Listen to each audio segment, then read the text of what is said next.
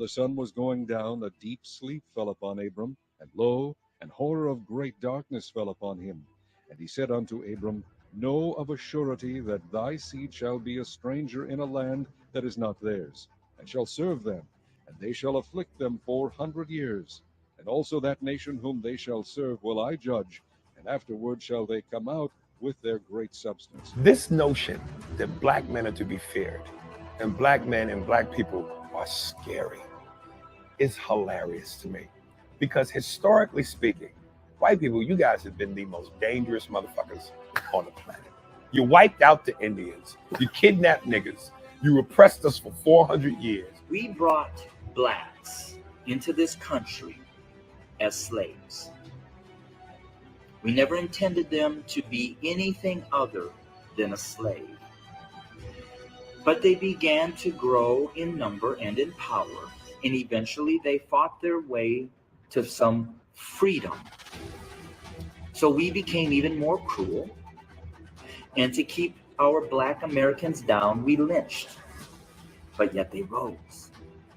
So then we used the welfare system, the criminal justice system, to keep them down, to contain them, to destroy them. But yet they rose and they're rising. Then we built prisons and jails to hold them. Yet they rose. And so now we are doing exactly what the Pharaoh did at the end, sending out a decree, kill them. Our nation may end up facing exactly what the Egyptians faced when they refused to let God's people go. So I'm going to say this to my white fellow Americans, that the bloodshed that is on its way is not on the hands of our fellow black Americans, but is on our hands. We are the ones that are refusing to let God's people go. We are committed to do our very best, not just to go to Washington and talk about justice or else, but what is the or else? Because every time God sent a prophet, in the message of the prophet, there was a threat and a warning. So it is today. America, you don't have a lot of time to play with the lives and the destiny of a people that God has chosen for himself. We are that people. We are the real children of Israel. When I leave you today, the calamities are going to get stronger because God wants America to let us go, not integrate us. Let us go and give us a good send-off.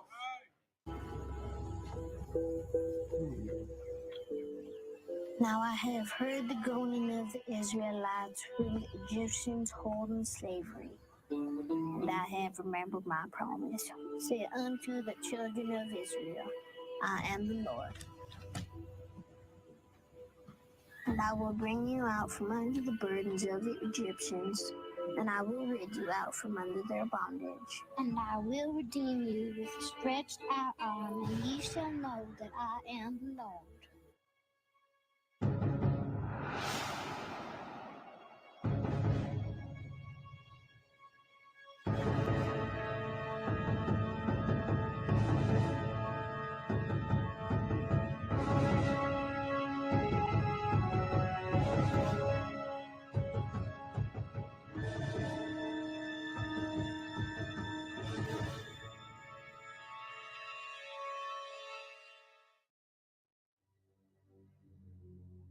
When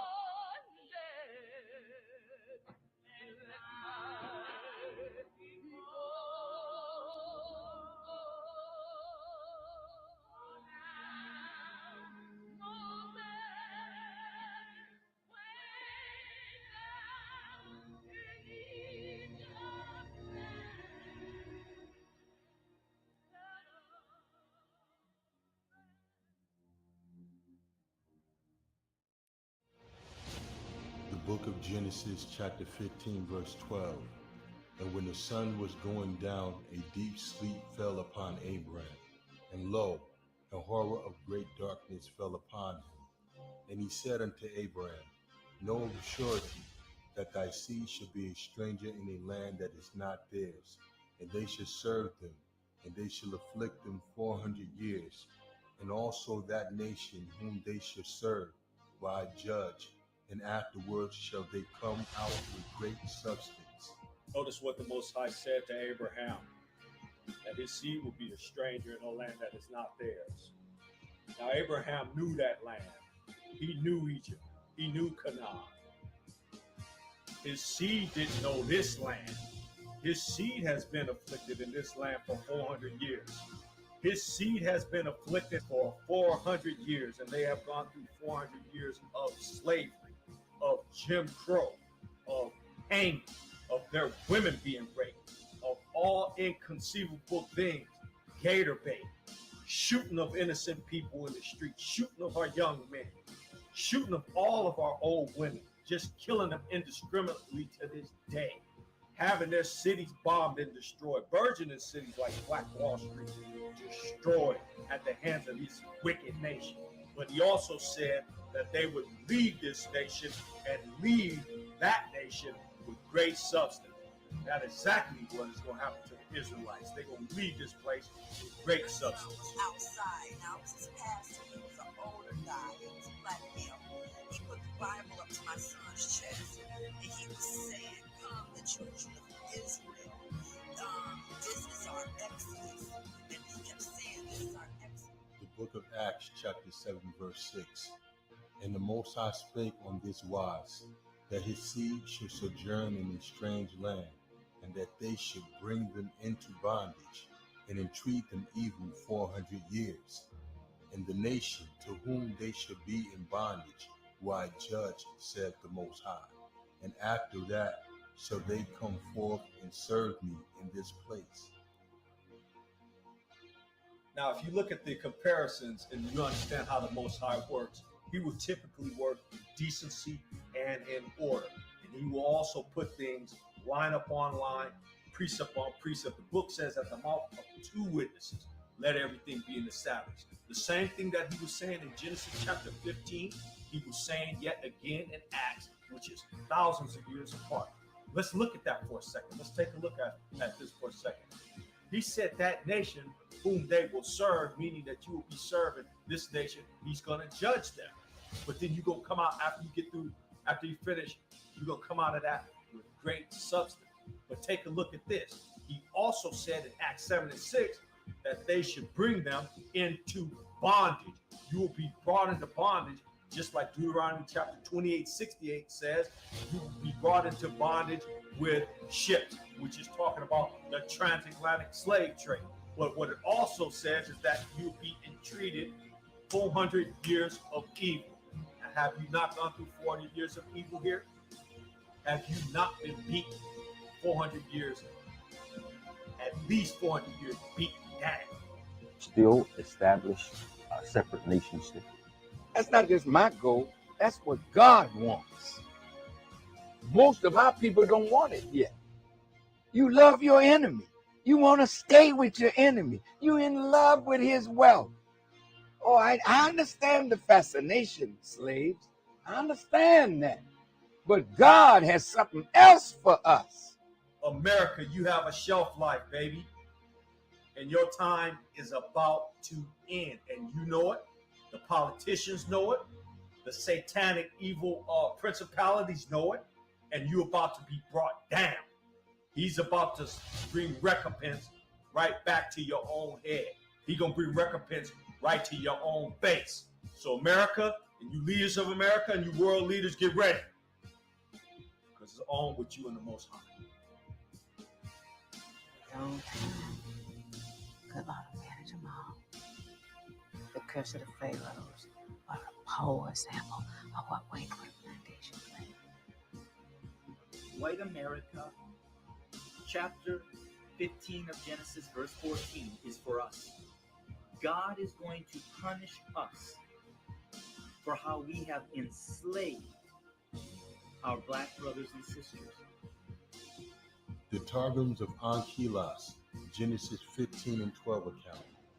And when the sun was nearing to set, a deep sleep was thrown upon Abraham. And behold, 4 kingdoms arose to enslave his children. Terror, which is Babel; darkness, which is Madai; greatness, which is Javan; decline, which is Pharos, which is to fall, and to have no uplifting, and from whence it is to be that the children of Israel will come up. And he said to Abraham, knowing thou must know that thy sons shall dwell in a land not their own, because thou hast not believed, and they will subjugate and afflict them 400 years, and also that the people whom they shall serve I would judge with 250 plagues, and afterwards they shall go forth into liberty with great riches. Now, the last precepts that were read, if you look at it, these precepts came from the Targums of Onkelos. And so when you look at it, it was described as being 4 kingdoms. Now, if you look at a kingdom is not just one landmass, but it's global takeover. Chapter 17. And there came one of the 7 angels which had the 7 vials, and talked with me, saying unto me, Come hither, I will show unto thee the judgment of the great whore that sitteth upon many waters. That kingdom is actually running the world. It's not synonymous to one landmass. So when you look at the kingdom that we're now under, it's not just the United States, but you can account the United States, Great Britain, all of the whole of Europe, their satanic, wicked, and evil practices. You can also look at South Africa. Anywhere where these people are, they are controlling.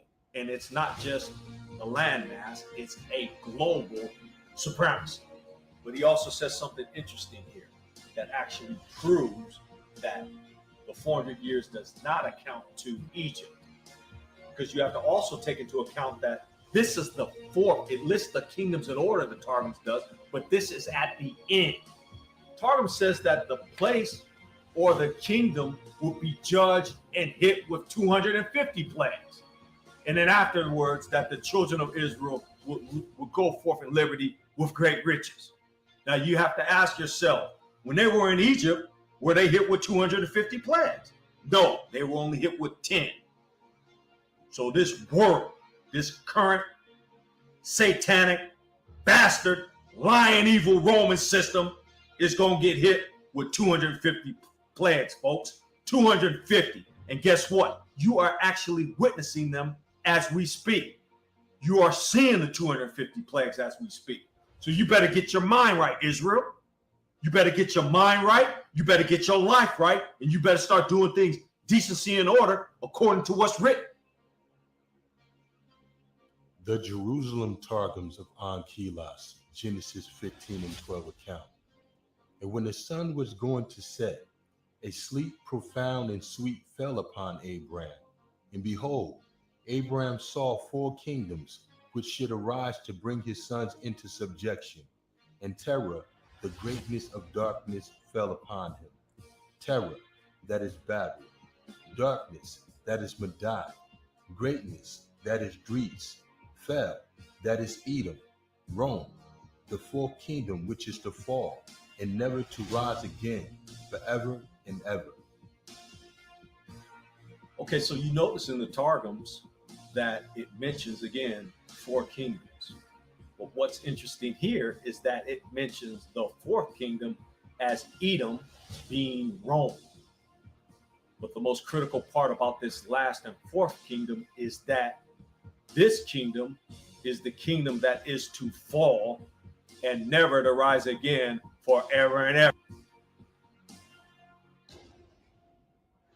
Thus saith the Lord God, because that Edom hath dealt against the house of Judah by taking vengeance, and hath greatly offended and revenged himself upon them, therefore thus saith the Lord God, I will also stretch out mine hand upon Edom, and will cut off man and beast from it. And I will make it desolate from Teman, and they of Dedan shall fall by the sword. And I will lay my vengeance upon Edom by the hand of my people Israel, and they shall do in Edom according to mine anger, and according to my fury, and they shall know my vengeance, saith the Lord God.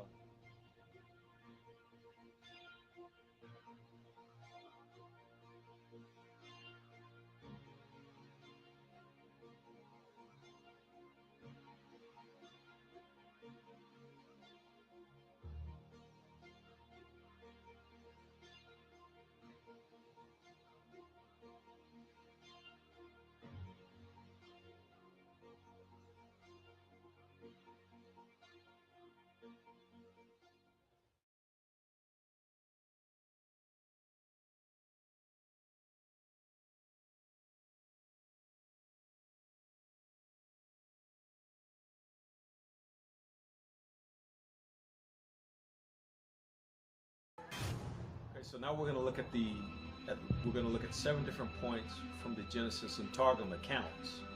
Point number 1, a key critical point is that Israel will serve under which particular kingdoms in the Targums, and we are given specific detailed information.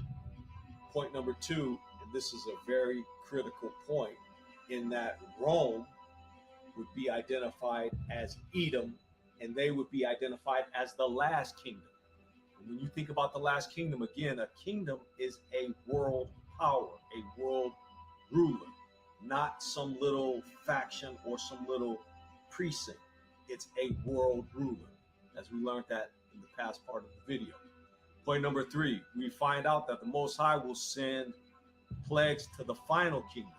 We also found out in the Targums that there's going to be 250 plagues that hit this particular kingdom.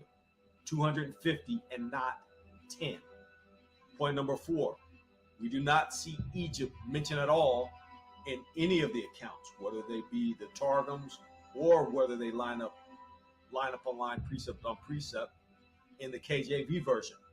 Point number 5, we find out that Israel will be brought into bondage. You find that in Genesis, and you also find it line upon line, precept on precept in the book of Acts. Point number 6, we also know that because of unbelief, Israel was carried away into captivity. When it says that you were carried away, that represents Deuteronomy 28:68, where he says he will send you into bondage or into Egypt again with ships. And we also know that with the different accounts that Egypt and bondage are synonymous with slavery. Point number 7, we also see that Israel is to leave with great substance and riches. That's defined in the Targums. That's also defined in the account that the Most High gave to Abraham. Now, this next point, what we're going to do is we're going to give a breakdown of each of these bullets as they are presented in the Bible. And this will be our source of confirmation. So now we're going to take a look at the kingdoms that Israel will serve under. Notice I say that Israel will serve under these particular kingdoms. And there are 4. We're also going to contrast what the Targums say and what the King James Version of the Bible says. First, we're going to read I'm going to give you a commentary on what the Targums say. Targum tells you what we read earlier in the past precepts, that the first one would be terror, that is Babel. The second one would be darkness, that is Media. Now, those two, the first one, Babel, being a term that is used for Babylonian, and darkness, that is Media, Persia, greatness, that is Greece, and fail, the last one, fail, that is Edom or Rome. But you will also notice that there is something missing. These kingdoms are identified in the book of the prophet Daniel, but there's something missing there.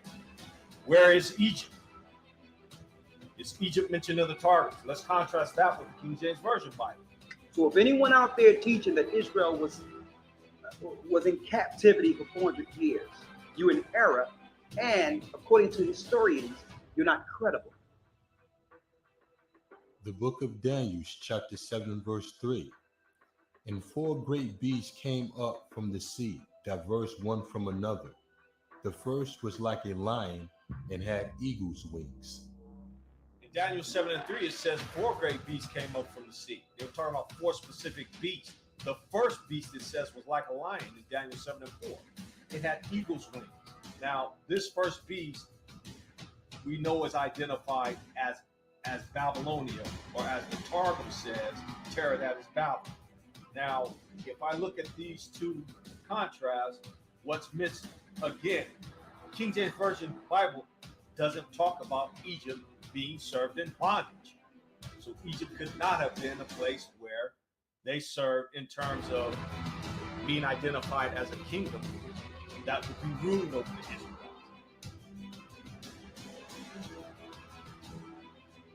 The book of Daniel, chapter 7, verse 5. And behold, another beast, a second, like to a bear, and it raised up itself on one side, and it had 3 ribs in the mouth of it, between the teeth of it. And they said thus unto it, Arise, devour much flesh. Now let's take a look at the second beast for a moment. The second beast was likened to a bear. Now this particular beast was going to devour much flesh. This beast is known as the Persian Empire. The Targums identify this particular beast as Media, and you can say that this is Medo-Persian. Now, what's interesting about this beast, and I'm going to bring up a topic: Christianity, and their eschatological view is that this second beast is the Russians, which is ridiculous, because what Daniel saw the end to end of the 4 kingdoms that will be ruling Israel and would be ruling the world. And so how could this be Russia when Daniel saw the end to end, and this is the second kingdom? The book of Daniel, chapter 7, verse 6. After this I beheld, and lo, another, like a leopard, which had upon the back of it 4 wings of a fowl. The beast had also 4 heads, and dominion was given to it. Now let's look at the third. The third kingdom was like, the book of Daniel says, was like a leopard. Now this kingdom is the Greeks, or the Grecians.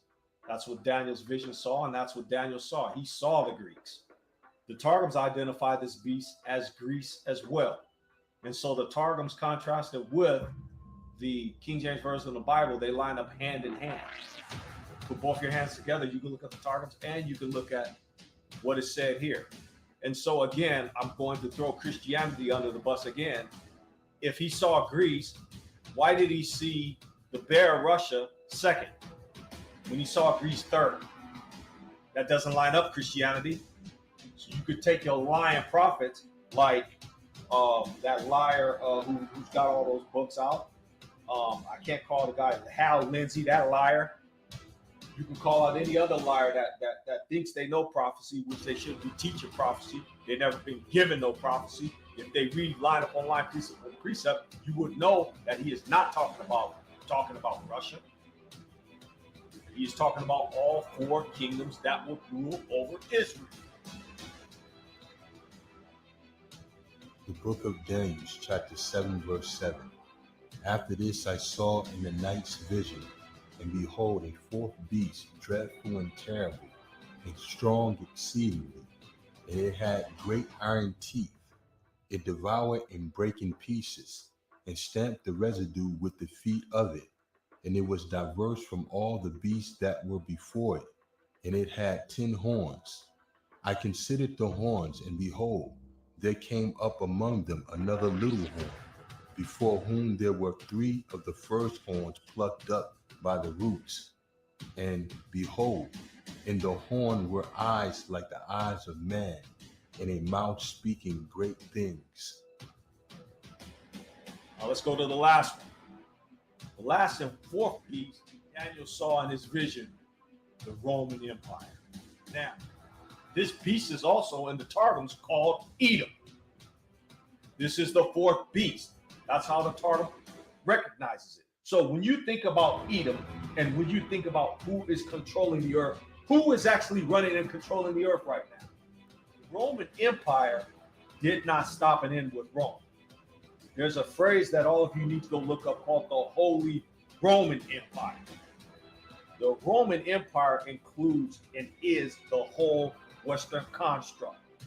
The Roman Empire includes all of these entities. I call them entities because that's what they are. It includes the United States. It includes the whole of Europe. It includes South Africa. It also includes Israel. It also includes Vatican Roma. So it's not just one particular precinct or area. No. This is the center of the universe. If I were living in Roman times, I would live in Rome. Where else? Today, America is the Roman Empire. New York is Rome itself. John Lennon.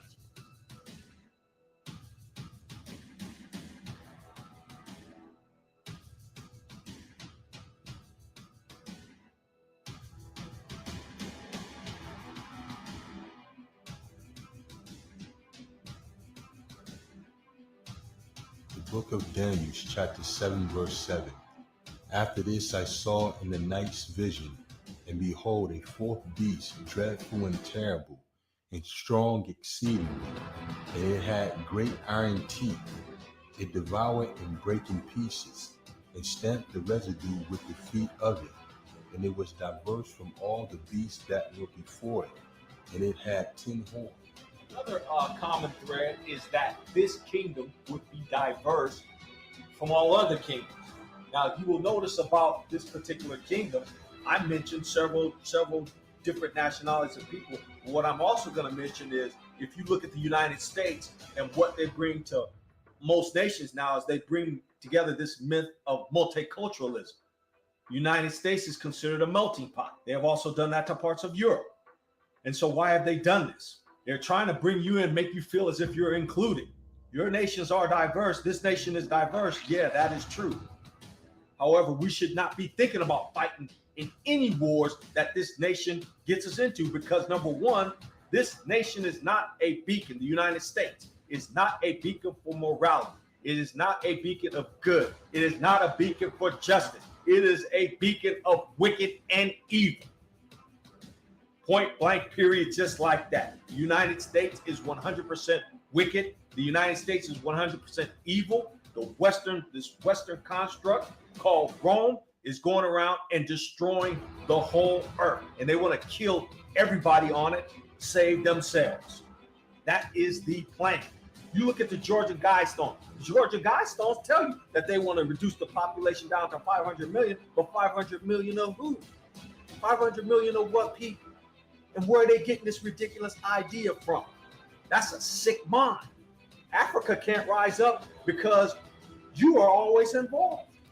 So how does the West ensure that the free aid keeps coming?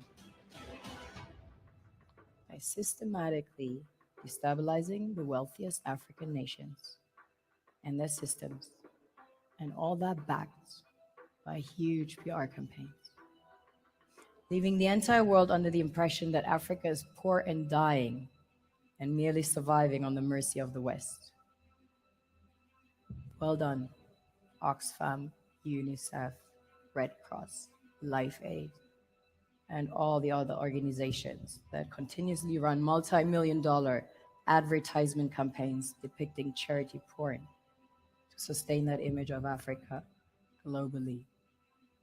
Ad campaigns paid for by innocent people under the impression to help with their donations. While one hand gives under the flashing lights of cameras, the other takes in the shadows. We all know the dollar is worthless, while the euro is merely charged with German intellect and technology, and maybe some Italian pasta. How can one expect donations from nations that have so little? It's super sweet of you to come with your colored paper in exchange for our gold and diamonds. But instead, you should come empty-handed, filled with integrity and honor.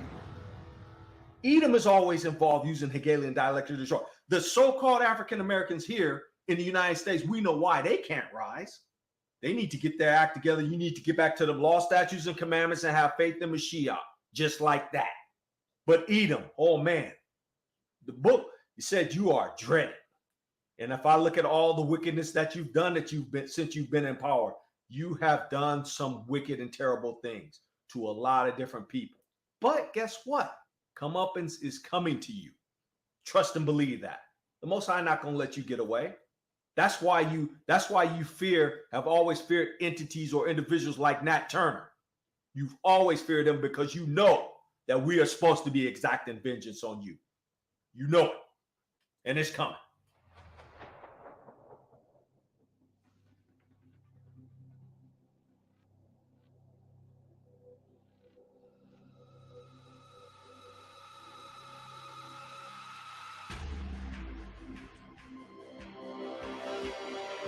Thus saith the Lord, for 3 transgressions of Edom, and for 4 I will not turn away the punishment thereof, because he did pursue his brother with the sword, and did cast off all pity, and his anger did tear perpetually, and he kept his wrath forever.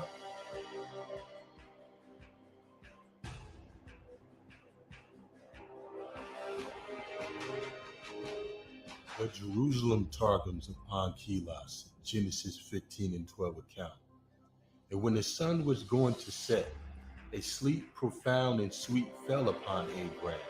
And behold, Abraham saw 4 kingdoms, which should arise to bring his sons into subjection. And terror, the greatness of darkness, fell upon him. Terror, that is Babel. Darkness, that is Madai. Greatness, that is Greece. Fell, that is Edom.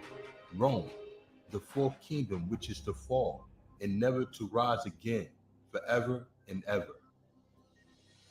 So based on the study that we've been doing in this documentary, we definitely, without no uncertain terms, know that the Targums and the book of Daniel identifies this 4th beast as the Roman Empire. And so let's take a look at what the Jewish Encyclopedia says about who Rome is. This is a Jewish encyclopedia. The name Edom is used by Talmudists to describe the Roman Empire. And in every passage, it applies Rome as being Edom or Esau. So what does that tell you? The Israelis know that they are related to Rome. What's beautiful about the Roman Empire is that it tells on itself. It tells you how wicked they are and how foolish they are with their movies. Knowing that this movie was coming out, we weren't surprised when it was banned. The reason, though, was different from the past. The Ministry of Culture saying that it showed history from a Zionist viewpoint and forged historical events. Egypt bans film Exodus, Gods, and Kings because of historical inaccuracies. Exodus, Gods, and Kings have received its fair share of criticism for whitewashing ancient Egyptians. And now the film has been banned in Egypt on the grounds of, quote, historical inaccuracies. Ridley Scott's epic, based on the Bible's book of Exodus, stars Christian Bale as Moses and Joel Egerton as Egyptian Pharaoh Ramses.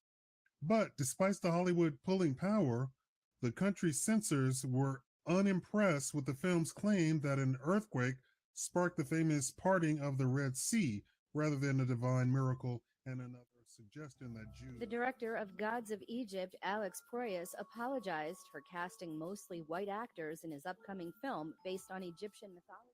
For there shall arise false Christ. There shall arise false Christ. If the Bible never described Jesus Christ, how would you know if a false Christ was in front of you or not? You got to know what he looked like. You don't think the nations realize that? That's the reason why they're coming out with these things. To put you back in chains. Exactly. To put you back in mental destruction. To destroy your families. To destroy your children. That's what it's about. With their satanic practices. And not only that, but how they tell on themselves is with also their holidays, they holy days. They not holy nor is they holy. You got all these Babylonian practices that these people practice. Why is that? Huh? The Khazarians ain't no more Israelites or Israel than a Chinese man. Okay, so look at this paradox. Your Talmud tell you that you're Rome, but you tell the world with your face that you Israel. How is that? The Jewish Encyclopedia telling you flat out who you are and what you are, and your wickedness and your practices show 100%. Who's the blood drinkers on the earth? There's no difference between Netanyahu and the Pope. Both of them drinking blood and sacrificing babies on some altar. The Catholic priest touching on children. Who are we talking about? Idumea. What is Idumea? It's the same as Edom. It's the same. It's the same as Israelis.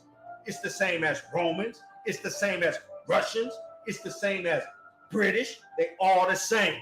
And for those of you that think that Edom is not Rome, you go ask a Talmudist what he thinks.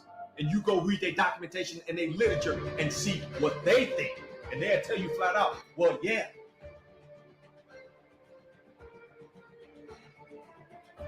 Book of Revelations, chapter 11, verse 8. And their dead bodies shall lie in the street of the great city, which spiritually is called Sodom and Egypt, where also our Mashiach was crucified. Let's look at some of the characteristics and attributes of the Roman Empire. You'll be able to really see that it's not just the U.S., but it's a diverse and world empire or world kingdom. But if we look at their practices, it's definitely Egyptian. You look at their money system. You look at the money, how they exchange. You look at the back of their money. It's got Egyptian symbology on it. Why is that? You ever ask your question? Well, this is a different nation from Egypt, and yet we got pyramids, we got all-seeing eye, we got some eagle with some. What's all that symbology mean, and what does it mean to the individuals who are in the know?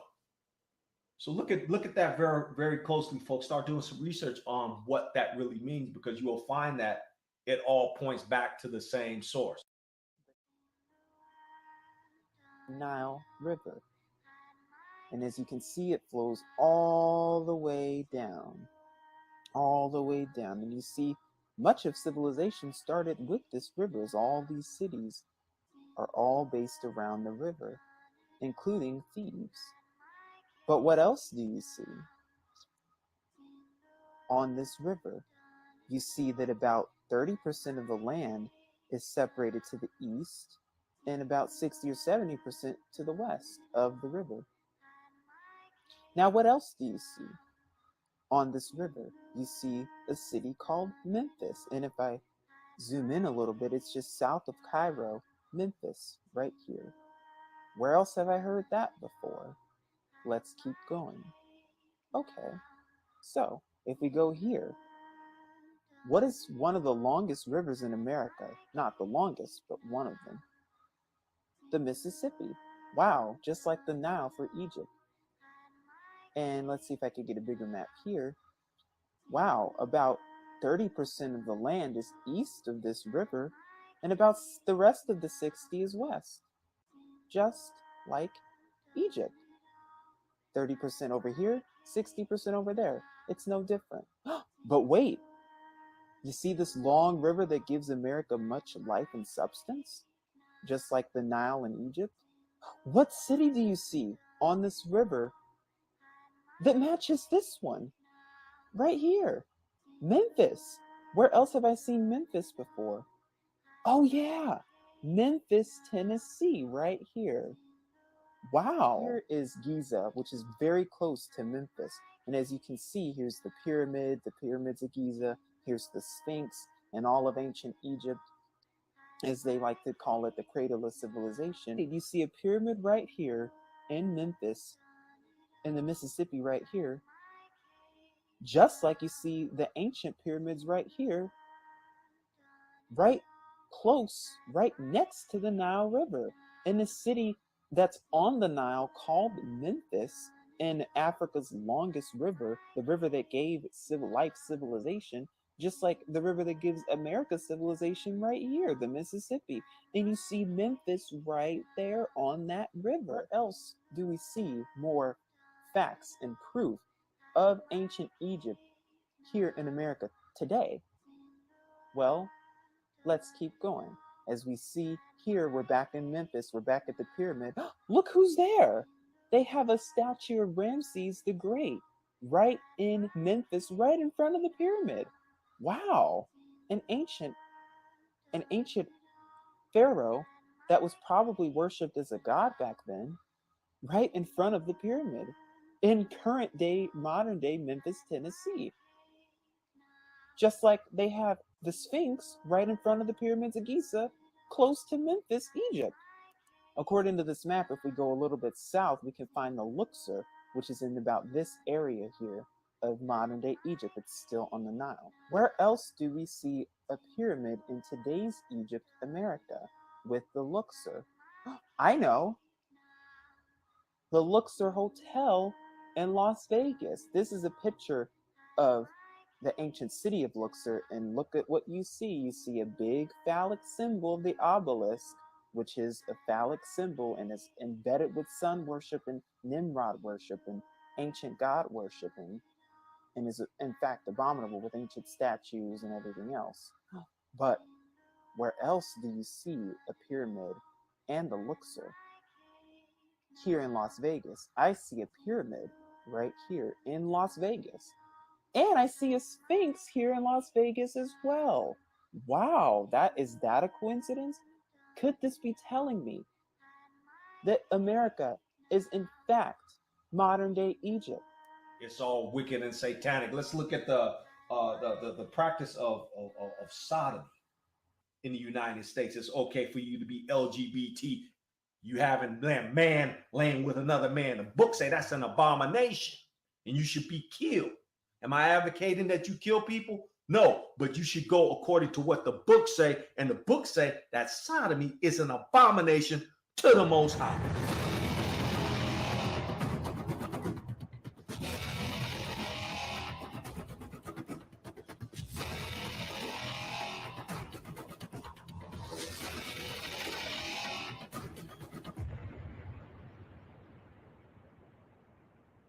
I can object to Paul and say, Dear Paul, maybe you are wrong.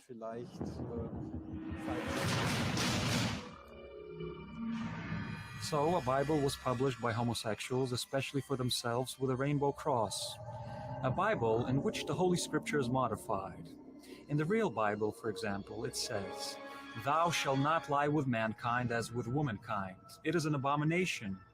In the gay Bible, Thou shalt not lie with mankind as with womankind in the temple of Moloch.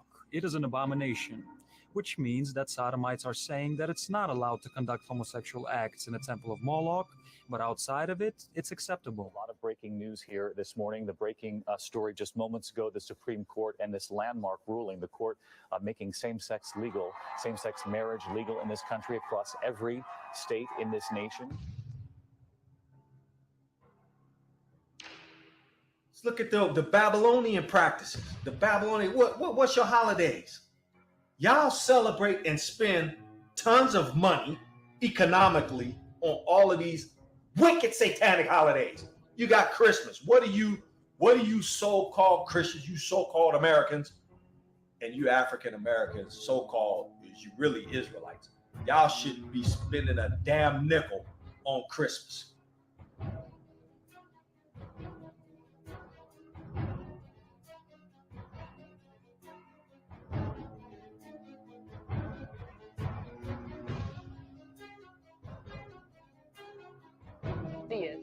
Now, last time I checked, and I could be wrong, the United States or one of these wicked nations may have made a rabbit that can lay eggs. I don't know. But last time I checked, a rabbit ain't laid no eggs. No, that's to the goddess Ashtar or whatever wicked name you want to call her. Here's for me the one big question. How do you get crucifixion, resurrection, and then chocolate bunnies, colored eggs? How do you do that one? Even kids are going, Rabbits don't lay eggs. What is this? You can call it whatever you want. You can call it Ishtar, Ashtar, whatever. But that's to that wicked entity.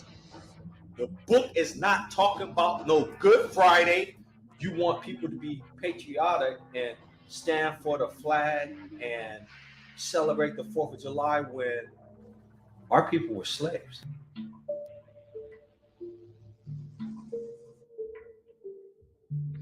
What to the American slave is your 4th of July? I answer, a day that reveals to him more than all other days of the year the gross injustice and cruelty to which he is a constant victim. To him, your celebration is a sham. Your boasted liberty, an unholy license. Your national greatness, swelling vanity.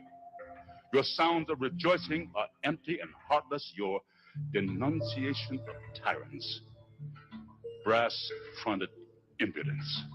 Your shouts of liberty and equality, hollow mockery. Your prayers and hymns, your sermons and thanksgivings, with all your religious parade and solemnity, are to him mere bombast, fraud, deception, impiety, and hypocrisy. A thin veil to cover up crimes that would disgrace a nation of savages. There's not a nation of the earth guilty of practices more shocking and bloody than are the people of these United States at this very hour.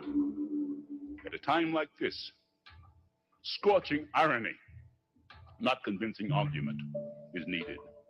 Oh, had I the ability and could reach the nation's ear, I would today pour forth a fiery stream of biting ridicule, blasting reproach, withering sarcasm, and stern rebuke. For it is not light that is needed, but fire. It is not the gentle shower, but thunder. We need the storm, the whirlwind, the earthquake. The feeling of the nation must be quickened.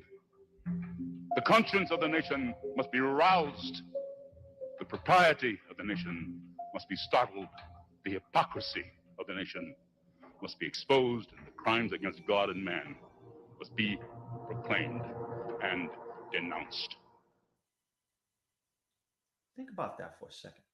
You celebrate a holiday when your people were slaves, and the independence is not talking about your independence. The book of Ezekiel, chapter 37, verse 9. Then said he unto me, prophesy unto the wind, prophesy, son of man, and say to the wind, thus saith the Most High Elohim, come from the four winds, O breath, and breathe upon these slain, that they may live. So I prophesied as he commanded me, and the breath came into them, and they lived, and stood up upon their feet, an exceedingly great army. Then he said unto me, son of man, these bones are the whole house of Israel.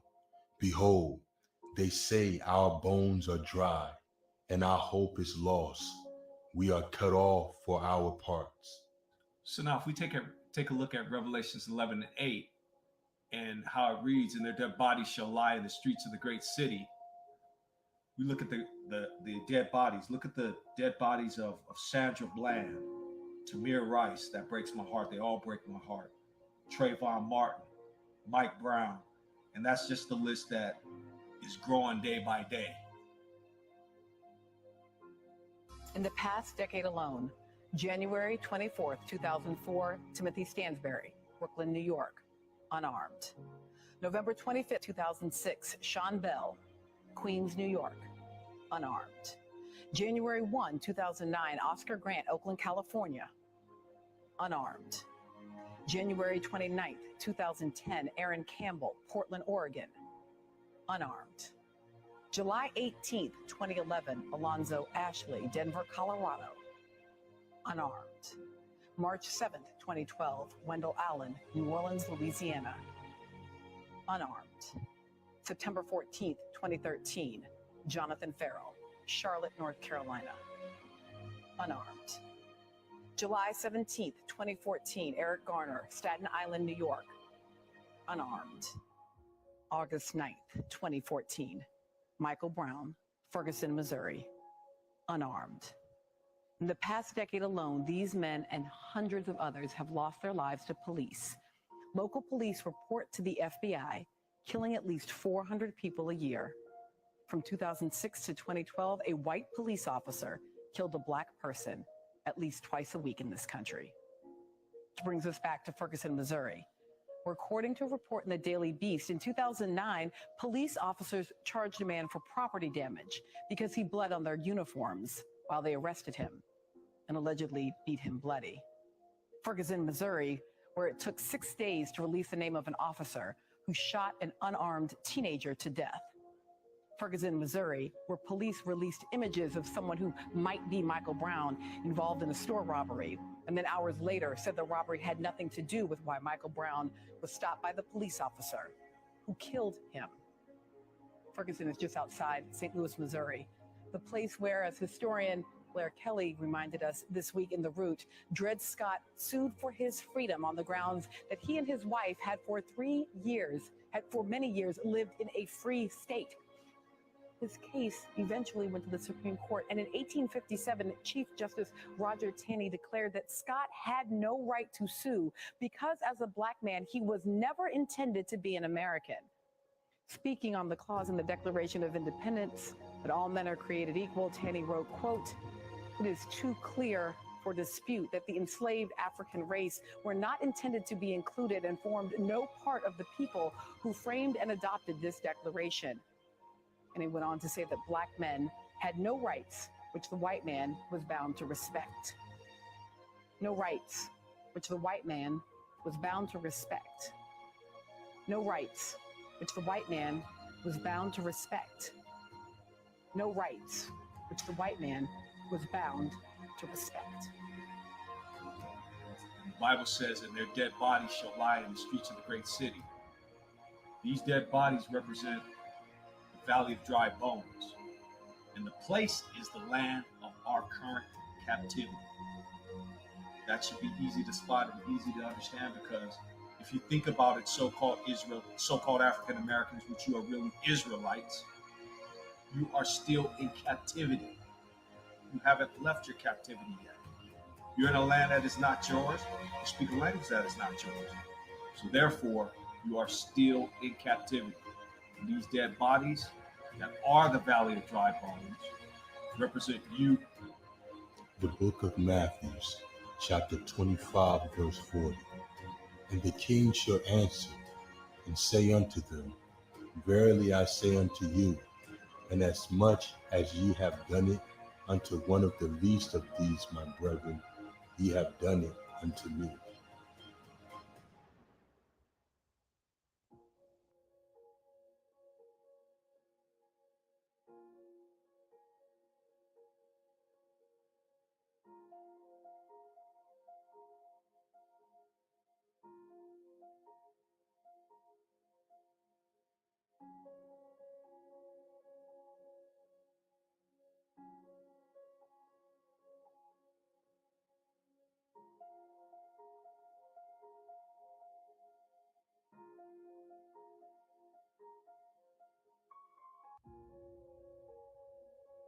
The book of John, chapter 15, verse 20.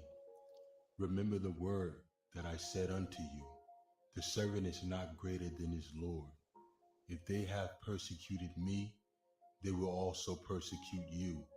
If they have kept my sayings, they will keep yours also. But all these things will they do unto you for my name's sake, because they know not him that sent me. How dare you ask us? Have we loved America? We have loved you forever, and you have always hated us. We have loved you consistently for 400 years. We prayed to that white Jesus, and we saluted your flag, and we died in your militaries, and you beat us like dogs. How dare you ask us? Have we loved you? I have a question for you. When in the hell have you ever loved anybody but yourself? Give me Ezekiel 35. I'm looking you square in your eye and telling you this, that you are completely cruel.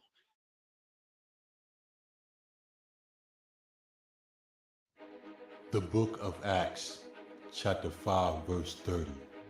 The Elohim of our fathers raised up Mashiach, whom ye slew and hanged on a tree. So let's look at the comparative notes of Mashiach and where he was crucified, that land being spiritually called Sodom and Egypt.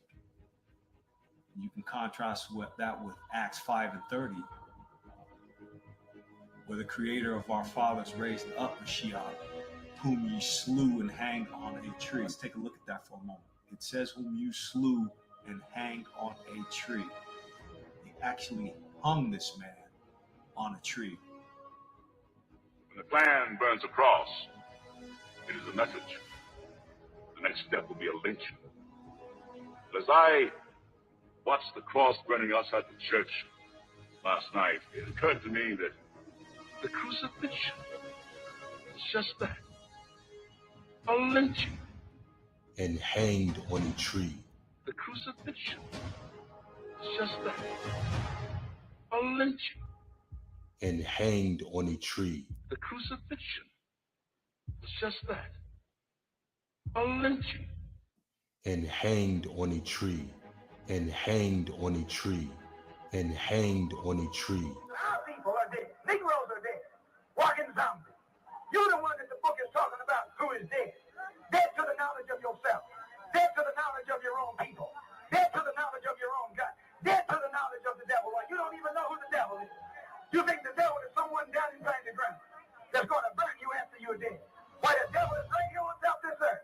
He got blue eyes, blonde hair, white skin, and he's giving you hell every day. And you still too dead to see it. Because the picture of dry bones in the valley is talking about you. The picture of Lazarus laying dead 4 days is talking about you. You are Lazarus. You are the dry bones. You are the prodigal son. You are the lost sheep. You are the people about whom the Bible is speaking, who will stand up in the last day when the trumpet is sounded.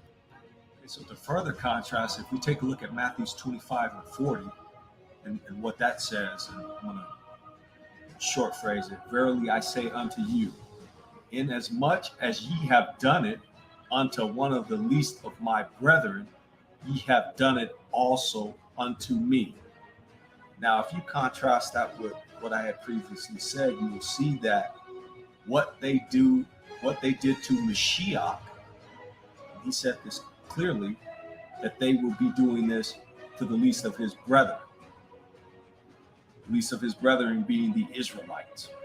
And so the same thing that they did to him, they will be doing it to you. And so the act of hanging someone is actually symbolic of hanging Mashiach and mocking Mashiach and mocking his people. They know exactly what they are. It's not by accident. They understand that when they hang someone, that they are doing this in direct representative or representation of them hanging the Mashiach.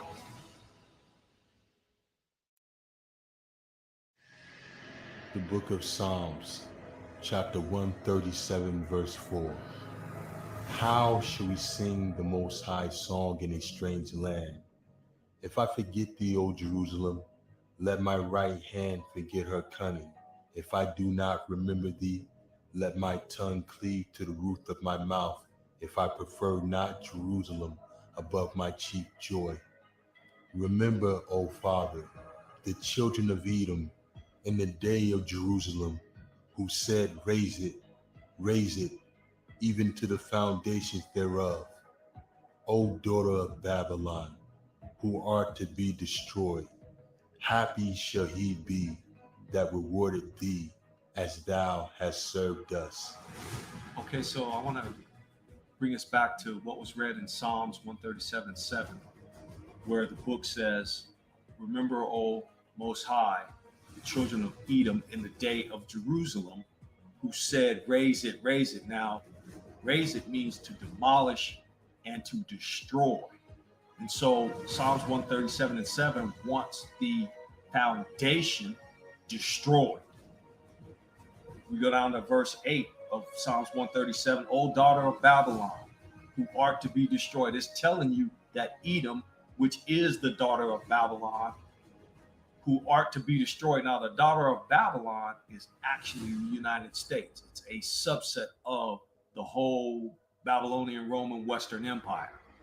So anytime you see daughter of Babylon, you are pointing to the United States. O United States, who art to be destroyed, happy shall he be that rewardeth thee as thou hast served us. So how we have been treated here and how we have been done here, that is going to be done unto you, America.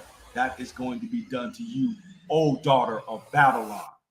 You are going to be destroyed to your foundation. The books say you are going to be uninhabitable.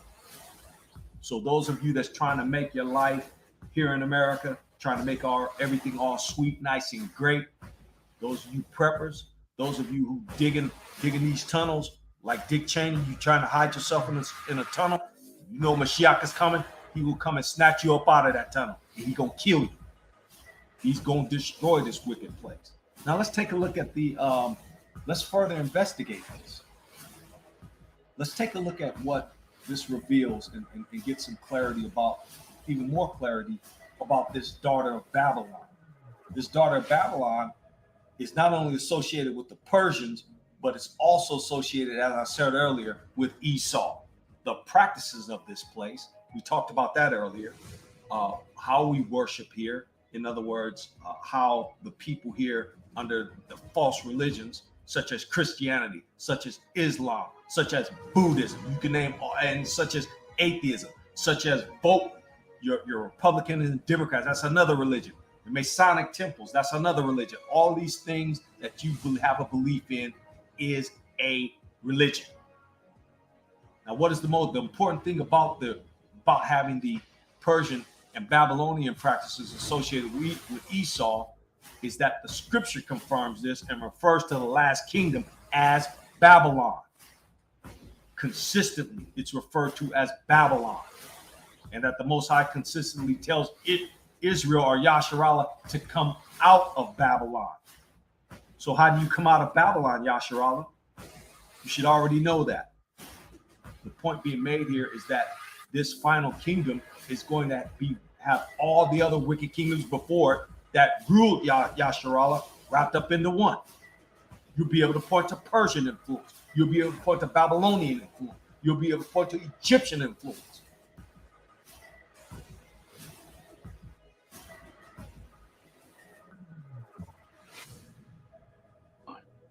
I'll say something. You people, you're not a race. You are a virus. You destroy the world. Everything beautiful you poison. You drag us from our homes. You rape our daughters, murder our sons. You crack our spines and do all you can to break our will. You stab us.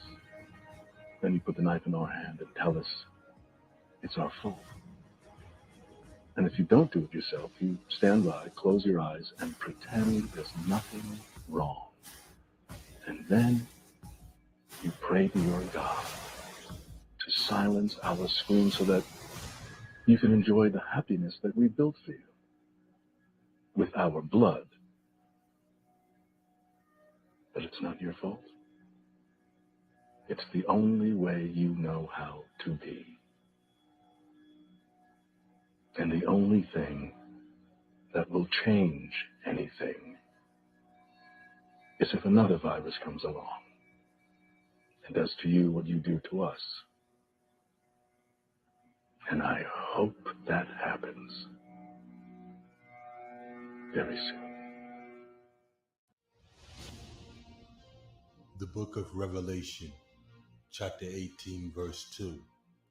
And he cried mightily with a strong voice, saying, Babylon the Great is fallen,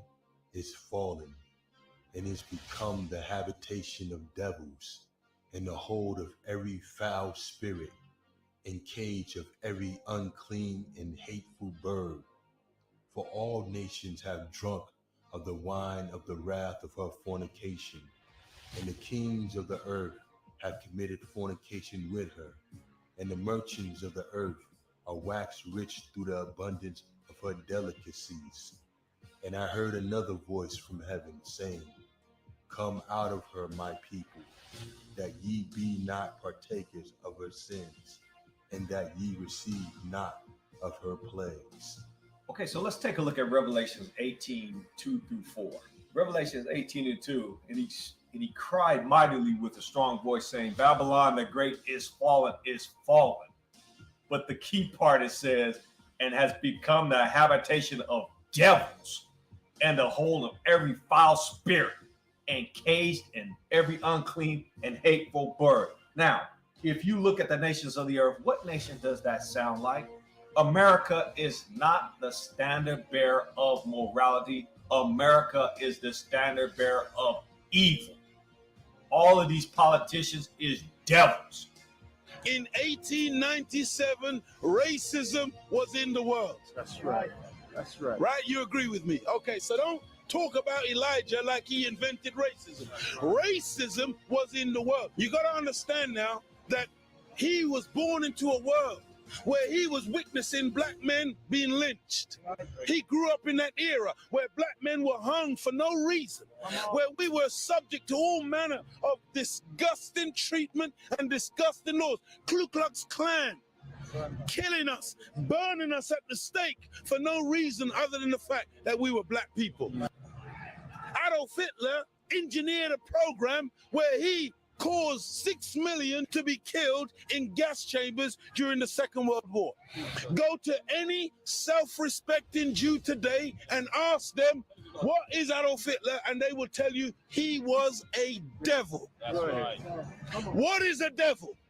The word devil is a term that means, the word devil is a term that means one who devalues, a devaluer. Those Jewish lies were valuable in the eyes of God. But here is a man that comes along now and takes away the value of human beings and destroys them as a human reality. That is the act of a devil. Human beings who are devils in the manifest evil that they do. Now, that was over 4 years that Hitler was doing his devilishment. Teach.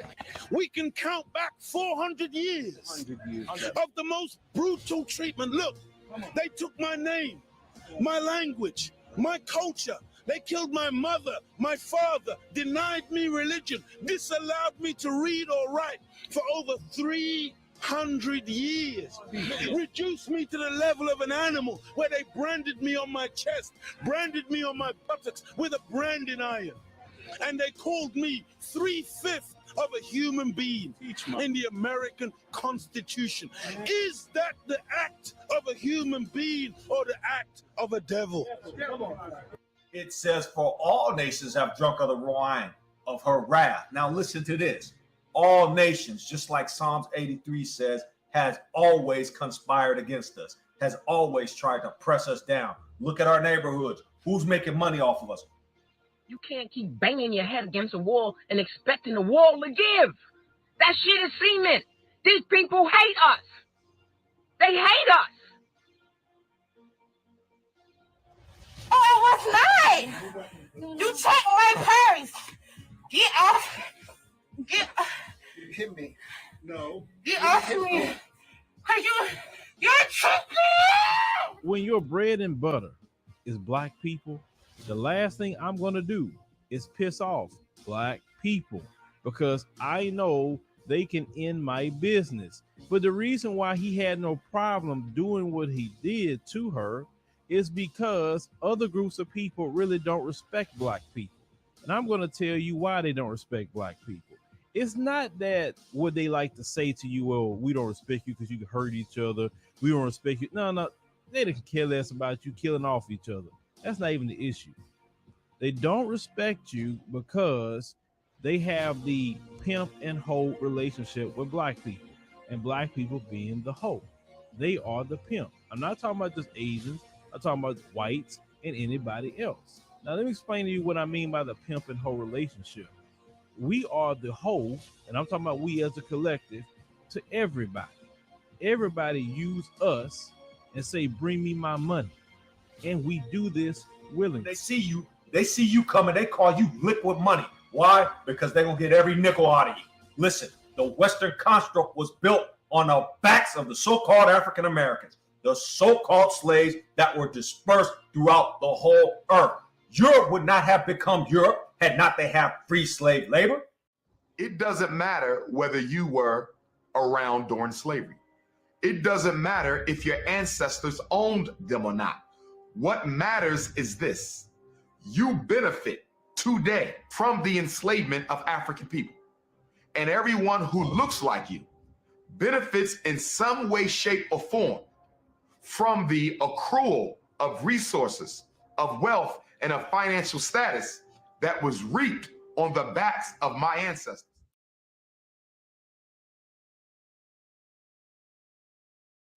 The book of Hebrews, chapter 11, verse 20. By faith, Isaac blessed Jacob and Esau concerning things to come. Hebrews 11 and 20, as it states, by faith, Isaac blessed Jacob and Esau. Now he blessed them concerning future things. So this is prophetic, how he blessed them. And this will be a perpetual blessing because it will go on and on and on, and they would exude these particular tendencies throughout their whole history. Now, this particular verse will be the foundation in understanding Esau's role and also identifying Esau's role through scripture and through prophecy. You should be able to look at the blessings of each, both Jacob and Esau, and determine who's who and do a comparison of the blessings based on your observance today. The book of Genesis, chapter 27, verse 37. And Isaac answered and said unto Esau, Behold, I have made him thy master, and all his brethren have I given to him for servants, and with corn and wine have I sustained him. And what shall I do now unto thee, my son? And Esau said unto his father, Hast thou but one blessing, my father? Bless me, even me also, O my father. And Esau lifted up his voice and wept. And Isaac his father answered and said unto him, Behold, thy dwelling shall be the fatness of the earth, and of the dew of heaven from above. And by thy sword shalt thou live, and shalt serve thy brother. And it shall come to pass, when thou shalt have the dominion, that thou shalt break his yoke from off thy neck. So let's take a look at the foundation of understanding Esau's role concerning scripture and prophecy. What we want to look at here is we want to look at the blessings that Esau was given, and then also look at the attributes of these blessings. And then we'll make the comparison of what we see in Esau today. This right here will be able to allow you to identify exactly who Esau is. Behold, thy dwelling shall be the fatness of the earth. Now let's take a look at that for a second. Who controls the oil? Your dwelling shall be the fatness of the earth, which means that you would have the best of the earth. You wouldn't be lacking in nothing at all. Who got all the gold? Well, it's definitely not Jacob. So the fatness of the earth, that's what he was promised, and that's what he got. Now, let's take a look at 27 and 40 right quick. And you could read the beginning of this and understand exactly who you are dealing with. And by the sword shalt thou live. Now, if you look at Esau, is Esau not a warlike entity? That's all that's on Esau's mind, is that he want to go out and kill. Let's show them what the United States of America looks like up close and personal. Show them what a B-1 bomber looks like flying overhead. Show them what they're messing with. Put the fear of God in their desert. In most countries, the citizens know who they're at war with. But here in the United States, it's sometimes a little difficult to keep track of who we're bombing at any given moment. Do you know how many countries the U.S. is currently bombing? In fact, we're currently bombing 7 different countries. The fact that we're bombing Iraq should come as no surprise. As The Onion points out, we've been bombing them off and on for about 25 years now. The other country that shouldn't come as too much of a surprise is Afghanistan. We invaded them way back in 2001 in response to the 9/11 attacks. We've been fighting there for 15 years now, and there's no end in sight. And as part of our war in Afghanistan, we're also bombing Pakistan. We're also bombing a country called Yemen. Another country we're bombing is Libya. And finally, the 7th country we're currently bombing is Somalia. Back in March, an American drone killed 150 Seems people. as though every major international conflict ends up involving the United States at some point, whether through lawful warfare, protecting Americans abroad, or just outright invading another country. The U.S. has imposed itself on nearly every nation on earth. Look at the Crusades. The Crusades had nothing to do with Mashiach, had nothing at all to do with the Most High. That's how these people live. When an Edomite thinks about something, what does he do? He doesn't think about reasoning with you. What he's going to do is he's going to say, okay, you're going to do what we say, or we're going to bomb the hell out of you. Point blank, just like that. Edom is not going to negotiate with you. He is going to kill you. This is how these people are. This is their pathology. They pathologically cannot live with other people in peace. They want to kill you. And that's how they live. Michael Vick still, to this day, is being told that he's inhumane and that he's a criminal, and he's demonized for him not even making dogs fight himself, but for other people doing it around him. But yet you got these two psychopaths who are tying up a therapy dog and filming it for fun. And understand that this is also a part of their pathology, because they're violent and savage prone.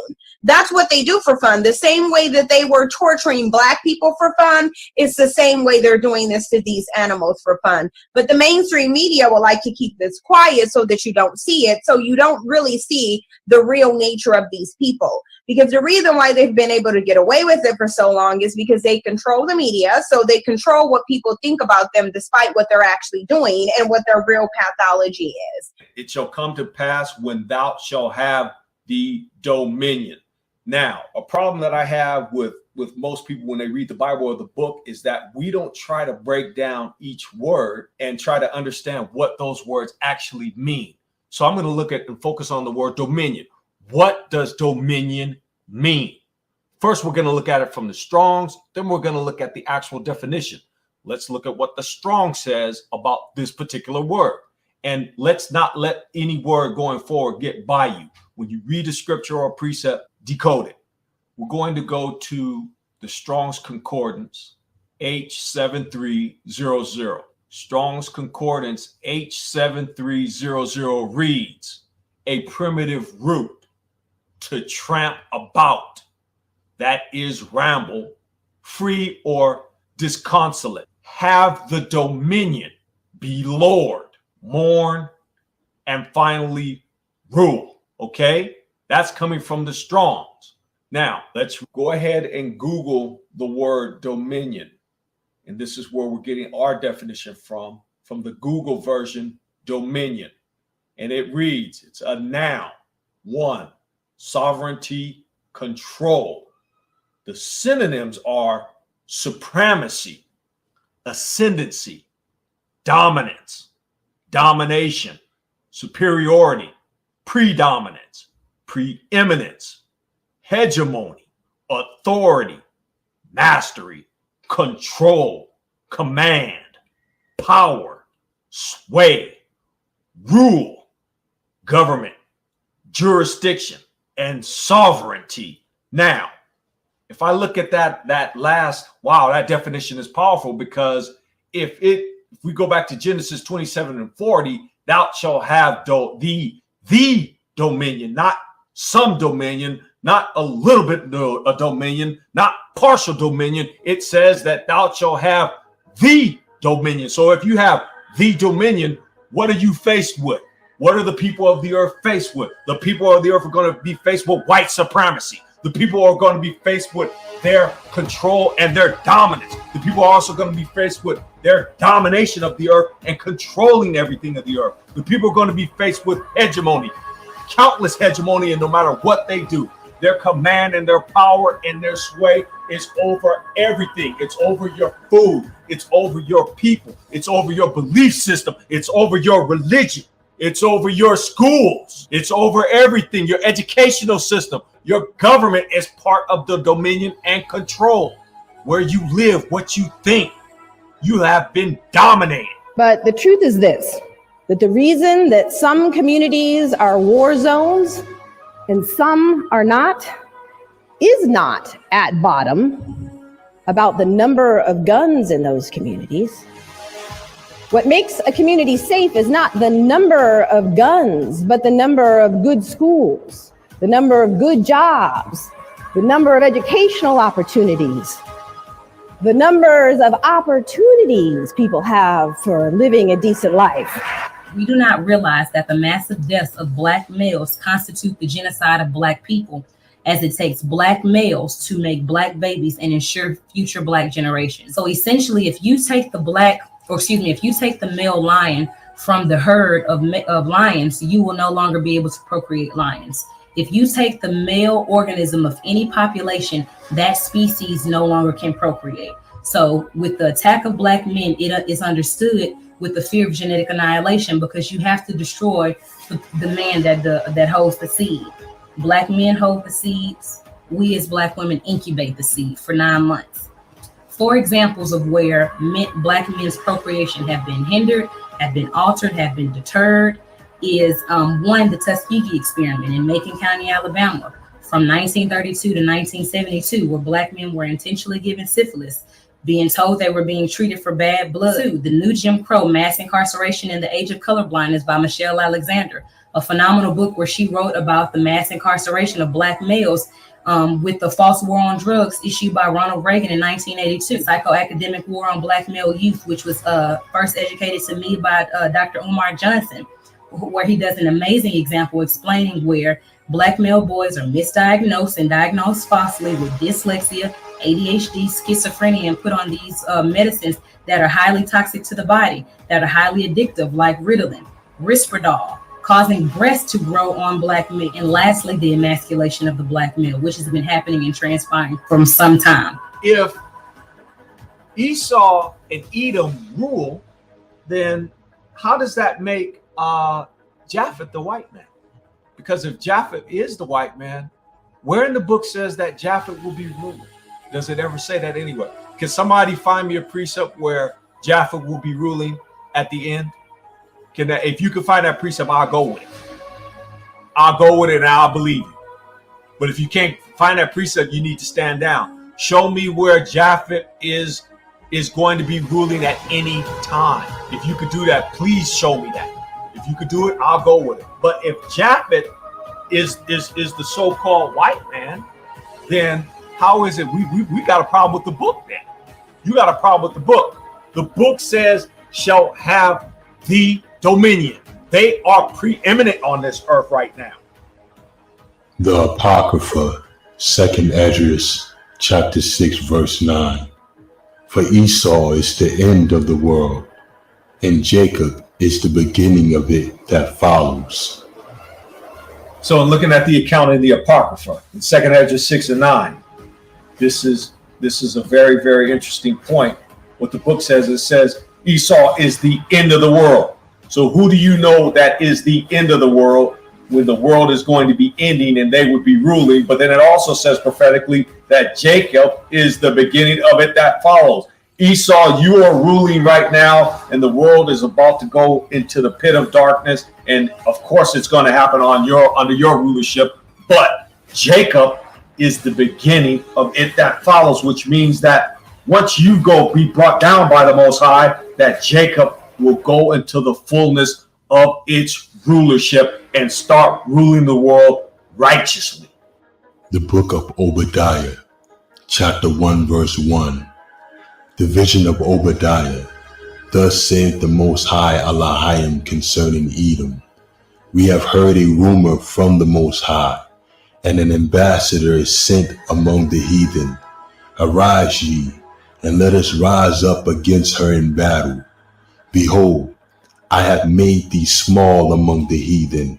Thou art greatly despised.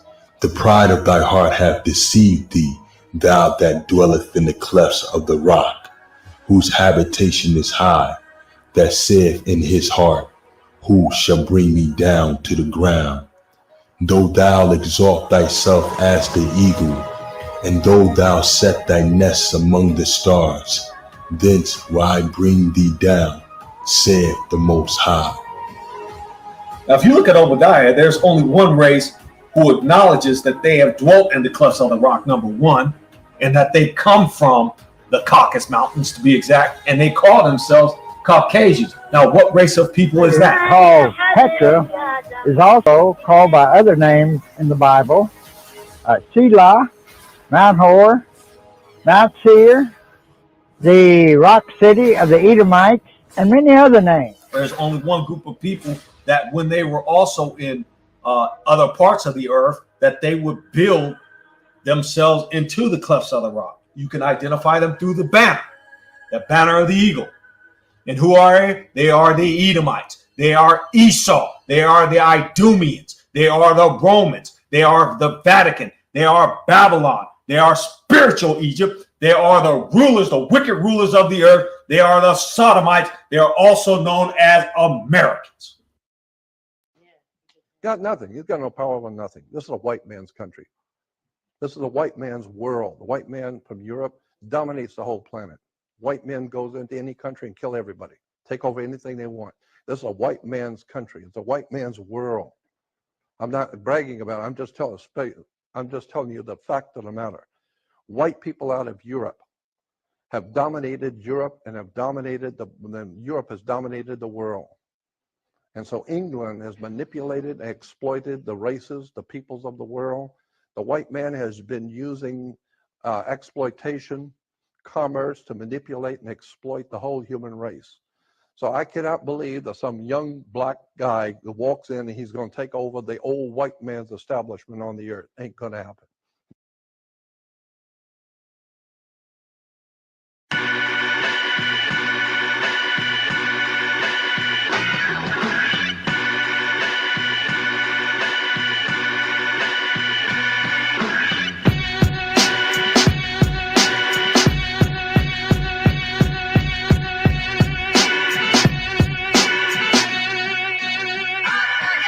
Look, I gotta warn my people, I'm blowing the trumpet.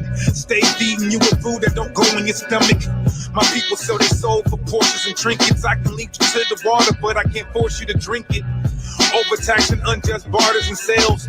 We the ones in the cells, starving in jail, trying to get to heaven, but we already martyrs in hell. I be dropping knowledge without going to Harvard or Yale. And I ain't doing nothing, I'm doing the basics. Unplugged from the grid, unscrewed from the matrix. And we can't get a job because the union is racist. We the ones suffering from confusion of faces. My people lost thinking we from Kemet still. And Trayvon Martin's the new Emmett Till. And if you don't understand, no love lost. I'm just washing my hands, getting the blood off. Blood on my hands, blood on my shirt, blood on my pants. I gotta get it off by doing the work. I gotta get this blood off. All my Crips and Bloods lost. You was bought with a price. How much that blood cost? Blood on my hands, blood on my shirt, blood on my pants. I gotta get it off by doing this work. I gotta get this blood off. All my Crips and Bloods lost. You was bought with a price. How much that blood cost? Living a life of crime, so we can't get employed with no work.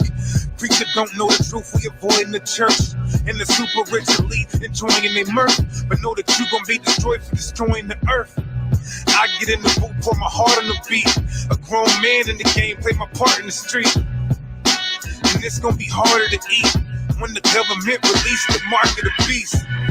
Secret society, iron and spying. We the ones sighing and crying lions of Zion. And we already in hell, frying and dying. I'm with the Aki and we're sharper than iron with iron. And gangbangers say I'm the reason they stop. Cause we used to do it too, believe it or not. And now I'm tending to the sheep and feeding the flock. I got the keys to the kingdom, I'm keeping it locked. Blood on my hands, blood on my shirt, blood on my pants. I gotta get it off by doing the work. I gotta get this blood off. All my Crips and Bloods lost. You was bought with a price. How much that blood cost? Blood on my hands, blood on my shirt, blood on my pants. I gotta get it off by doing this work. I gotta get this blood off. All my Crips and Bloods lost. You was bought with a price. How much that blood cost?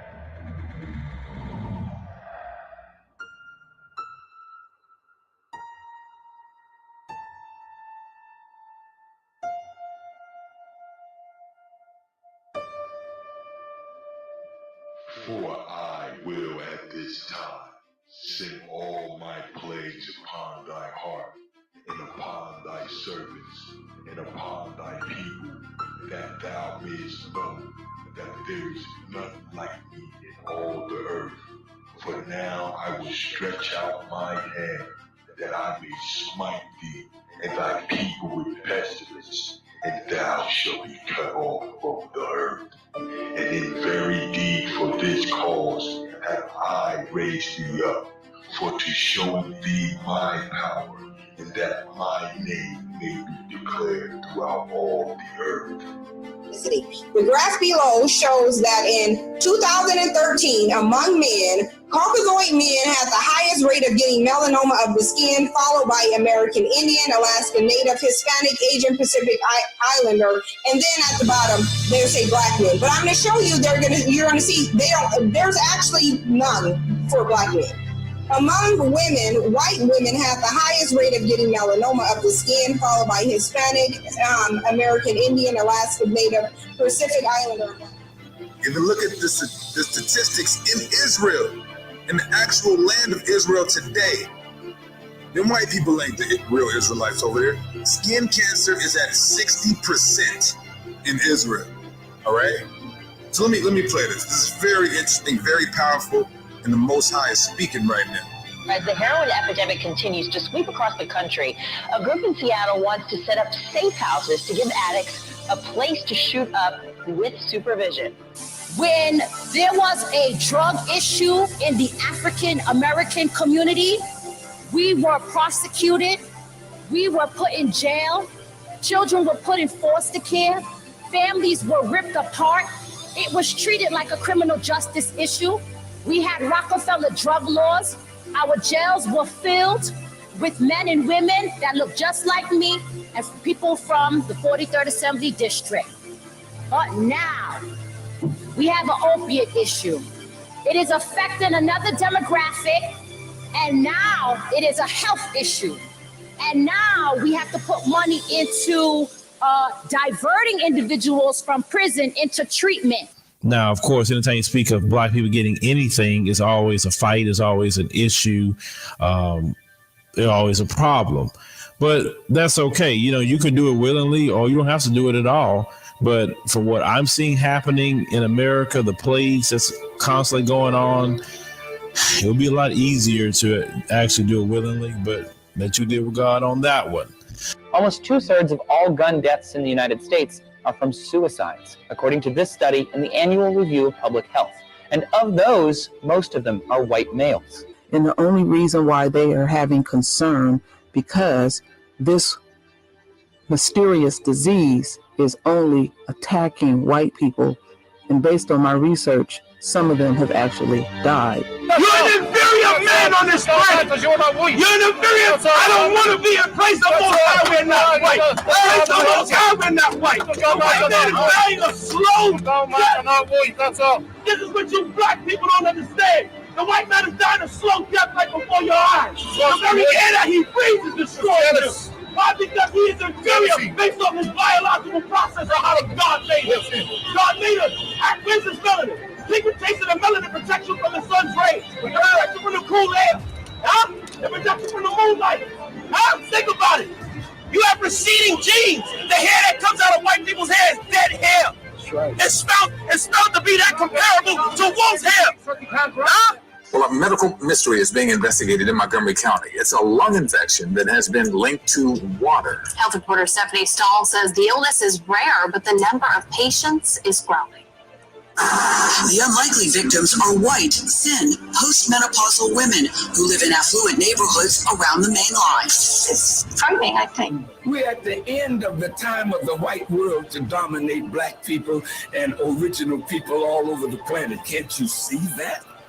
Can't you see that the God of justice is whipping the hell out of America with the storms, with floods, with hail, with hurricane, with tornadoes? Can't you see that things are happening?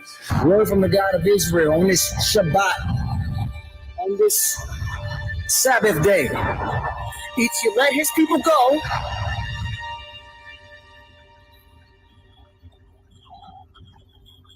or you're going to have him to deal with.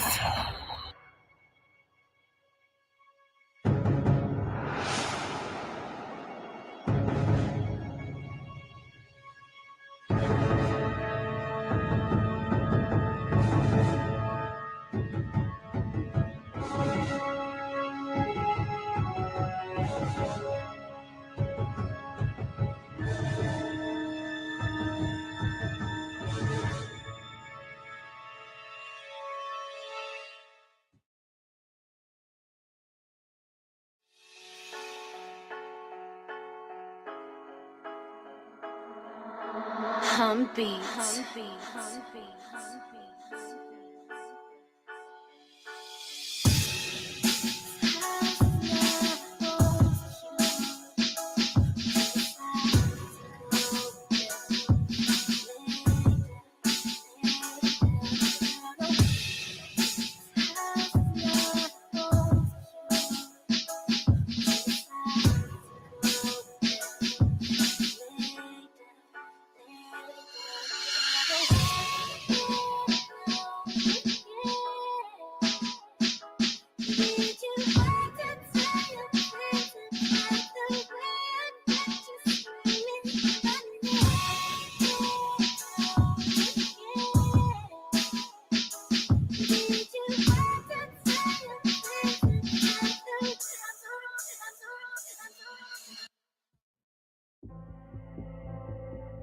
All praises, honor, and glory to the Most High, creator of heaven and earth, and shalom and blessings to my brothers and sisters out there.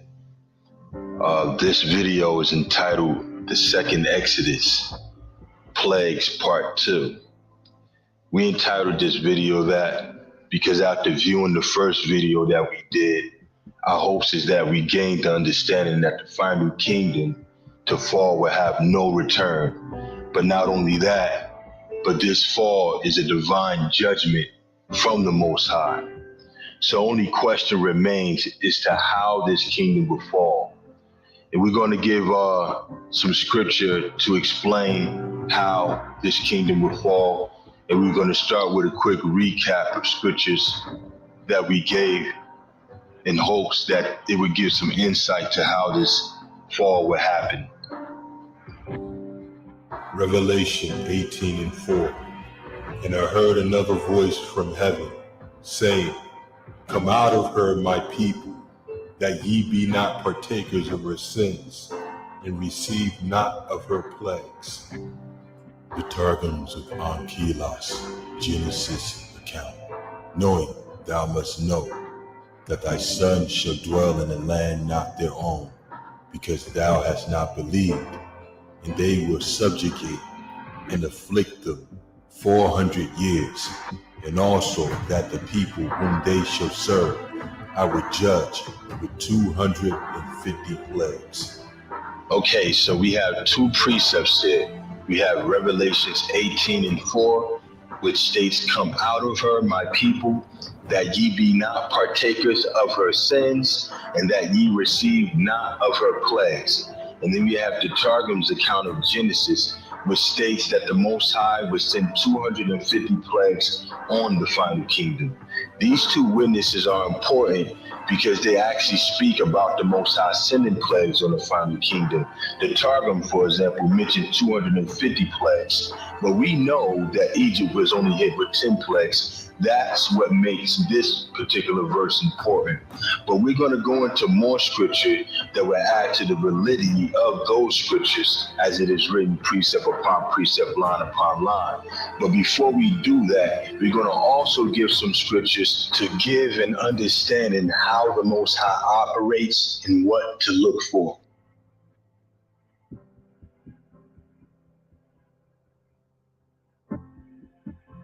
It may happen today, It may happen 10 years from now. It may happen 400 years from now. It may happen 1,000 years from now. But when the Most High says something, it is going to happen. Now, if he says that, if you look at what he did to Egypt the first time, the Most High is moving right now against these nations. And you can see that he's moving against them based on what's happening to him.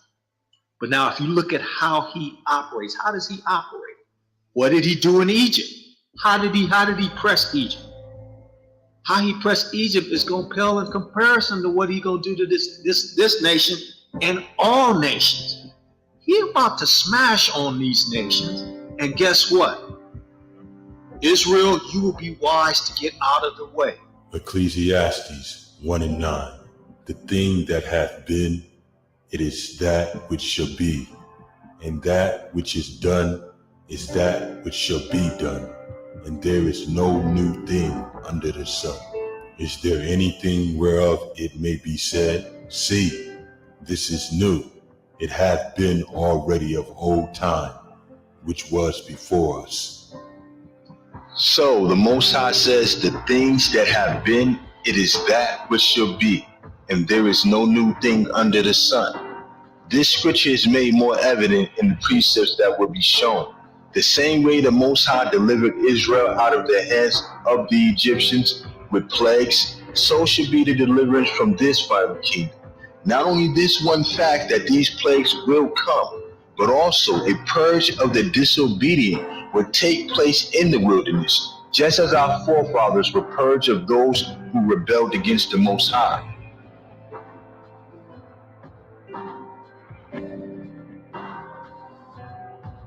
The passing of the cup. First, I have to talk about who has the cup, because actually the reason why you have the cup, Yasharal, the reason why you had it was the simple fact that your ancestors failed to keep the law, statutes, and the commandments of the Most High. The Most High told you in Deuteronomy what he would do to you if you didn't keep the commandments. Each time you guys fell away from him, he will fall away and turn his back on you, rightfully so, because you got the creator of the universe that has given you everything. He gave you everything that you needed. You didn't really need a king, but he gave you that too. You went into judgment because of your forefathers. All of these brothers that are teaching who Israel is, that was actually a trigger. Because now guess what's happening? You have Israelites now keeping the law, statutes, and commandments, and they also have faith in Mashiach. So what does that do? That allows the passing of the cup and the transition to happen. So now that the transition is happening, what is that? He is taking away the plagues and the curses off of Israel, because we are keeping the law, statutes, and commandments, and he's giving it to not one nation, but he's giving it to all nations that offended us, that were against us, that injured us. Yes, we are the true children of God. I know that, because only the true children of God would be hated that much. I know that the scriptures have said it so many times. I get that. And this is why the judgment is starting to hit now. It's going to increase. Think about that. The book of Isaiah 51:21. Therefore, hear now this, thou afflicted and drunken, but not with wine. Verse 22. Thus saith thy master, the Most High, and thy Elohim that pleadeth the cause of his people. Behold, I have taken out of thy hand the cup of trembling, even the dregs of the cup of my fury. Thou shalt no more drink it again. Verse 23. But I will put it into the hand of them that afflict thee, which have said to thy soul, bow down, that we may go over. And thou hast laid thy body as the ground, and as the street to them that went over. So here you have the Most High looking down and understanding his children are being afflicted. In Isaiah 51:21, he says, hear now this, thou afflicted. He says to his children, to the children of Israel, behold, I have taken out of thy hands the cup of trembling, even the dregs of the cup of my fury. Thou shalt drink it no more again. But what does the Most High say after that? He says, I will put it in the hands of them that afflict thee, which say to thy soul, bow down, that we may go over thee, and thou hast laid thy body as the ground. So the Most High is beginning to take up defense against these heathen for the sake of his people. The book of Jeremiah, chapter 25, verse 15. For thus saith the Most High, Elohim of Israel, unto me, take the wine cup of this fury at my hand, and cause all nations to whom I send thee to drink it, and they shall drink and be moved and be mad because of the sword that I will send among them. So in Jeremiah 25 and 15 through 16, the Most High says, take the wine cup of this fury at my hand, and cause all nations to whom I send thee to drink it. Okay, so the Most High is transferring the curses that were put on Israel, or that cup that Israel had to drink from. He's transferring it over into the heathen's hands. And he's causing every nation to whom he sent Israel, where they were scattered, to drink of that same cup that Israel had to drink of. The book of Jeremiah, chapter 30, verse 16. Therefore, all they that devour thee shall be devoured, and all thine adversaries, every one of them, shall go into captivity, and they that spoil thee shall be a spoil, and all that prey upon thee will I give for a prey. Okay, so Jeremiah 30 and 16 gives that example of the cup being transferred. It says, therefore, all they that devour thee shall be devoured, and all thy adversaries, every one of them, shall go into captivity, and they that spoil thee shall be a spoil, and all that prey upon thee will I give for a prey. So didn't these heathen devour Israel? Didn't these heathen become adversaries towards Israel? Didn't they take us into captivity? Didn't they spoil us? Didn't they have us as a prey, killing our people? So the same things that they did, the Most High is going to return the recompense upon their own head. You're reaping what you've sown. Your children are reaping what our forefathers sowed into their lives, which was destruction, murder, strife, slavery. And you think for a moment that a just God is going to stand by and not allow justice to come forth? Over and over, it's become the iconic footage. Students running from a school with their hands up. Columbine, Sandy Hook, and now Parkland. School shootings so familiar they go by just one name. Images that look so similar, and yet each time, new families are ripped apart. According to Everytown for Gun Safety, this is the 18th time a gun was fired on school grounds this year. The incident in Oregon marks the 74th shooting on a school campus since the December 2012 mass shooting in Newtown, Connecticut, and the 37th school shootings so far in 2014. U.S. middle-aged white Americans with relatively low education are experiencing rising mortality from alcoholism, drug addiction, and suicide. Now, that's all at the same time that every other racial and ethnic group somehow has decreased, that this has increased. So something has gone terribly wrong. So breaking news to my white family out there. The real enemy is you. The real enemy is you. And you want to stop the blood that's going to be shed all over your land and in your homes and in your schools and in your towns and in your villages, then you better start paying attention to yourself. It's your people. It's you. You're the enemy. Look at your track record. Look at your history. And you think that's not going to come back on you? Okay, earlier I made a statement that plagues and curses are one and the same. So in order to prove this, what I'm going to do is give a comparison between two books. One book is the Book of Baruch, which is in the Apocrypha, and another book is the Book of Daniel, which is in the regular KJV. Now, these chapters that I'm reading from will be basically saying the same thing. The only difference is where one uses the word curses, the other one would use plagues to describe what the Most High did to Israel. The Book of Baruch, chapter 2, verse 1.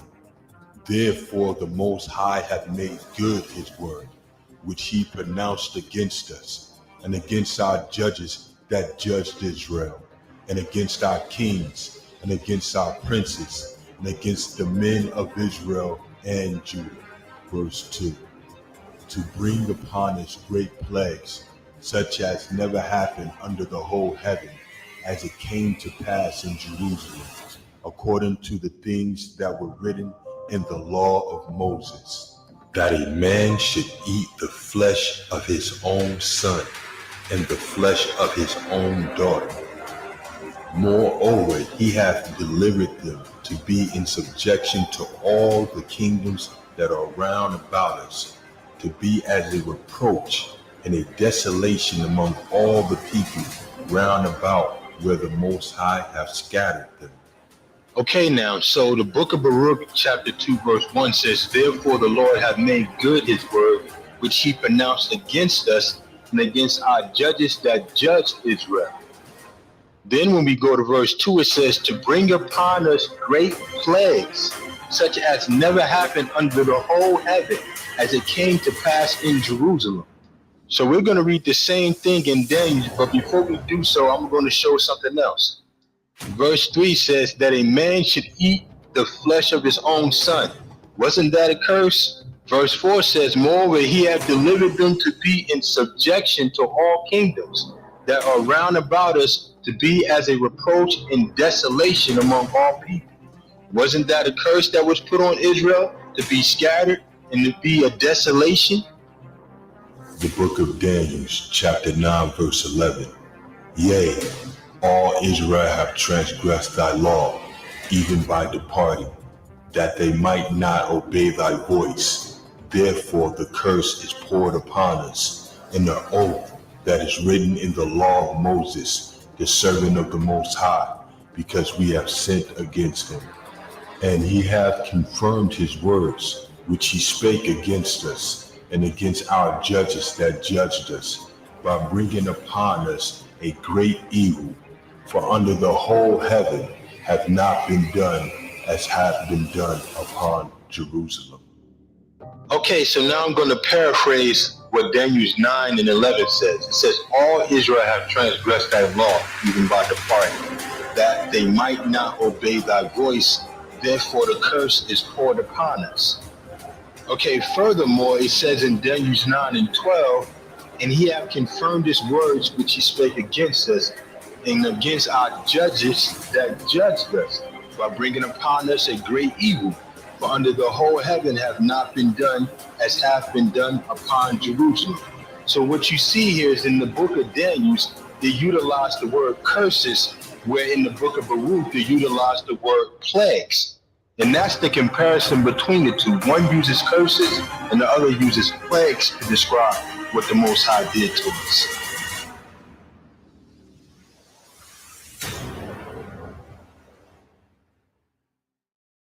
Normally, this only happens during a time of plague or epidemic or war for these death rates to jump, certainly over the past century. And what they looked in a bunch of different places, and they found out a lot of these deaths, most of these deaths are tied to what are called deaths of despair.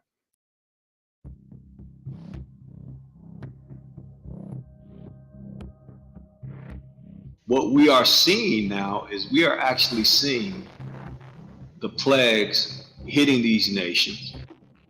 Let's look at the condition of what's happening to what you would call white people. I call them Edomites. Y'all the weakest people on earth, because when things go awry, the first thing that enters your mind is, okay, I'm gonna kill myself, I'm gonna kill my family.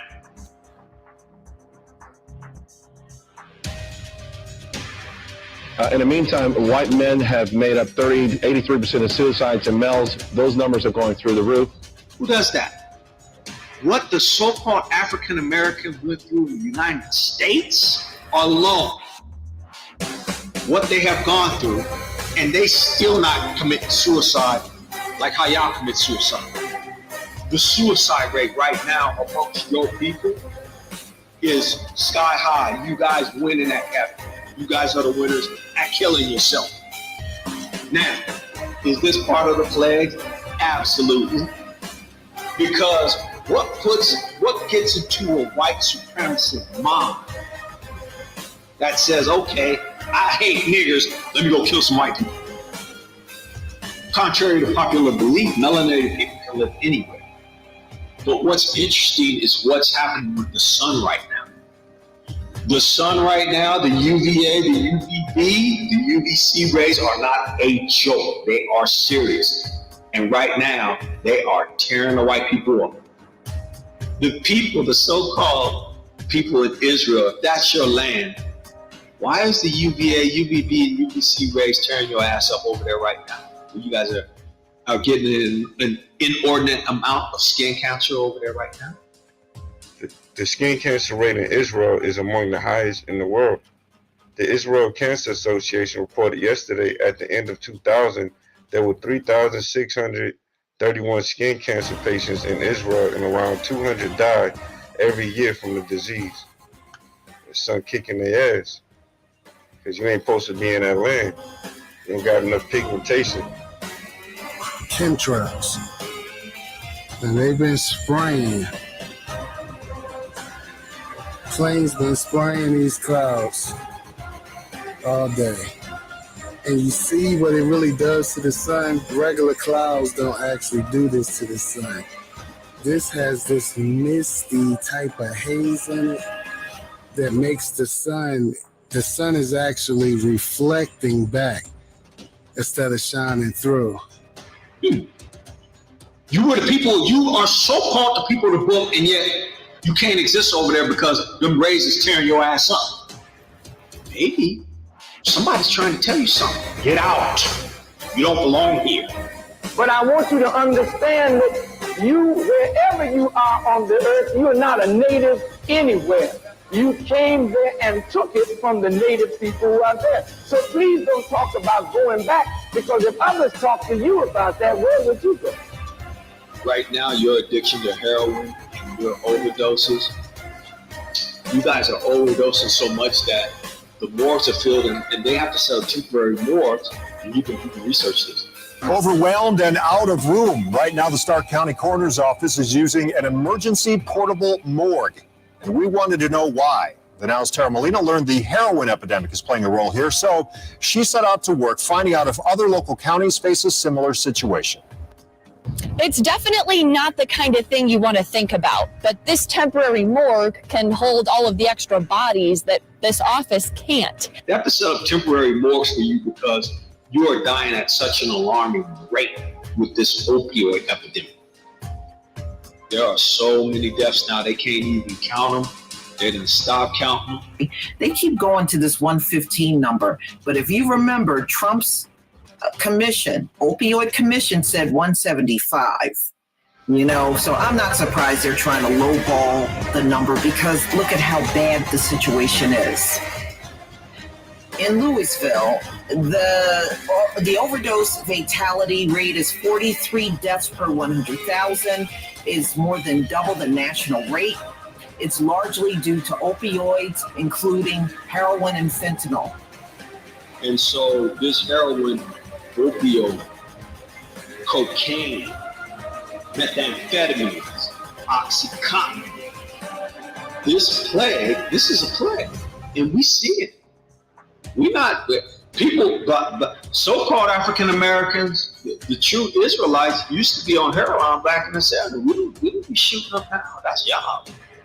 You got cases where y'all shooting up, sitting in the car with your babies. What idiot shoots up with your babies? And you got them in the back seat, and you and your friend, y'all passed out. Two white females, y'all passed out, and y'all on a trip, and both of y'all babies in the back seat. Who does that? The incarceration rate for the Peckerwood has been steadily rising, while the so-called African Americans' incarceration rate has been declining. This one, meth-related charges, felony for trafficking meth. 7 years, heroin ring. See, these are all white people. And this is what the majority of the articles are that I find. Yeah, you might see a few black people sprinkled in there, but the white people always outnumber the blacks when it comes down to dealing drugs. That's a phenomenon that, what? Wait a minute. All of a sudden now, there's a lot of Peckerwoods getting locked up. Well, in reality, if you look at a typical Peckerwoods rap sheet, his rap sheet would be longer than my arm. And many of these people, ladies and gentlemen, have been arrested more than once. They, don't look at them as so innocent. Damn near all of the ones that I'm showing you got rap sheets. The FBI statistics will show you and point to you who is doing all of the crime. The latest FBI statistics of 2017 will illustrate for you who's doing the crime here in the United States and who's doing all the hate. Guess who is the leader in every statistical category? It's not the so-called African American. It is you, the so-called white man, the Edomite. Okay, no more of this. Black people with 13% of the population that commit all the crimes. No, white people commit all the crimes, damn near all the crimes in America. And I'm going to show you on this FBI table, which shows the 2016 numbers, ladies and gentlemen. They lead in all the crime except for 2 categories. But everything else, they lead in overwhelmingly over everybody else in America. So the next time they open their mouth talking about you are 13% of the population but committing 50% of the crime, they are lying their asses off. And this table is going to show you 2 things. It's going to show you how white people are out here committing felonies and all kinds of atrocities, and they don't go to jail. The book of Exodus, chapter 32, verse 11. And Moses besought the Most High, his Elohim, and said, Lord, why doth thy wrath wax hot against thy people, which thou hast brought forth out of the land of Egypt with great power and with a mighty hand? Okay, so the book of Exodus 32 verse 11 says, And Moses besought the Lord his Elohim, and said, Lord, why doth thy wrath wax hot against thy people, which thou hast brought forth out of the land of Egypt with great power and with a mighty hand? Okay, so the part of this verse we're going to focus on is with great power and a mighty hand, because this is the method in which the Most High delivered Israel. So what we're going to do is we're going to look at some precepts that use that same language, and also look at some scripture that will show what these words encompass or what they mean. Deuteronomy chapter 4 verse 33. Did ever people hear the voice of the Most High speaking out of the midst of the fire, as thou hast heard and lived? Or hath the Most High essayed to go and take him a nation from the midst of another nation by temptations, by signs, and by wonders, and by war, and by a mighty hand, and by a stretched out arm, and by great terrors, according to all that the Most High your Elohim did for you in Egypt before your eyes? All right, so we just read Deuteronomy 4 and 33 through 34. But we're going to focus on Deuteronomy 4 and 34 because it describes the method or the language used to describe the Most High's deliverance of Israel. And it said he did it by temptations, by signs, and by wonders, and by war, and by a mighty hand, and by a stretched out arm, and by great terrors. Okay, so we see more of the same type of language being used to describe the Most High delivering Israel.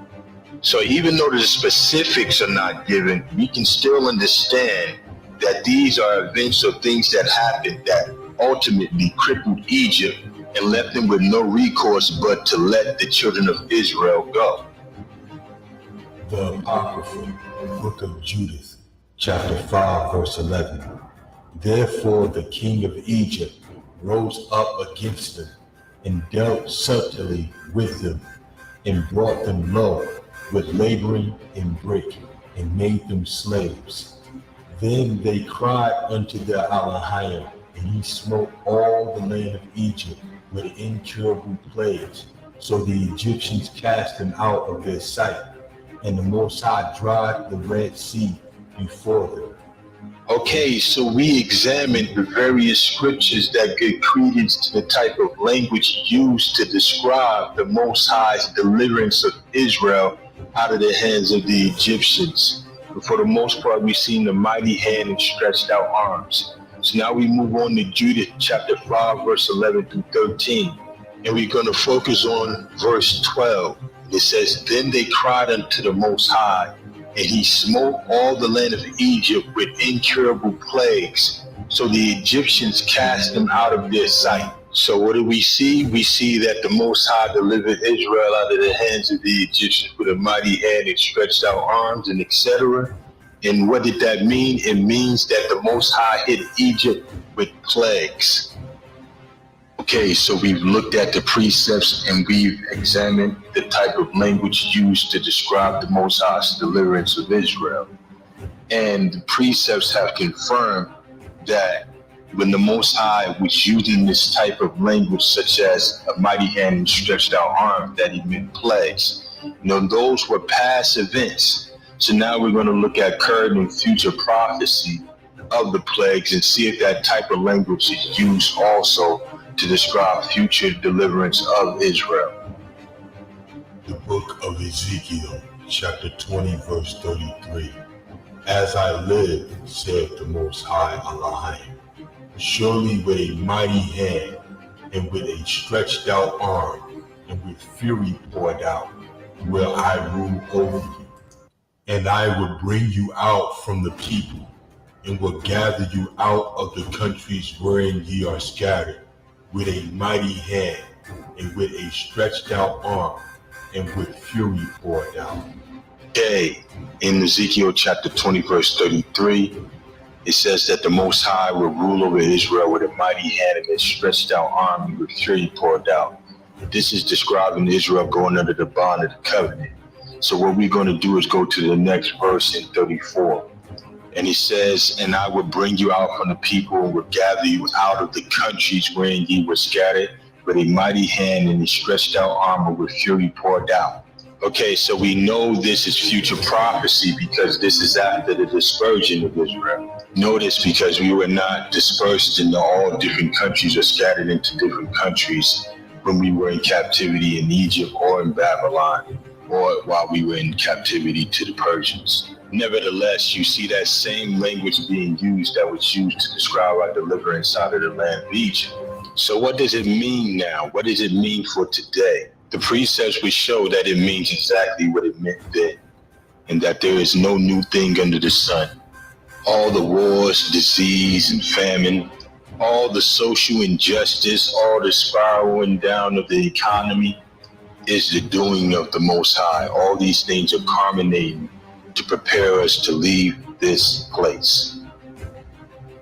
The Apocrypha, 2 Ezra chapter 16, verse 1. Woe be unto thee, Babylon and Asia. Woe be unto thee, Egypt and Syria. Gird up yourselves with sackcloth and garments of hair, and bewail your children, and lament, for your destruction is at hand. A sword is sent upon you, and who is he that may turn it back? A fire is sent upon you, and who is he that may quench you? Plagues are sent unto you, and what is he that may drive them away?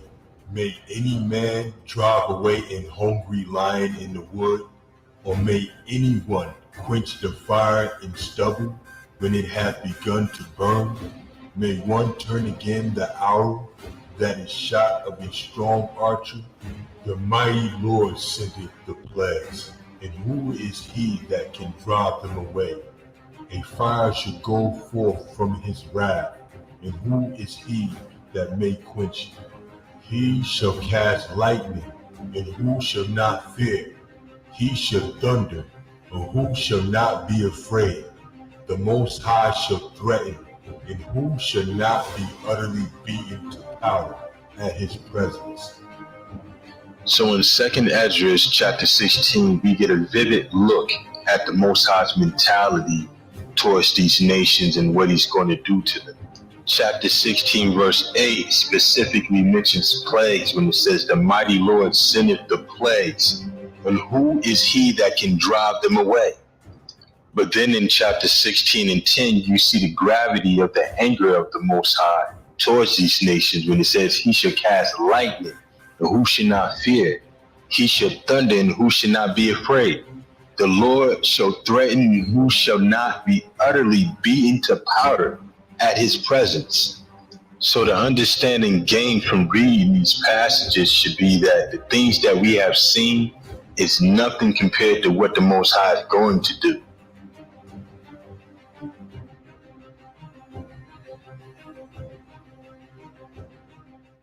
For some, it may be a little confusion because in the King James it says the wages of sin is death, and yet in the Mirror Bible it says the rewards of the law is death. Well, how do you hook that together? Well, first of all, understand the devil is not trying to get you to sin. He's just trying to get you to keep the law, because if he can get you to keep the law, you will sin. I don't know how many brothers and sisters know this, but there's a reason why the Most High took us out of Egypt before he gave us the law, statutes, and commandments. There's a reason why this kingdom operates the way it does in such lawlessness. There's a reason why the Most High says, come out of her, my people, that ye be not partakers of her sins. And it shall come to pass that thou shalt hearken diligently. The law is literally our strength that we have with the Most High. And to do all his commandments. The law is literally what will protect us from the nations. The Lord thy God will set thee on high above all nations of the earth. This place knows that. The people that brought us here know these things. That's why they want to keep us in perpetual lawlessness and sin. Through their holidays, through their wicked practices, through their paganism, through all their laws that are against the Most High's laws, they want to keep us separated from the Most High for a reason. I don't have a problem with that. It's the fact that he says he's a Jew. It's the fact that he says he makes subscriptions to the Torah. And since he's saying that, the things that he's saying is contradicting the things that are going on within that book. Hey, yo, for the Hebrews that's out there, man, I want y'all to load up that chat room of all the verses where you guys are the chosen people of Israel. Because for some reason, these guys don't know nothing about that. They never heard of that. This shit is the biggest conspiracy I've ever seen in my life. Because they know that when we come back to the Most High in obedience, obeying his laws, statutes, and commandments, they cannot touch us. The Apocrypha, Book of Judas, chapter 5, verse 17. And whilst they sinned not before their Elohim, they prospered, because the Most High that hateth iniquity was with them. But when they departed from the way which he appointed them, they were destroyed in many battles, very sore, and were led captives into a land that was not theirs. And the temple of their Elohim was cast to the ground, and their cities were taken by the enemy. But now they are returned to their Elohim, and are come up from the places where they were scattered, and have possessed Jerusalem, where their sanctuary is, and are seated in the hill country, for it was desolate. Now therefore, my Lord and Governor, if there be any error in this people, and they sin against their Elohim, let us consider that this shall be their ruin, and let us go up, and we shall overcome them. But if there be no iniquity in their nation, Let my Lord pass by, lest their Lord defend them, and their Elohim before them, and we become a reproach before all the world. Judas chapter 5 verse 21 says, but if there be no iniquity in their nation, let my Lord pass by, lest their Lord defend them, and their Elohim before them. So do you see this, brothers and sisters? These nations know that the Most High would defend us if there is no iniquity within our nation. That's the reason why these theologians teach these Christian doctrines of the law being done away with. How could the same error that caused us to fall be the solution to us coming back to the Most High? But even in that lies the importance of us understanding who we are in the first place. Their rituals, they're called Beit Israel. You're going to have to just see it for yourself. Let's take a look. We're not Christians, we're not Muslims, we're not Jews, we're Israelites. We are the link between the Most High, the Creator, and the rest of mankind. That's what we believe in. The group believes their forefathers were uprooted from the Holy Land after breaking the law of commandments. However, their story of slavery and exodus brought them far from the land of Egypt. By way of transatlantic slave trade, my family was taken to the eastern part of America and was in captivity in Mississippi. We're the poorest, the poor on this earth. We don't have any real collateral. We don't have a culture. We don't have a language. All that's been taken away. The DNA of being an Israelite is still within them. It's in their blood. And right now it's reawakening, and they're slowly starting this process of getting back the culture, speaking this language, Paleo-Hebrew. Bring Jake back. Bring Jake home. Bring Jake back. Bring Jake home. Bring Jake back. Deliverance. What does that mean to you? It should be very, very significant to you, those who believe in Mashiach, those who keep the law, statutes, and commandments. Deliverance should be important because finally, after all that you've gone through, finally get to go home. And everybody should be celebrating according to what's written in the book. And so, found out that you were Israel. Now you're keeping the law, statutes, and commandments, and you have faith in Mashiach according to the book of Revelation.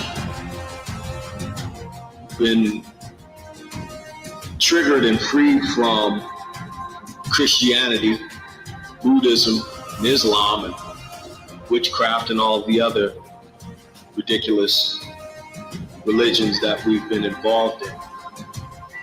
And you're operating according to what our ancestors should have been operating. So, what's next? What should you be looking for? What should you be looking forward to? And your deliverance is what you should be looking forward to.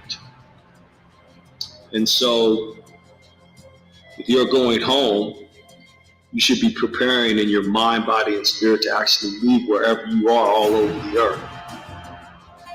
What I'm going to say is this. Once you are delivered, there are definitely going to be some do's and don'ts. Basically, the same do's and don'ts that you abide by now. Right now, we don't eat shrimp, pork, crab, and lobster. So again, I'm going to leave you with this. Keep the law, statutes, and commandments, and have faith in the Mashiach. Build and look for your deliverance. The book of Isaiah, chapter 45, verse 13. I have raised him up in righteousness, and I will direct all his ways. He shall build my city, and he shall let go my captives, not for price nor reward, said the Most High of Hosts. Okay, so in Isaiah 45 and 13, the Most High says that he shall let go my captives, not for price nor reward. This right here dispels the notion that we would somehow have to pay our way out of our captivity by getting passports or so on and so forth. Not only that, but we have to remember also that the Most High is our Redeemer. And we must also remember that the Most High said that we would be sold unto our enemies for bondmen and bondwomen, and no man would buy or redeem us. I think a lot of brothers and sisters get discouraged because they wonder how we would put an end to our captivity. But the fact of the matter is that we don't have any power to do so. But this would be a perfect opportunity for the Most High to show his power. The book of Ezekiel, chapter 20, verse 35. And I will bring you into the wilderness of the people, and there will I plead with you face to face, like as I pleaded with your fathers in the wilderness of the land of Egypt. So will I plead with you, saith the Most High Elohim. Okay, so in Ezekiel 20 and 35, the Most High says that he would bring Israel into the wilderness of the people, and there he would plead with them face to face. What does it mean that he's going to plead with us? Well, we get a glimpse or understanding of that when we read 20 and 36. Just to paraphrase, he's basically going to plead with Israel the same way that he pleaded with our forefathers in the land of Egypt. Now, we know when he pleaded with our forefathers, they were dying for their sins. At this point, there is no more grace for Israel. If you sin, you will die. It is at this point that we will go into a new covenant. And I will cause you to pass under the rod, and I will bring you into the bond of the covenant. Okay, so Ezekiel 20 and 37 says, I will bring you into the bond of the covenant. Okay, time to rattle some Christian cages here. Contrary to Christian doctrine, we are not in the new covenant. Not only that, but the Most High didn't make a covenant or an agreement with everybody. And anybody disagreeing would be hard-pressed to find the scripture specifically outlining where the Most High says he would make a covenant with anyone other than the children of Israel. The book of Jeremiah, chapter 31, verse 31. Behold, the days come, saith the Most High, that I will make a new covenant with the house of Israel and with the house of Judah. Okay, so we're going to read Jeremiah 31 and 31. And it says, behold, the days come that I will make a new covenant with the house of Israel and the house of Judah. You don't see any other nations being mentioned here, but let's keep going. Not according to the covenant that I made with their fathers in the day that I took them by the hand to bring them out of the land of Egypt, which my covenant they break, although I was an husband unto them, saith the Most High. But this shall be the covenant that I will make with the house of Israel. After those days, saith the Most High, I will put my law in their inward parts, and write it in their hearts, and will be their Elohim, and they shall be my people. And they shall teach no more every man his neighbor, and every man his brother, saying, Know the Most High, for they shall know me, from the least of them unto the greatest of them, saith the Most High. For I will forgive their iniquity, and I will remember their sin no more. Okay, Jeremiah 31 and 32 says that the covenant won't be according to the covenant that he made with our forefathers. In Jeremiah 31 and 33, it says, but this should be the covenant that I would make with the house of Israel. We still don't see any Gentile nations being mentioned. Hebrews 8 is basically saying verbatim the same thing that Jeremiah 31 is saying.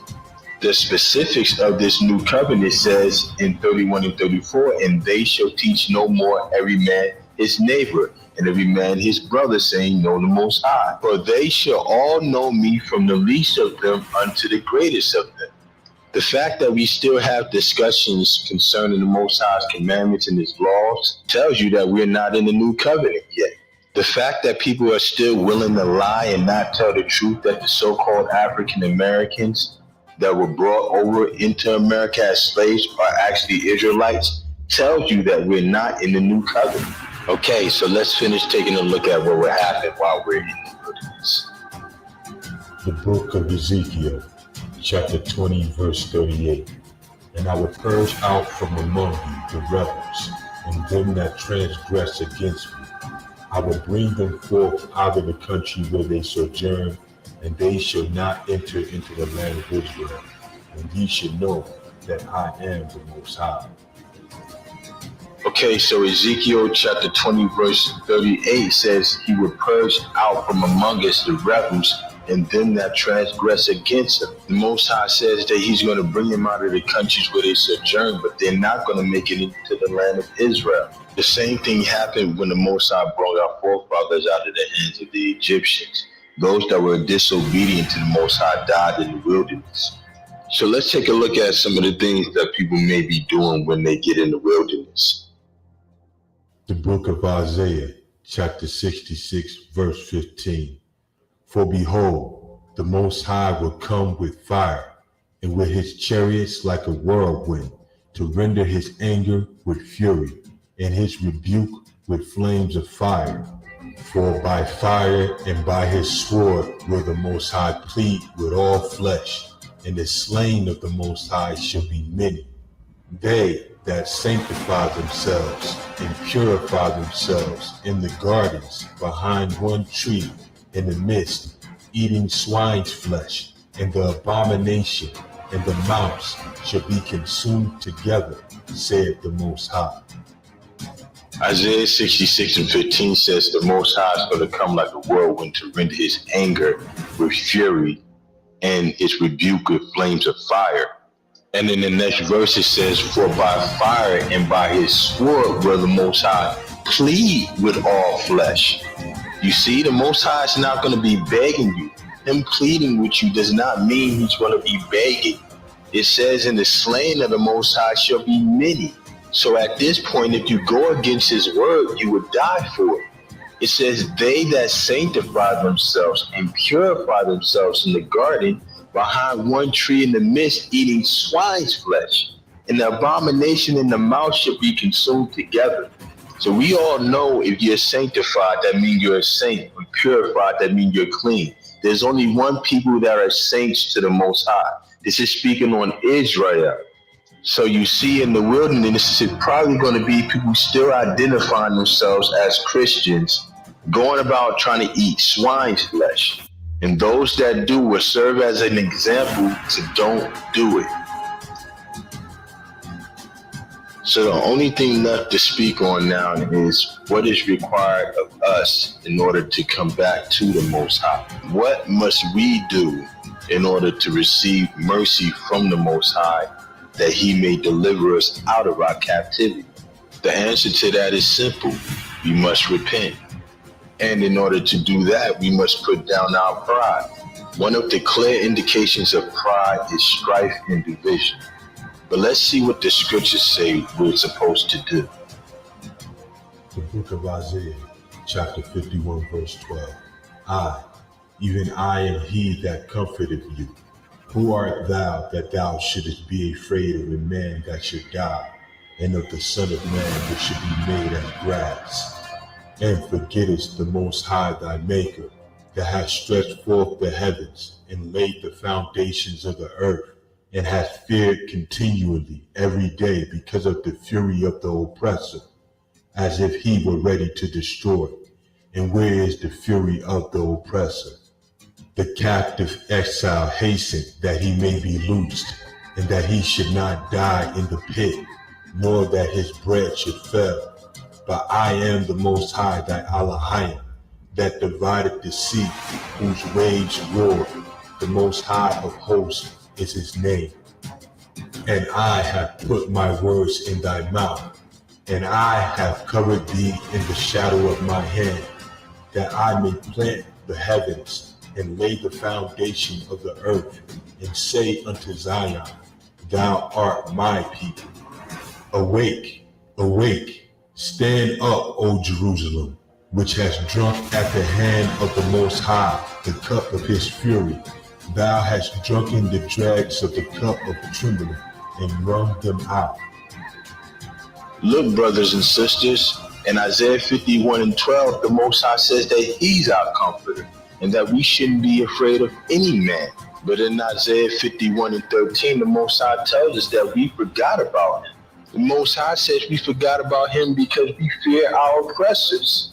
But we forgot that they don't have any power over us, only the power that he gave them. In Isaiah 51 and 17, the Most High says, awake, awake, stand up, O Jerusalem, which hath drunk at the hand of the Most High the cup of his fury. Thou hast drunken the dregs of cup of trembling and wrung them out. Zephaniah chapter 2 verse 1. Gather yourselves together, yea, gather together, O nation not desired. Before the decree bring forth, before the day pass of the chaff, before the fierce anger of the Most High come upon you, before the day of the Most High's anger come upon you. This last scripture in Zephaniah, when I was reading it, was entitled Judgment on Judah's Enemies.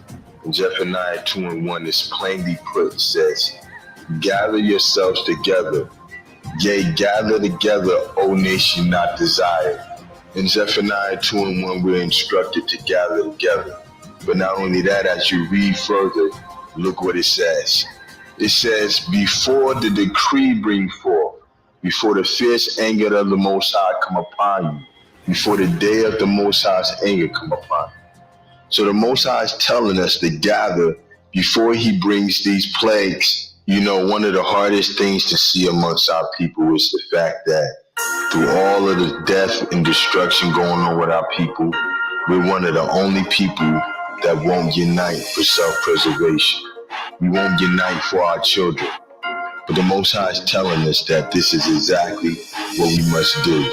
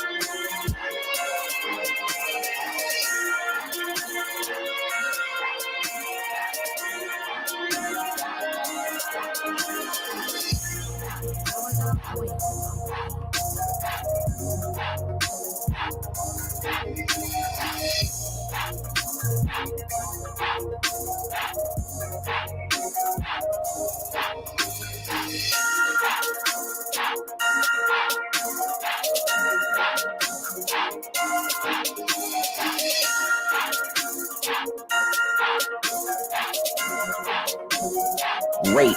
This is huge. This is huge. 67.6% of the rapes in America are committed by whites. 29.1% black. But I'm not surprised. Look at who's on TV being accused of all the sexual allegations. Mainly white males. So it pretty much matches up with what the table says. So, you know, so all of these white women running around talking about black men raping them, y'all full of shit. Your own men are raping you. That's who you're getting raped by. You're getting raped by your own men. You ain't getting raped by no black man. Probably wish you were getting raped by a black man. All right, robbery. 43.4% of the robberies were committed by whites. 54.5% black. So that's 11.1% difference.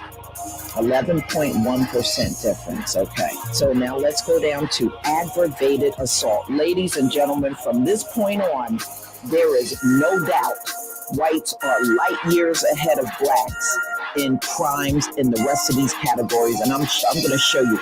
They are ahead by big double digits. Now let's go through this. Aggravated assault. White people, 62.8% of the aggravated assaults in America are committed by whites. 33.3% black. That's a hell of a difference. That's a hell of a difference.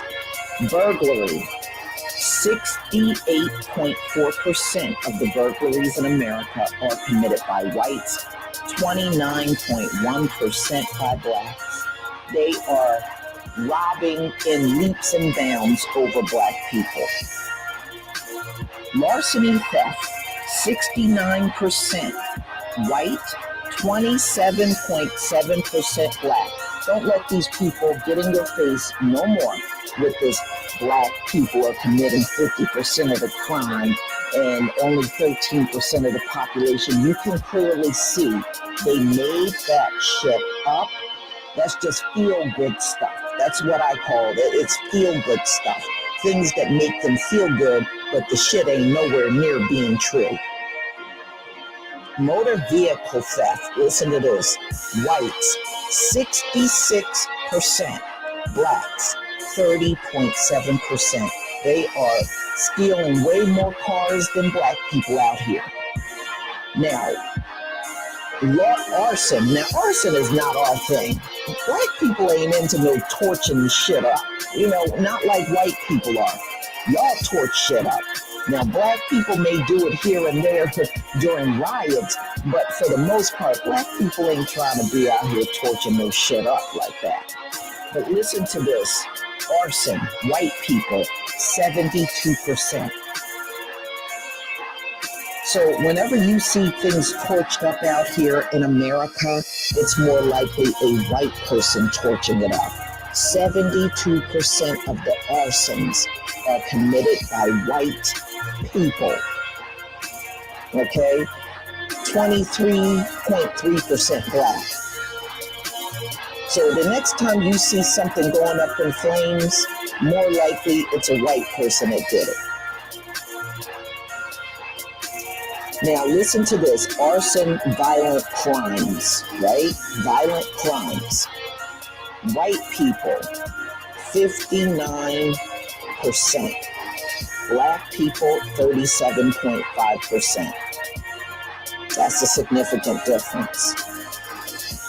Property crime, 68.7% white, 28.1% black. Huge difference.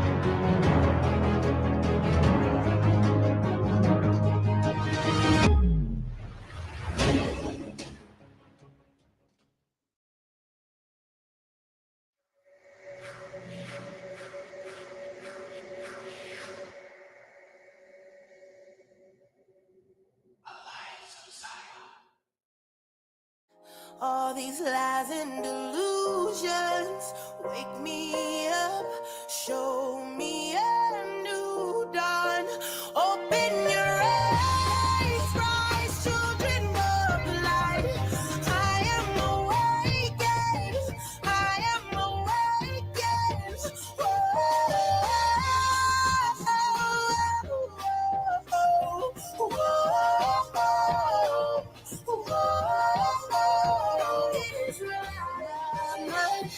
All these lies and delusions wake me up, show me a new dawn. Open your eyes, rise, children of light.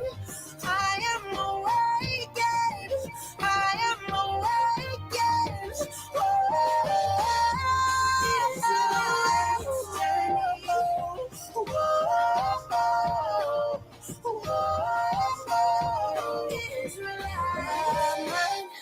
All all these lies and delusions. Wake me up, show me a new dawn. Open your eyes, rise, children of light. I am awakened, I am awakened.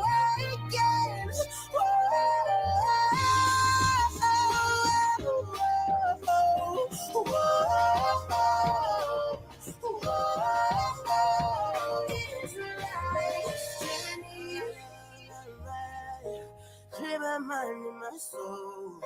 Gave me a new man. Oh, made me whole. I'll rise up. I'll be a new light. I am awakened. I am awakened. I am all these lies and delusions. Wake me up. Show me a new dawn. Open your eyes, rise, children of light. I am awakened, I am awakened.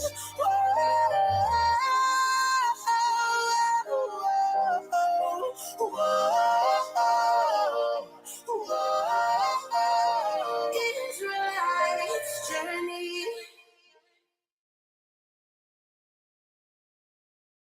The lessons say emphatically no.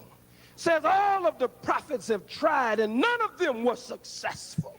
Who do you think you are that God has come to destroy this goddamn bastard and you will get in the way to try to save this bastard? Hell no. Hell no. You get in the way of God's wrath. And I am a seed of these people that were brought here. These were Israelites. You know we've been fighting 400 and still fighting to this day. To this day. To this day. Who think that you're supposed to let somebody beat you down and destroy you? The Most High gave us a right to fight for our lives. What does it mean to you, 400 years? Number one, I'm a descendant of slavery. And because I'm a descendant of slavery, it should mean something to me, especially when I know the truth. So it is not slavery in totality. It's slaves that went to the United States of America. It means that the United States of America is Egypt.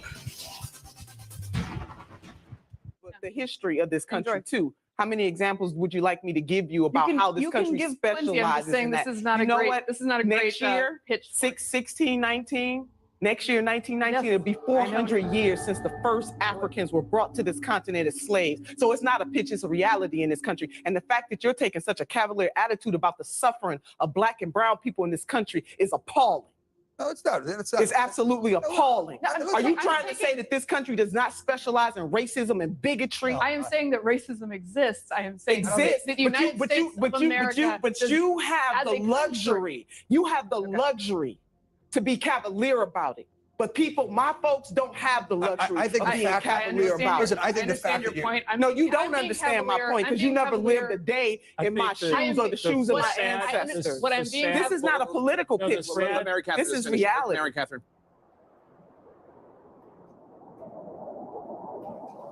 The book of Genesis, chapter 15. And when the sun was going down, a deep sleep fell upon Abraham. And lo, an horror of great darkness fell upon him. And he said unto Abraham, Know of a surety that thy seed shall be a stranger in a land that is not theirs. It is too clear for dispute that the enslaved African race were not intended to be included and formed no part of the people who framed and adopted this declaration. And shall serve them, and they shall afflict them 400 years. Longer sentences, 3 strikes and you're out. Almost 60 new capital punishment offenses.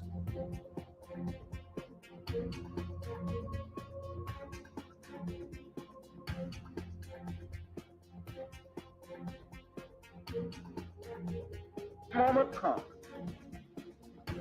go into the situations that we confront with a great deal of dignity, sanity, and reasonableness. We have been consistently being murdered as a result of police aggression. They generally would excuse it by calling us criminals. Well, after the collapse of slavery, a new system was born. And also that nation whom they shall serve, will I judge, and afterward shall they come out with great substance.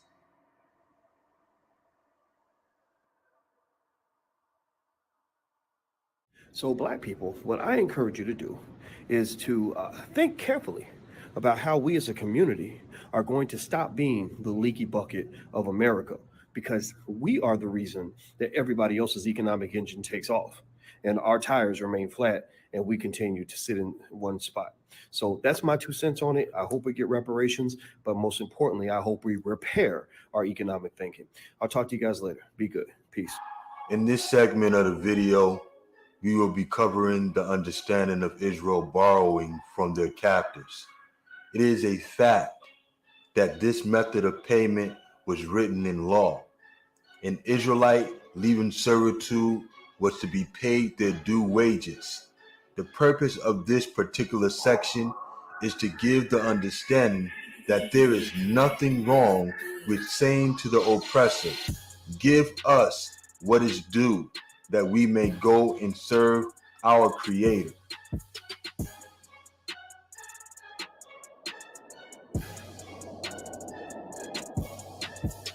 The book of Malachi, chapter 3. But who may abide the day of his coming? And who shall stand when he appeareth? For he is like a refiner's fire, and like fuller's soap. And he shall sit as a refiner and purifier of silver.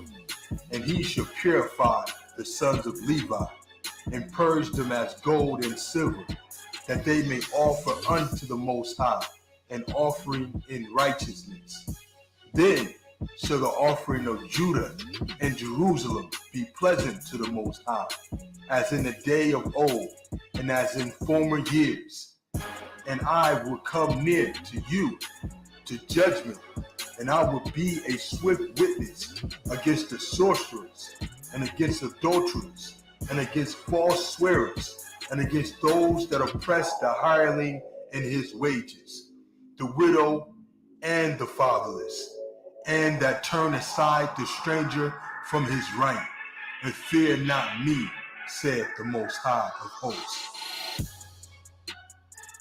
This account of Malachi is concerning a few things. 1, it is concerning the judgment on nations. 2, it is a rebuke on Israel for continuing in disbelief. And 3, it is concerning the Most High's portion and what belongs to him. Seeing this scripture in its context shows us that absolutely no one should be using this scripture to collect tithes of any sort. The verse we are going to focus on in particular is Malachi 3 and 5, that we understand what it means to oppress the hireling in his wages. Okay, so I remember seeing my great-grandmother. My great-grandmother lived across the street from me, and she was a sharecropper. And she got to see how wicked and evil that these people were. And you would think that they were fair, but they weren't really fair. They weren't giving you what you had deserved and what you had earned. Behind the bureaucratic language, Johnson's directive was clear. General Howard has to tell these former slaves that the land that they thought had been given to them by the federal government now is going to be given back to the former owners. And if they want to remain there, they're going to have to sign labor contracts to work as laborers on these plantations. We're going to talk about sharecropping and the cycle of poverty. Okay, those are two things that you'll need to know. Very important topics, and they're key issues. Sharecropping. What is sharecropping?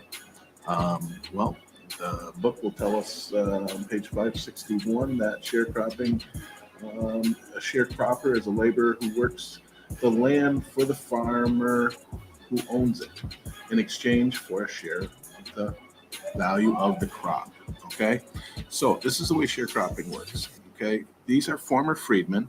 So what do they do first? Well, what do they need first to sharecrop? First, they need land. They need land. They need tools. They need, just like you see here, they need mules. Okay, so where do they get them?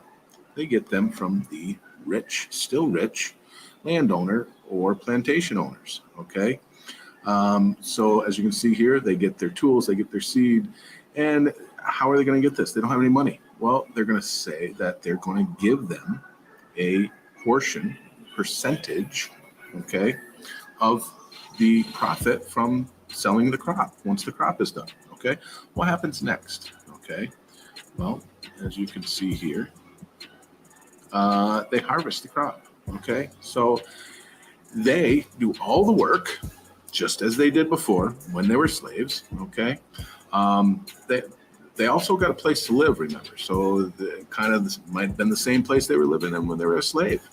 But who gets the money from all this? Okay, they had to pay for their crop. They had to, all right, so now the landowner sells or gives the tenant a share of the crop that he sold. He went to market. Now, I just want to put a little asterisk in this part.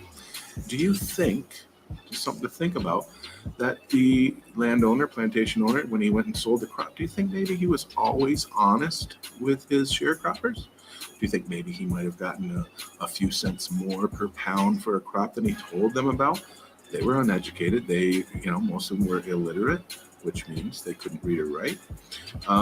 So do you think that there was the good possibility that they were cheated sometimes? Yeah, very, very good possibility.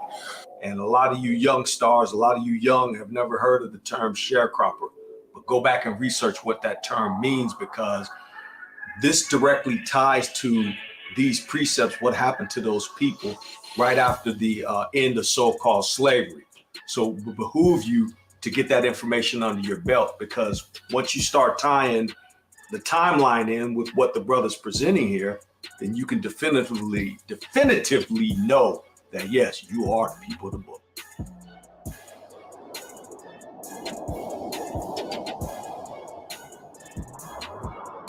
The book of Deuteronomy, chapter 24. You shall not oppress a hired servant who is poor and needy, whether he is one of your brothers or one of the foreigners who are in your land within your gates. In his day you should give him his hire, neither shall the sun go down on it, for he is poor, and set his heart on it, lest he cry against you to the Most High, and it be sin to you.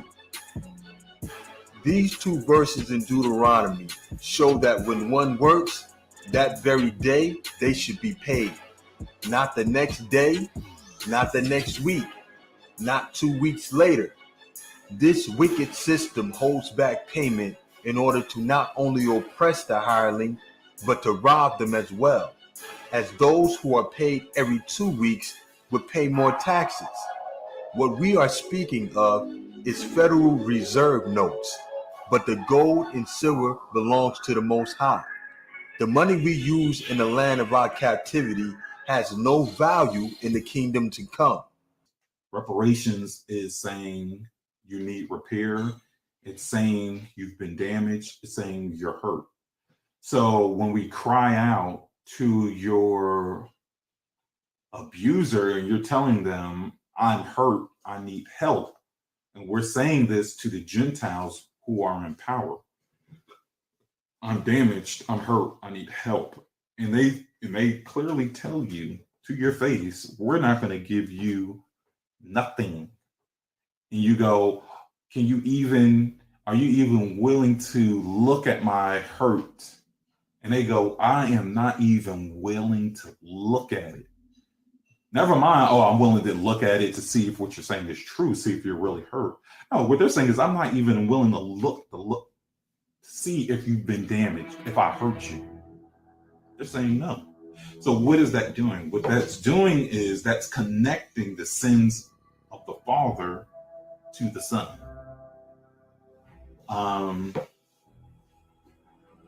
So the Most High is giving Egypt, Babylon, the land of the north, their last and final opportunity to just do what's right. Just do what is right. The gold, the silver, the jewels, and precious metals belong to the Most High. Just to be clear, every kingdom we were captive to gave what we required to leave, start over, and rebuild. In this kingdom, we will plunder our oppressor, as we did the Egyptians. Yet, let us give understanding. We spoiled the Egyptians. We did not borrow from them. The same things come to this nation as we see the cup pass from us to the heathen. If you look at most of your industries, most of your main commerce gatherers, if you look at the insurance industry, if you look at your initial Wall Street exchange, the first property or product that was traded were slaves. If you look at the insurance agency, or insurance companies, they were started because they wanted to ensure if a slave died or ran away or something ridiculous like that, that they would be compensated wages for that loss of that particular property. So when we say that the West was built on the backs of the so-called African American, it is 100% truth. There's no fabrication in that. And they got everything because of Black people in the past and even to the present day. They need you.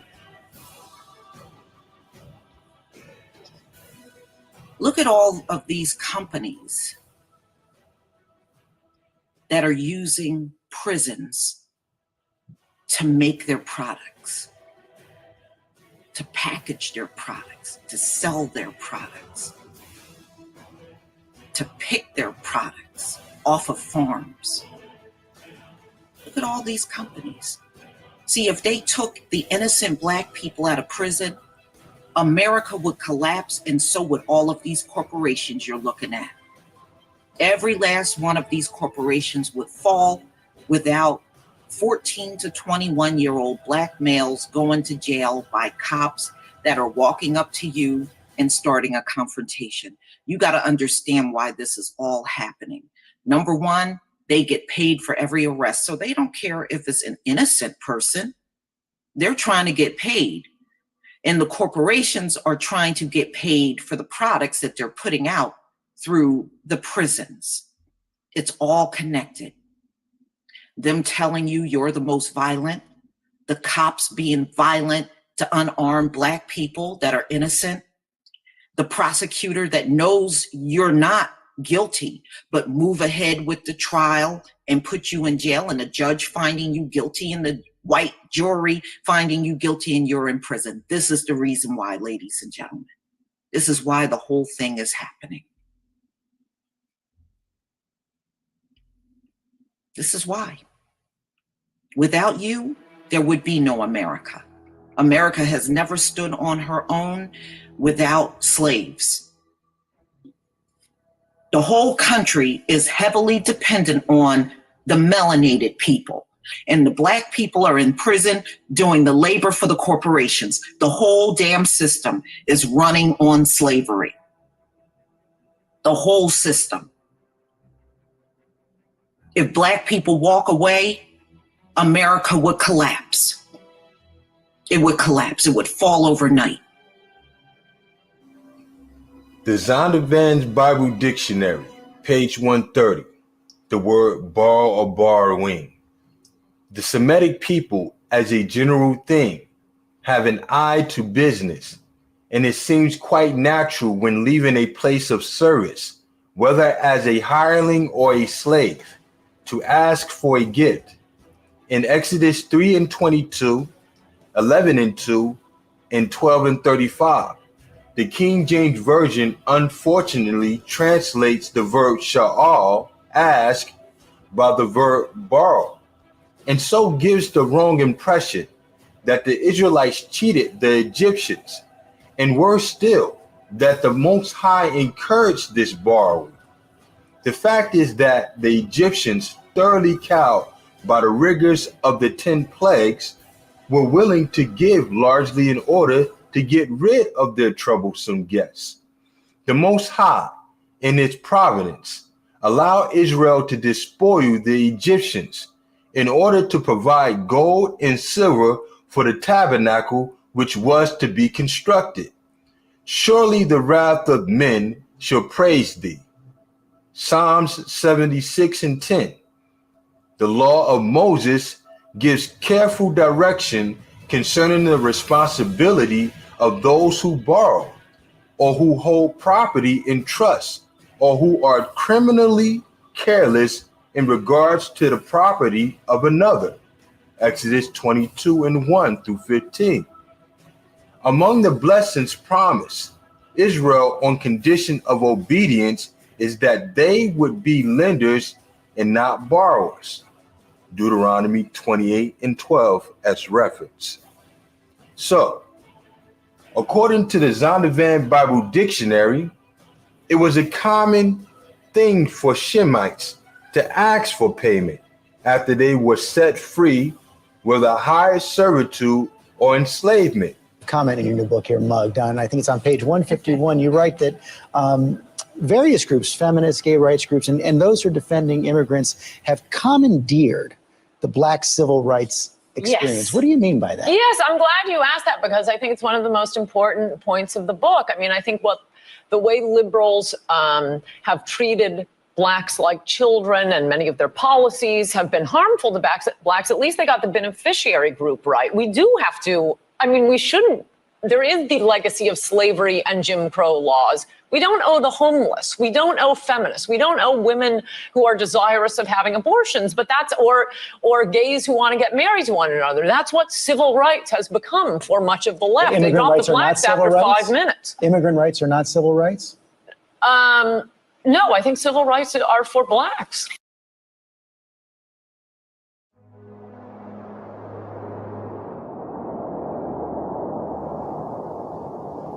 The book of Leviticus, chapter 25. If an alien or temporary resident with you becomes rich, and your brother beside him has grown poor, and sells himself to the stranger or foreigner living among you, or to a member of the stranger's family, after he is sold, he may be redeemed. One of his brothers may redeem him, or his uncle, or his uncle's son may redeem him, or any who is a close relative to him of his family may redeem him. Or if he has grown rich, he may redeem himself. He shall reckon with him who bought him from the year that he sold himself to him to the year of Jubilee. The price of his sale should be according to the number of years. He should be with him according to the time of a hired servant. If there are yet many years according to them, he shall give back the price of his redemption out of the money that he was bought for. If there remain but a few years to the year of Jubilee, then he shall reckon with him according to the years of service. He shall give back the price of his redemption. As a servant hired year by year shall he be with him. He shall not rule with harshness over him in your sight.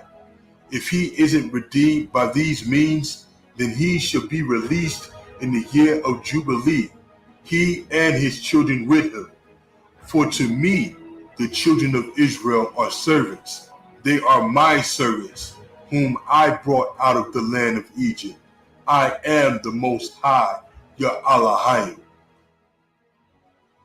What we observe in the book of Leviticus is that if an Israelite was poor, he could sell himself to a stranger for a price, meaning he would work for this person for wages. His family members could redeem him, or at the end of his servitude, he could redeem himself by paying the price he was bought for. We also see there was a potential to accumulate wealth in the process. In the book of Leviticus 25 and 49, it says, or if he have grown rich, he may redeem himself. This verse shows that in a country that has become wealthy and mighty from the work of slaves, no one should be poor, especially those whose descendants were slaves of that country. Payment has not been fulfilled, nor has redemption been attained. The final kingdom has oppressed the hireling in his wages, in not just this order, but in all orders, as we will see according to the Most High's law.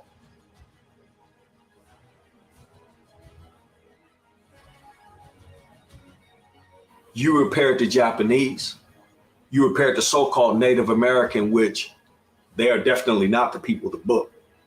You also repaired the fake Jew. You repaired all of those entities. And matter of fact, you're still paying to this day the repairing of them. And yet, when you talk about repairing the ones who actually built the whole Western construct, you don't want to address that. Matter of fact, you are still reaping the benefits of that to this day. They don't want to let us go. Despite all of that, give us our reparations and let my people go. Let us go. If we got low IQs and we're stupid and we're lazy, we're this, we're criminals, then let us go. Let us go. But see, letting us go will not come free of charge. So the sooner you come to the table with reparations, the sooner we can be out of your hair. There's a lot of people that want to start their own businesses, have their own land, leave the country, set up house somewhere else, but will certainly be out of your hair. You will get your wish. You would think you'd pounce on that. After all of the hateful things that have been said to us for centuries, you would pounce on it to get rid of us. But look, ladies and gentlemen, they don't want to let us go. They want to cling on to us and keep us at the bottom. Now, many of them will try to come and say, that ain't it, that ain't it. That's exactly it, ladies and gentlemen. Just disregard all of their psychobabble. If America really wanted to let us go, they could have sent us away centuries ago.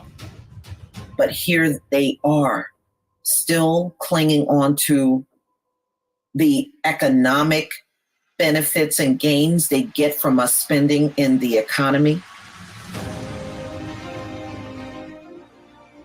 We're the most copied group on the face of the earth. A lot of great ideas come out of the Black community. A lot of trends come out of there, out of our community. Sports and entertainment, which are big industries that pour tons of money into America. Or $1.2 trillion being spent every year in their economy. But if you really, truly want us gone, give us the reparations. We'll leave you all alone.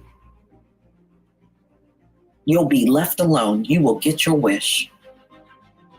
It did not address the fact that we have not yet paid that debt. Germany has paid $89 billion in reparations to Jewish organizations since World War II, and Ronald Reagan signed the American Civil Liberties Act, by which we paid every surviving member who had been interned during the World War II in the Japanese internment camps $22,000. I believe $100 billion given to a council that would apply this money to economic projects and educational projects of renewal for that population is simply a debt to be paid. And until we pay it, we will deal with these issues. Now, that reporter, that's interesting. He used the word symbolism. Now, he don't agree with no reparations. I can tell you right now, the majority of white America don't agree with reparations. They don't. Trust me, they don't. They're not saying that at all. But it's not what the majority of them want or think. I believe we should discuss everything. But now let's put this up from her website and let's just kind of view this, because we need to talk about this and have this particular conversation. A lot of people were happy about it to a point, but there was a lot of people that was not happy in what Marianne Williamson is proposing. There's been multiple pushback from a lot of people. One of them stated that $100 billion is not enough.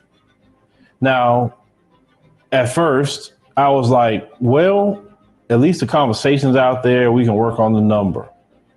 But then I wanted to look at how many years was the actual Holocaust. And Germany has paid $89 billion, according to her. Now, the Holocaust, which everyone says, went from 1941 to 1945. Okay? Slavery was 246 years. So if the Jewish people have received 89 billion so far, how did she come up with 100 billion for 246 years of free labor? And then the other thing that people had an issue with was the part that says the esteemed council, of African-American leaders. The questions were, who are these African-American leaders you're talking about? Who? Is it people that you deem as African-American leaders? Is it what the people say? Because, okay, let's say you get this $100 billion, okay? We don't want a bunch of boule Negroes sitting up there talking about what they're going to do for the black community, telling you to disperse this money.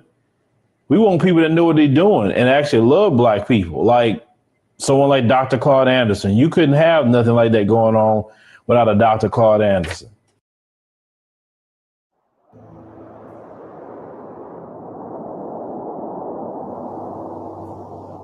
The book of Joel, chapter 3. Because ye have taken my silver and my gold, and have carried into your temples my goodly and pleasant things, the children of Judah and the children of Jerusalem have ye sold to the Grecians, that ye might remove them far from their border. Behold, I will raise them out of the place whither ye have sold them, and I will return your recompense upon your own head. Whatsoever a man soweth, that shall he reap. The heathen would tell you all people of the earth suffer. All people of the earth have been victims at one point or another. And this is true. The problem with their logic is thinking that we are equal to them, which we are not. They are children of the flesh, and we are children of the promise. It is about who they touched. We belong to the creator of heaven and earth. Correcting the past often means also imposing some consequences for people who are not directly responsible for what happened in the past, but were the indirect beneficiaries of what happened in the past. And that vastly complicates the resolution of such issues. Hello. You're on. Go ahead, please. Yes, sir. I think reparations is another division attempt. At some point, we have to, every single person, no matter what color they are, can go back and blame somebody for something. It's time to stop teaching incessantly in our public school systems about slavery. It's over 100 years old. You cannot keep charging people that had nothing to do with slavery for the guilt of being slave owners. It's time for us. Many white people have suffered injustice. We just have to move on. Thanks, caller. So I think I emphasized at the outset that I think that the case for reparations is not predicated exclusively on slavery. That it's critical that we take into account in our calibrations the long-term effects of the Jim Crow period. And I also indicated that there are ongoing damages that need to be considered. And I would highlight among these, again, mass incarceration, police killings of unarmed blacks, and the immense magnitude of the racial wealth gap. So it's not just a question of addressing the harms of slavery. I think that, as I've said a number of times, if people believe that there are other communities or other groups that are deserving of some form of compensation, they need to make that case. But this is a case that's specific to the experience of Native Black Americans. And this experience is one in which I'm trying to take into account the long and cumulative trajectory of injustices that have been imposed upon this community, starting with slavery, but continuing through nearly a century of Jim Crow, as well as ongoing forms of racism that are still persistent to this day. You see, everybody's entitled to reparations except for black people, because white supremacy has turned the world on its head. White supremacy has misshapen and perverted and twisted the entire global order into nothing more than a racialist pyramid scheme with black people at the bottom. We'll bring in a bunch of foreign-born Asians, and we're just going to drown these slave descendants in a whole bunch of foreigners. And the whole point is going to be this is a mass political operation geared toward trying to give us political cover to say, well, what you slavery descendants, what you guys have to say, that doesn't really mean much because we've got all these other groups here and they don't have the same gripes as you guys. So, nobody's concerns are really more important than anyone else's. Your concerns are certainly no better and certainly no more important than anyone else's. And this is deliberate because these other groups, they're still a tiny minority of the population. We, on the other hand, represent 1 out of 7 people in the country. For to me, the children of Israel are servants. They are my servants, whom I brought out of the land of Egypt. I am the Most High, your Elohim. We are servants to the Most High and no one else.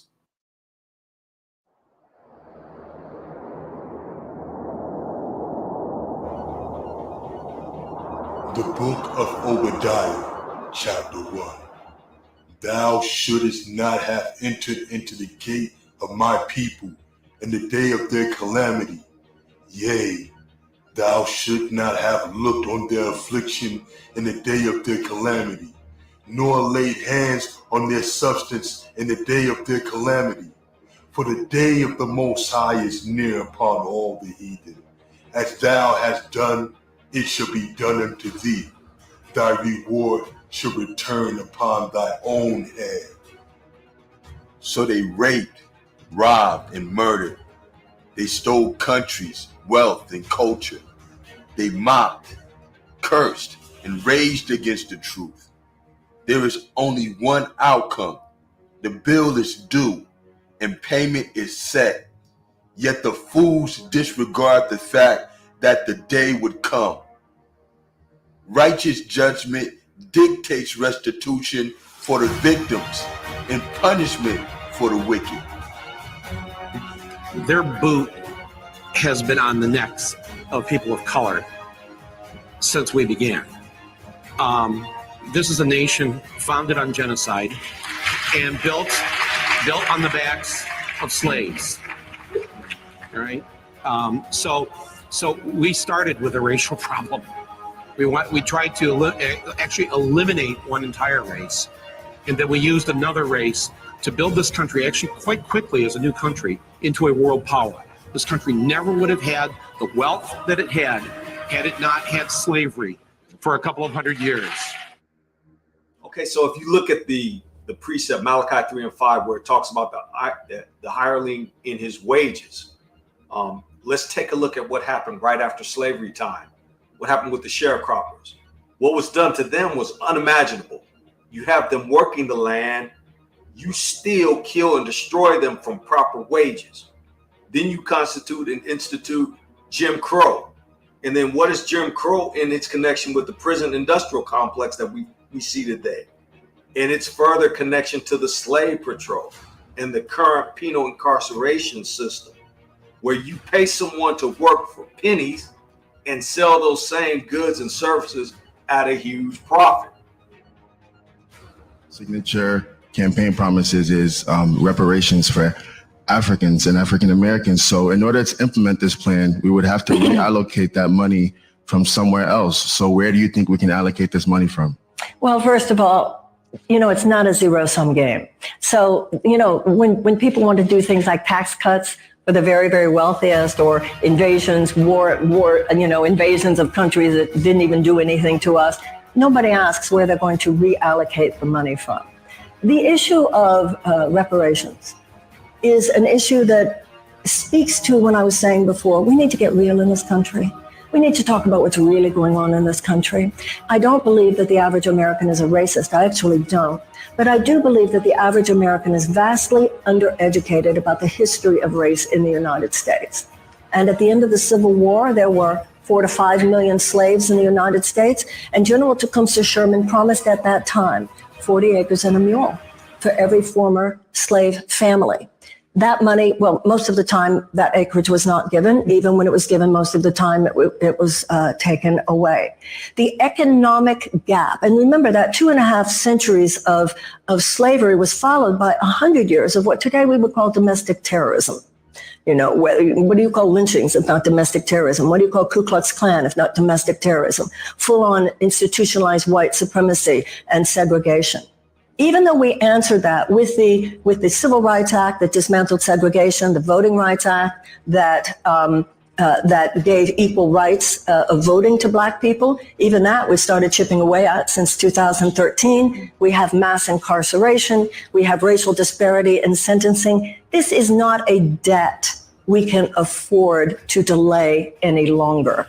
The economic restitution for 2.5 centuries of slavery, followed by 100 years of domestic terrorism. Germany has paid $89 billion to Jewish organizations since World War II. And in 1988, Ronald Reagan signed the American Civil Liberties Act, where all surviving prisoners from the Japanese internment camps during World War II were paid between $20,000 and $22,000.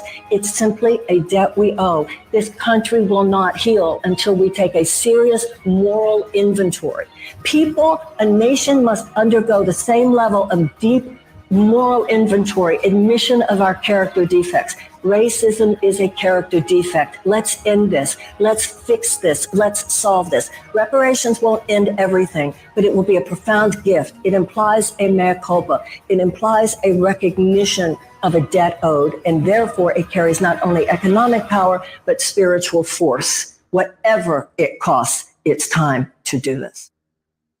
He said, it is too late, that America cannot be forgiven for her crimes and her sins against the chosen people of God. The scripture says, double unto her what she has given. Another scripture says, as thou hast done, so shall it be done unto you. Another scripture says in Exodus 21:16, he that stealeth a man and selleth that man, and if he be caught with that man in his hands, he shall surely be put to death. The white man admits he stole us. He admits he sold us from city to city, from plantation to plantation, from auction block to auction block. And now, in the presence of Almighty God, within the borders of the hells of North America, we are still in the white man's hands. He that stealeth a man and selleth that man, and if he be caught with that man in his hands, he shall surely be put to death. Another scripture says, as you have delighted in taking our blood, you will be given your own blood to drink like water. When you see some light, that's a breakthrough. Concrete jungle is a damn zoo. Eyes wide, while they live on snooze. I'm hoping what you touch impact some souls. Picture perfect nigga like a centerfold. I'm all about my bread, that's a dinner roll. Do it on my lonely, you can send the word. I remember drinking until my speech was slurred. But karma is the bitch, you better treat it right. It's power in these thoughts, she gave me mic. But this your life, nigga roll the dice. Eviction notice. Try not to notice. But through your ups and downs, trying to find your purpose. Girded in this truth, blocking evil forces. Good intentions. Create your invention. No huddle. Fourth and inches. Keep on trying, heart of a lion. Keep on climbing on your way to Zion. Highs and lows, no time to fold. Since the snotty nose, I've been kind of bold. Keep on trying, heart of a lion. Keep on climbing on my way to Zion. Highs and lows, no time to fold. Since the snotty nose, I've been kind of bold. You headed to them streets, trying to fill the void. Trying to box with God, trying to win our floor. All these traps, gotta count the joy. I lift my voice up like a trumpet though. Wash away these sins and these transgressions. Change your outlook, that's your only weapon. But we the black Jews, these is mental Jews. Trying to set a pace while they drive on cruise. Can't trust their actions, they intent is cruel. I'm from a sunny place where it's shady people. Erase your history, and they say we equal. Do your all in this world, they make you feeble. Built these corporations, look how they treat you. Get up on your grind, I'm thinking ownership. I know your past mistakes equate to something better. You give visions to the blind. Helen Keller. Keep on trying, heart of a lion. Keep on climbing on your way to Zion. Highs and lows, no time to fold. Since the snotty nose, I've been kind of bold. Keep on trying, heart of a lion. Keep on climbing on my way to Zion. Highs and lows, no time to fold. But since the snotty nose, I've been kind of bold.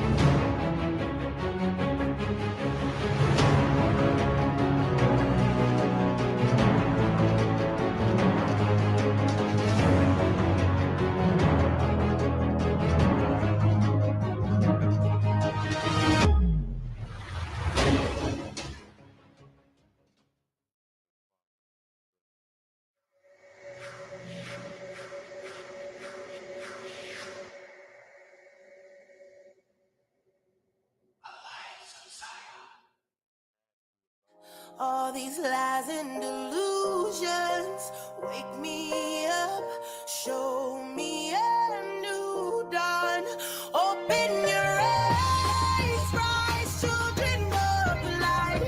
I am awakened, I am awakened.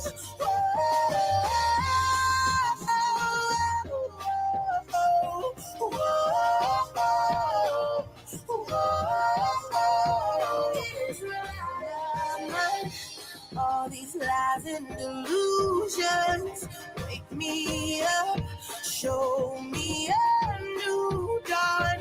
Open your eyes, rise, children of light. I am awakened, I am awakened.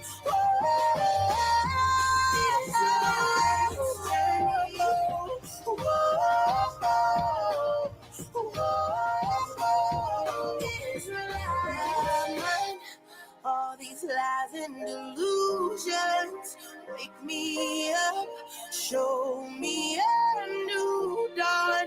Open your eyes, rise, children of light. I am awakened, I am awakened.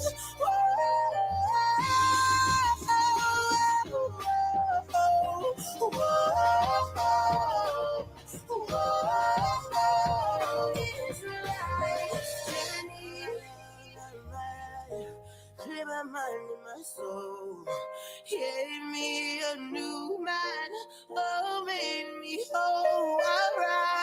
I'll be a new light. I am awakened. I am awakened. All these lies and delusions wake me up, show me a new dawn. Open your eyes, rise, children of light. I am awakened. I am awakened.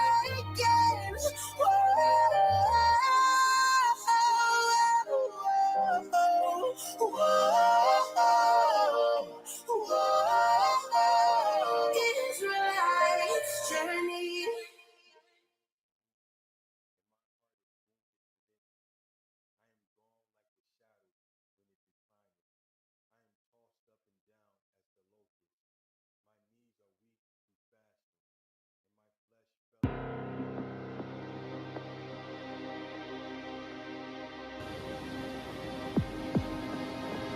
What's missing from someone's soul that they can do that to another?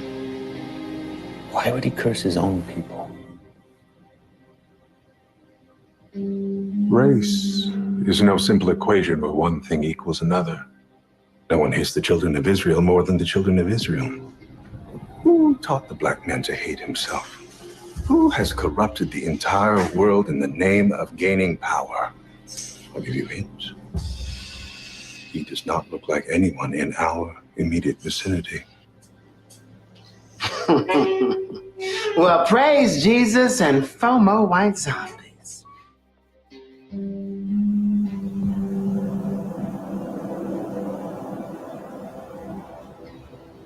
1 Corinthians chapter 13, verse 1.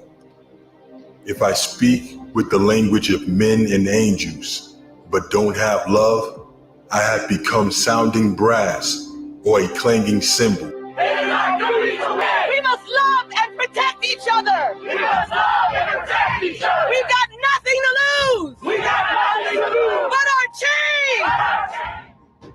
That what the devil meant for evil, God meant for good. Through all our trials, through all our tribulations, God has a plan. That plan involves us standing together. If I have the gift of prophecy and know all mysteries and all knowledge, and if I have all faith so as to remove mountains, but don't have love, I am nothing. Remember what you Until are. Africa comes together as a continent speaking with one voice, one continent, one people, nothing, and I repeat, nothing is gonna change. Love is patient and kind. Love doesn't envy. Love doesn't brag. It's not proud. But now, faith, hope, and love remain. These three, the greatest of these is love.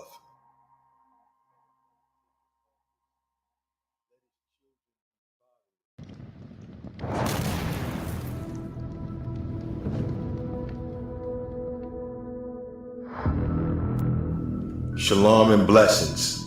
All praises, honor, and glory be to the Most High. Welcome to the second Exodus, part 3, Message of Love. This video is the second of 4 segments we will be showing. It highlights the reason for all the previous videos, also the ones to come. And that reason is our deep love for the Most High and for our people. It is written that if I give away all my goods to feed the poor, and if I give my body to be burned, but don't have love, it profits me nothing. It is our duty to the Most High and our obligation to our people to tell them the truth. Not just this, but it is a desire that cannot be ignored. There is no purpose in pride. There is no strength in selfishness. Our fall was together, and so shall our rise be together. We have many differences, yet what is important is our commonality. We do not have to bear the pain alone. We do not suffer alone, yet no weapon formed against us has prospered, because we still exist despite a clear effort to exterminate us. Our weakness and reason why the Most High resists us and hear us not It's because of our continuing in the mindset of disobedience, our pride, and condemnation towards each other. No matter what information you gain, if it is not for the love and betterment of our nation, it is nothing.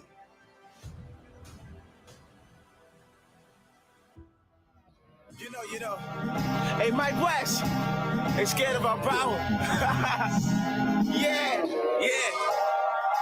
Look. Woo. I know they scared of my power. I know they scared of our power. They know that we got the juice. There's power in word. If you look at the Most High, what did he do? According to the book, it said he spoke, right? That's right. And then it was, right? I'll get them to believe that they can do anything, that they are unstoppable. Well, you done something then. Also, it is said that in the book somewhere you can find it, that the power of life and death is in the power of the tongue. So let's take a moment and think about that concept. Look how powerful the Most High is.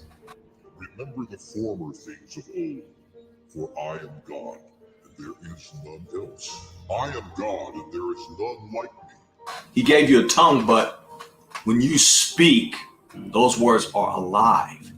You are scared to death of a black man with a few words in his mouth. Cage. You're afraid of words. Come on.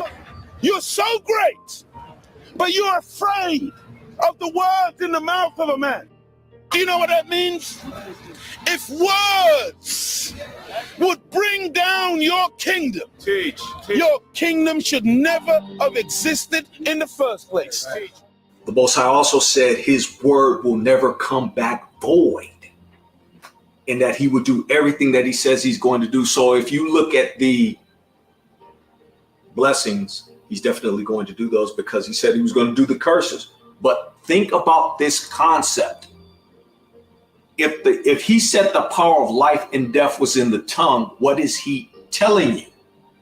What he's telling you is that your word is important, in that whatever you say, you should purpose in your heart to do, or whatever you say, if you have faith and you put in the work, he's going to make sure that you are able to execute that.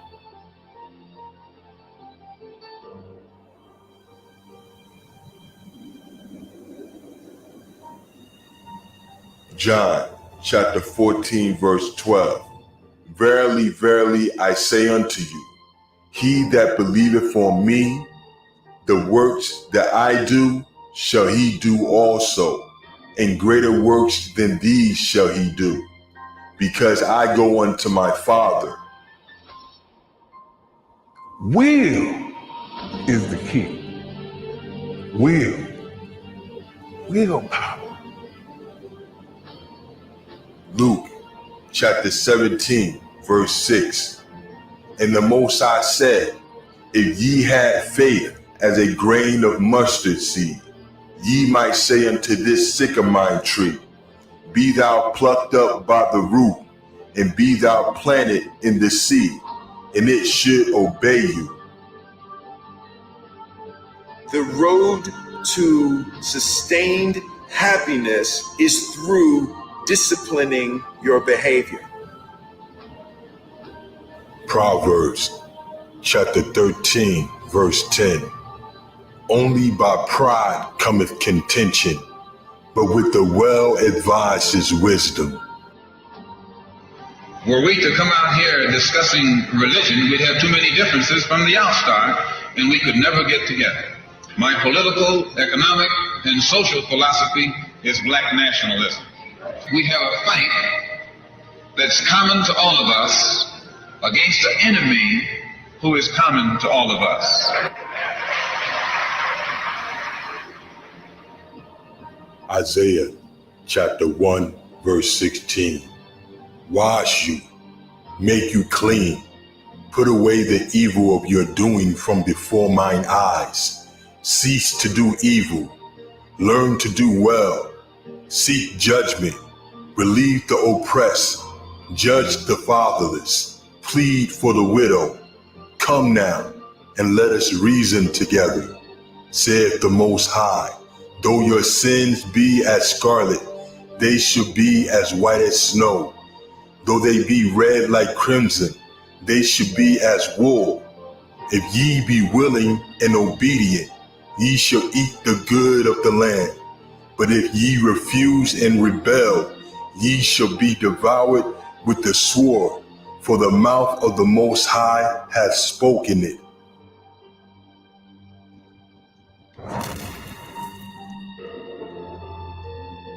It is written, greater works shall ye do. Do you really know who you are as an Israelite? What it really means? And the power we possess? What have you learned from your experiences? What do you think your purpose is? What is the reason behind what you have learned? Most of the issues that we have as a so-called community derive from the fact that the so-called black man is not holding his seed to the level of importance that we need to. It's very important. Once again, brothers, none of us are perfect, but we do have to hold ourselves and our seed line to a far higher regard. It's going to have to get to the point as grown men that you stand for something. My father told me it's not the things that you say yes to, it's the things that you say no to that make you a fucking man. This great awakening, was it forced to form debate clubs? Was it forced to form camps? Was not our awakening meant to serve as a sign of how great the Most High is? Was it not to mark a major change in our people? Our enemies magnify our differences. Well, first of all, that organization that you speak of is not representative of the whole nation of Israel. So you condemn these people that were hurling that kind of hateful language at the students? So you condemn these people that were hurling that kind of hateful language at the students? So you condemn these people that were hurling that kind of hateful language at the students? So you condemn these people that were hurling that kind of hateful language at the students? So you condemn these people that were hurling that kind of hateful language at the students? And we held on to those differences. But why should we hate each other when the suffering we endure together makes us unstoppable? Hear about slavery for 400 years? For 400 years, that sounds like a choice. You was there for 400 years and it's all of y'all? I call heaven and earth to record this day against you, that I have set before you life and death, blessing and cursing.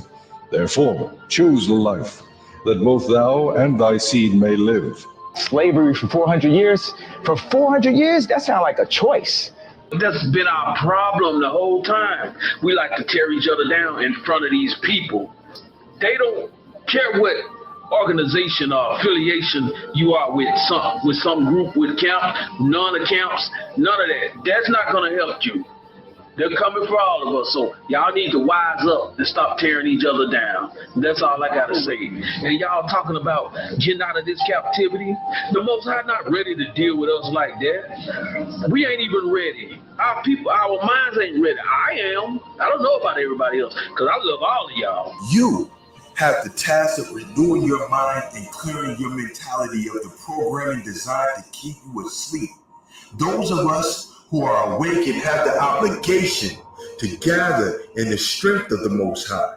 We have the responsibility to shine our light towards our people who are in darkness. We must be the example of a righteous nation, fearless and bold, standing together, not standing in opposition of each other based on doctrines that do not profit us collectively. We must tell the downtrodden who they are and show our people love they are lacking. Those of us who understand the 400 years of affliction spoken to Abraham must also understand that within this space of time, the Most High has called us to gather and lead the charge. The Most High is in show and prove mode. But in order for us to be vessels of his will, we must humble ourselves and put down our differences.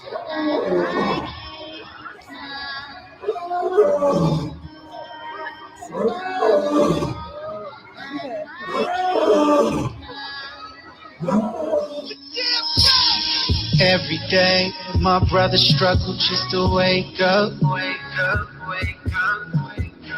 Avoid the pain. Take a substance just to stay afloat. Cause socially, economically, you find us on the bottom. They make the truth seem like a lie. A man with no power is buried alive. This is the story of a black man.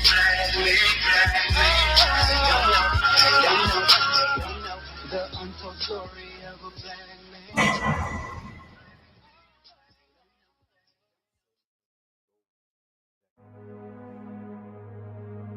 Today, I reclaim my birthright. I know what you did to my father. I seen you kill him. I know what you can do to me. Black people, you are a special people. You are a people deserving of better. You have a right to your piece of the world. God wants you to win. There's an exceptional group of people here in the United States, and it ain't the people who allegedly founded the country. The real founders of this country, the ones who really built it, they're asserting themselves. We are an exceptional people. Those of us descended from slaves, we're exceptional. We're different. This is not about saying that we're better than anyone else, but I'll be damned if we continue the lie that somehow we are lesser than. Because that's what the white media tries to do. And they're flunkies. And not all of their flunkies are white. But white supremacy is always trying to teach that black people are inferior. That's probably the reason why they like to put out so many stats saying black people are at the bottom of this, black people are at the bottom of that. In the late 1800s, Wilmington, North Carolina was the state's largest city. It had a majority black population. There was an unusual degree of black prosperity. In Wilmington, there were successful black entrepreneurs, doctors, teachers, but also black elected officials. And for a time, that was true throughout the state. Take a look at the politicians on this poster of the 1889 North Carolina House. Again, we have to take him up on his word, what he said. We have to believe that. If you really believe that you are special based on what he said, then you have to know within your spirit and you have to believe that you are special.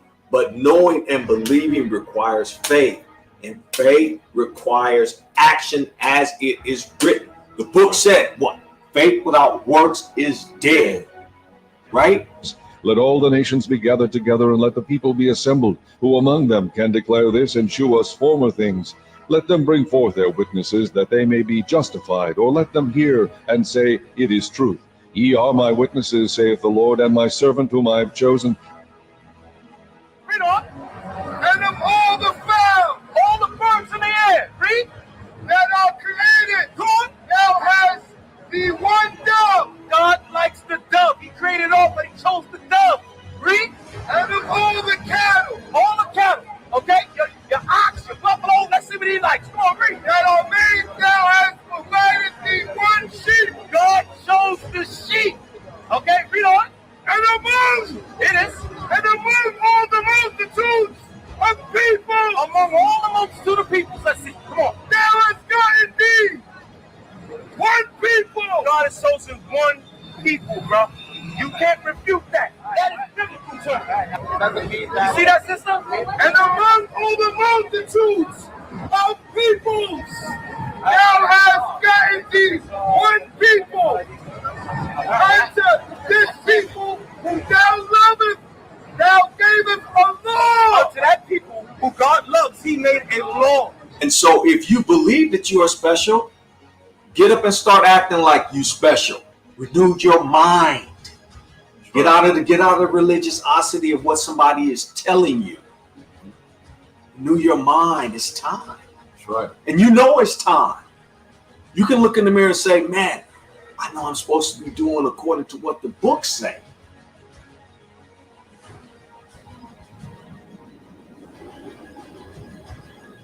Deuteronomy chapter 7 verse 6. For thou art an holy people unto the Most High thy Elohim. The Most High thy Elohim hath chosen thee to be a special people unto himself above all people that are upon the face of the earth. Humility. Be humble. If you don't understand your purpose, ask God. But ask him in sincerity. What's my purpose, God? Did you ever ask that question? What's my purpose? Why I'm here? What am I meant to do? But sometimes he can't tell us all at once. It might be too much. 2nd Ezra, chapter 6, verse 53. Upon the 6th day thou givest commandment unto the earth, that before thee it should bring forth beasts, cattle, and creeping things. And after these, Adam also, whom thou madest master of all thy creatures, of him come we all, and the people also whom thou hast chosen. All this have I spoken before thee, O Father, because thou madest the world for our sake. As for the other people, which also come of Adam, thou hast said that they are nothing, but be like unto spittle, and hast likened the abundance of them unto a drop that falleth from a vessel. And now, O Father, behold, these heathen, which have ever been reputed as nothing, have begun to be masters over us and to devour us. But we, thy people, whom thou hast called thy firstborn, thy only begotten, and thy fervent lover, are given into their hands. If the world now be made for our sake, why do we not possess an inheritance with the world? How long shall this endure? Actually, if you really want to get deep, there's no white prophets in any religion. All wise men, all holy men. What about the original Christian people? What about the Christian saints? The Catholic saints? Those are people they made up. You understand what I'm saying? But it's all kind of made up. No. What you got to understand is the Bible already existed at that time. Right. You see what I'm saying? So if you go into the so-called holy books, there were no holy white people.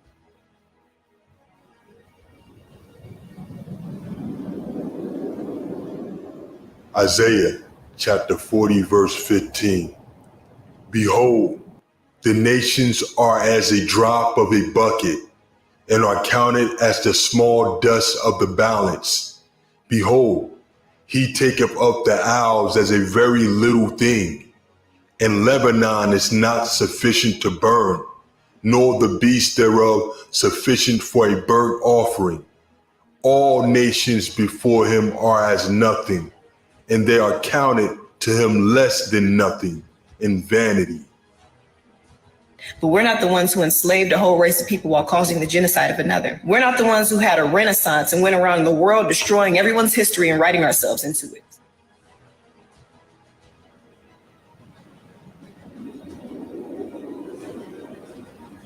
Philippians chapter 2, verse 5. Let this mind be in you, which was also in Mashiach, who being in the form of the Most High, thought it not robbery to be equal with the Most High. Now, most of the propaganda that's been told to us, every bit of it has been a lie, whether it's here domestic or abroad. It's all been lies. And all it takes is just a few minutes of research to find out how much all of it has been a lie, right? But when you think it negative, you're not even trying to break down particular propaganda.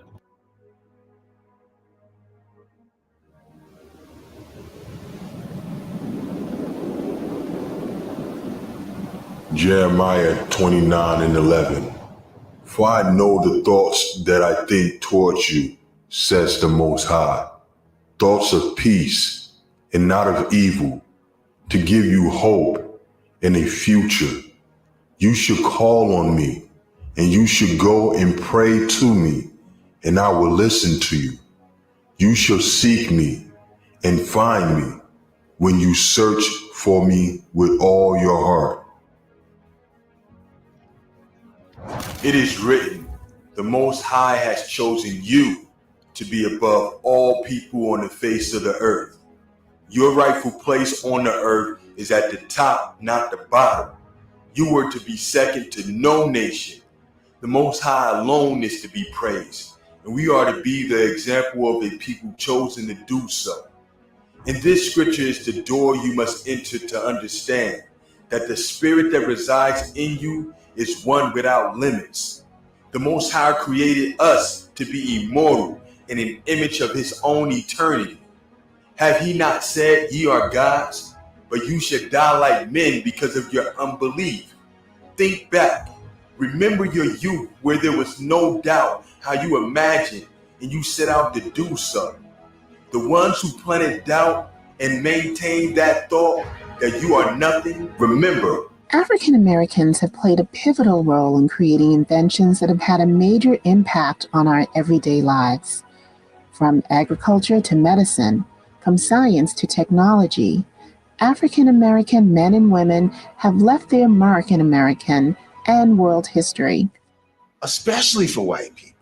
Like, especially the position that white people are in. That she had a side job as the host of a white supremacist podcast. Sarah Seidner has the story. 25-year-old Diana Volatich had one job, teaching social studies to middle school students at this Florida public school. This country, y'all are not there from any extra due diligence or intelligence. You're about to meet the head of Bledsoe Technologies. He is the CEO and president of one of the nation's fastest growing corporations, the #1 IT consultancy firm run by a minor in the Midwest. Yes, I said minor. When we last checked in with Jalen Bledsoe, he was 13 years old. Tell us about your business, how you got started. And I was always told when I was your age not to ask this, but you're a millionaire. Valued at $1 million, yes. Okay, yes. yeah. It's an IT company. We work on IT consultations to companies in St. Louis, as well as global across the U.S. now. You're there because you cheated. Okay? You're there because you did a bunch of shit that was unfair. Yeah. Before it happened, Tulsa was the scene of a thriving, wealthy Black community. Black Wall Street was the most prosperous Black-owned business district in 1921. This was Black Wall Street. There were hundreds of Black-owned businesses, everything from banks to pharmacies to the doctor's office. And Black folks were making really good money. There were even 2 movie theaters, all Black-owned and operated. Segregation was in full effect. You stacked the deck unfairly in your favor to create certain things for you to be able to have the certain wealth and 401ks and all this type of shit that now allows you to point back at other people and say, well, how come you couldn't do it like I did? They remember the fear and dread from the sight of you. They remember the mighty power that raised you up. They documented the fall of a nation that afflicted you. And now they fight the unavoidable truth that he that created the heavens and earth has yet again chosen you to rise and do his will. Mark of the beast, try and put the claws on me. Dirty cops, try and put the balls on me. So what you do? I went and put the laws on me. Soldiers stand strong and God never fall on me. Deepest abyss, essence of poverty. But I'm rich, the spirit is a part of me. Stress it in society, that BS don't apply to me. They mindless drones, walking like lobotomies. I got the power, I can see through their disguise. Lion of Judah, raising up the prize. Meet the circle of life before I let you break eyes. Something like Mufasa, eat him like Chewbacca. Ha, pardon my digress, adding to the progress. Doing the work with the time I am allotted to the elders, the wider. You put your life on the line so we get the knowledge. We know all about it. Extra, read all about it. Spread the good news, the gospel, we apostles.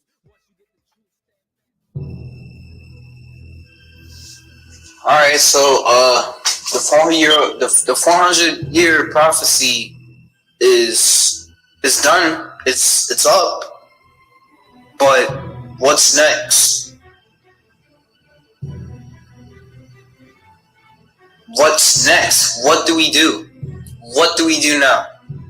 Do we just sit here and wait for the Most High? No. You know, right now, all we are doing is preaching a word to our people, letting them know that, you know, they have a God, they have commandments to obey, and, you know, we are Israelites. That's totally fine. You know, but what more can we do as a people? What more can we do? You know, are we just going to be here and sit here lazy? Do you really think the Most High is going to do every single thing for you? No. The Most High doesn't want us to continue laying our behinds down and just continue being a broken nation. He does not want us to be a broken nation. He wants us to get up and start working. We need to start planning things. We need to start getting together. And really, that's the earth's biggest fear right now. That's the biggest fear on the earth, that you guys come together and that you move in a unison fashion. Because the Creator has said, "Gather thyself, O nation not desired." As it is written, He is coming back for a nation that He will raise up, right? Because when He returns, He is not coming back to make friends. Here's the key thing, though. It's somewhere in the book. Somewhere in the book it says, Israel is His battle axe. Now, you think He gonna come back for a nation, but you're not a nation. You still running around fragmented. So that means that you've already done the legwork to become and form this nation, and He's going to raise that nation up. But when He comes back, He says that He's going to use you as His battle axe. So that means that you got your stuff together now. You're no longer fragmented. So we shouldn't be moving in fear or cowardness, because that was part of the cup of trembling. So again, if we no longer have it, don't be ashamed to accept the blessings as it is written, because that's what He promised to you. He promised these things to you. I did not. We have to go from being the victims to being the victors. That's right. No matter whose fault it is that something is broken, if it's your responsibility to fix it. For example, it's not somebody's fault if their father was an abusive alcoholic, but it's for damn sure their responsibility to figure out how they're going to deal with those traumas and try to make a life out of it. It's not your fault if your partner cheated and ruined your marriage, but it is for damn sure your responsibility to figure out how to take that pain and how to overcome that and build a happy life for yourself. Fault and responsibility do not go together. It sucks, but they don't. When something is somebody's fault, we want them to suffer. We want them punished. We want them to pay. And we want it to be their responsibility to fix it. But that's not how it works, especially when it's your heart. Your heart, your life, your happiness is your responsibility and your responsibility alone. As long as we're pointing the finger and stuck in whose fault something is, we're jammed and trapped into victim mode. When you're in victim mode, you're stuck in suffering. The road to power is in taking responsibility. Your heart, your life, your happiness is your responsibility and your responsibility alone. You know, we have to understand there's no nation out there like us. The Most High said that. He chose us. That's what makes it special. What nation has been chosen by the Most High, that the Most High Himself came down and defended?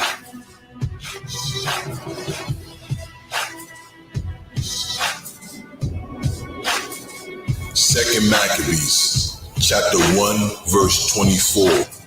O Father, Most High Elohim, the creator of all things, who are terrible and strong and righteous and merciful, who alone are King and gracious, who alone supplieth every need, who alone are righteous and almighty and eternal, you that saved Israel out of all evil, who made the fathers your chosen and did sanctify them, Accept the sacrifice for all your people Israel, and guard your own portion and consecrate it. Gather together our dispersion. Set at liberty those who are in bondage among the heathen. Look upon those who are despised and abhorred, and let the heathen know that you are our Father. Torment those who oppress us and in arrogance shamefully entreat us. Plant your people in your holy place, even as Moses said. Let the high praise of God be on the mouths of the saints, and a two-edged sword in their hand to execute vengeance on the demonic nations and punishment on those people. Divide their kings for chains and their nobles with fetters of iron to execute on them this written judgment. This honor have all his saints. Praise the Lord. Praise the Lord. Sing to him anew.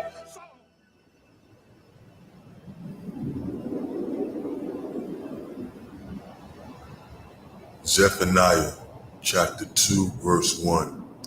Gather yourselves together.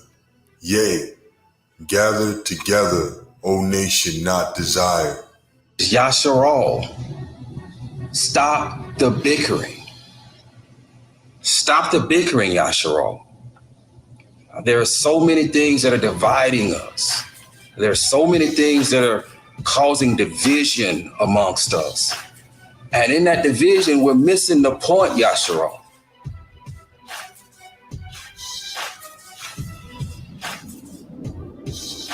Isaiah chapter 54, verse 14. In righteousness shalt thou be established. Thou shalt be far from oppression, for thou shalt not fear, and from terror, for it shall not come near thee. Behold, they shall surely gather together, but not by me.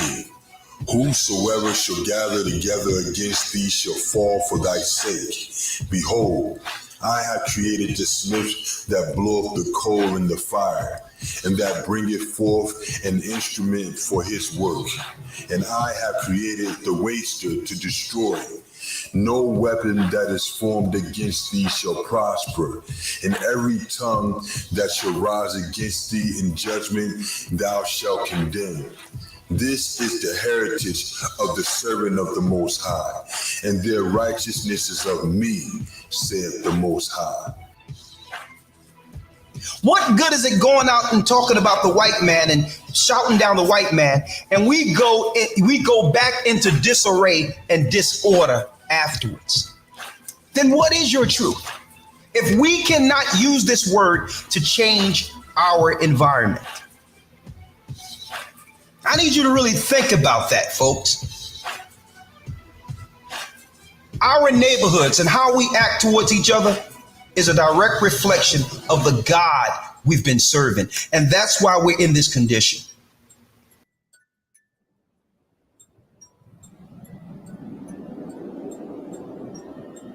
Micah chapter 2, verse 10. Arise and depart, for this is not your resting place, because of uncleanness that destroys, even with a grievous destruction. If a man walking in a spirit of falsehood lies, I will prophesy to you of wine and of strong drink. He would be the prophet of this people. I will surely assemble Jacob, all of you. I will surely gather the remnant of Israel. I will put them together as a sheep of Bozrah, as a flock in the middle of their pasture. They will swarm with people. He who breaks open the way goes up before them. They break through the gate and go out, and their king passes on before them with the Most High at their head.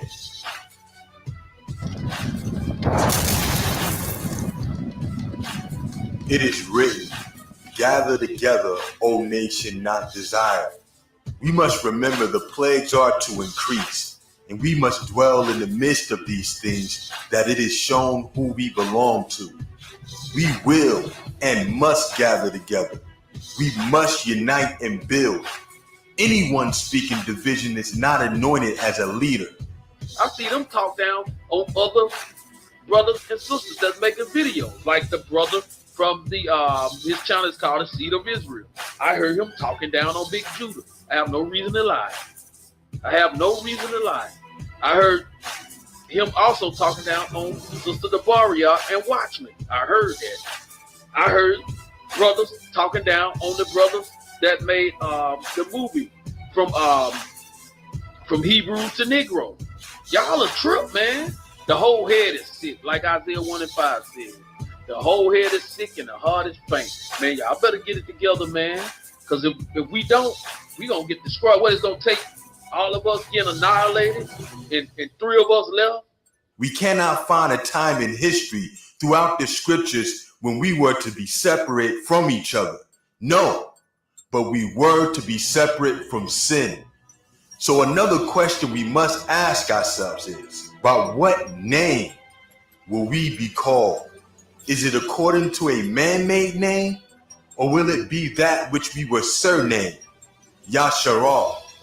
This is not a bid to gather without standards, but to understand that doctrinal issues that cause separation are to be discarded. We were given the 10 Commandments to ensure we would be able to interact with each other, knowing we will not betray one another or do evil to each other. Any other standard causing division outside of the royal law is making the 10 Commandments of no effect. If someone is seeing reasons outside of the laws that the Most High gave to mark a brother or sister as an enemy, that person is being a tool of the real enemy and is not for the restoration of our nation. So understand, your afflictions are coming to an end. Your afflictions are the curses the Most High has put on you. Once the curses end, so shall the blessings begin.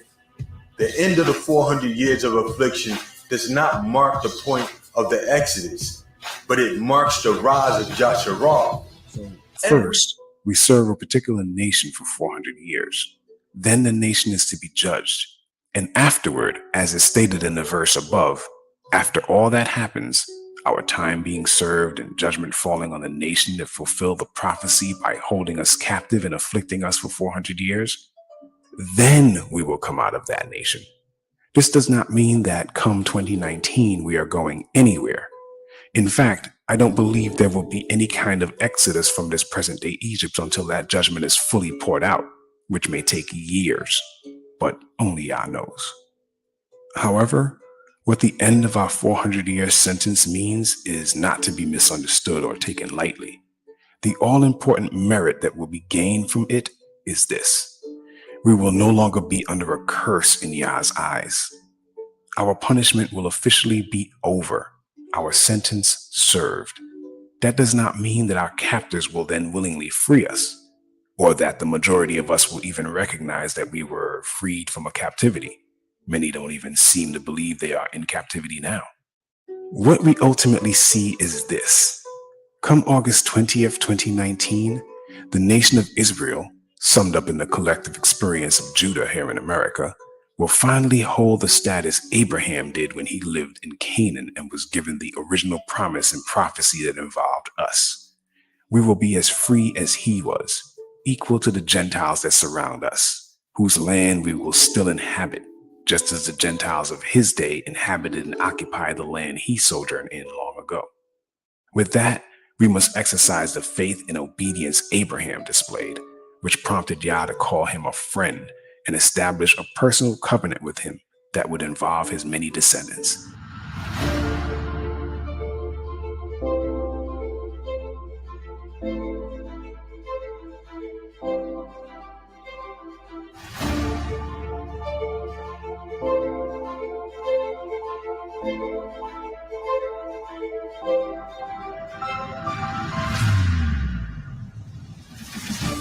Every Israelite who proclaims he or she is a child of the Most High must stand up and show and prove they are by being a light to their people and not burying their talents, but putting forth their talents to build our nation. The 10 Commandments, the royal law, it is our law of civility. The Most High gave it to us to ensure we would be able to operate with each other. It is our constitution. It is the foundation of which Mashiach came to show us. It strengthens us as a nation, and through it we shall rise. Not by might, not by power, by your spirit, God. Send your spirit, God. Not by might, not by power, by your spirit, God. Send your spirit, God.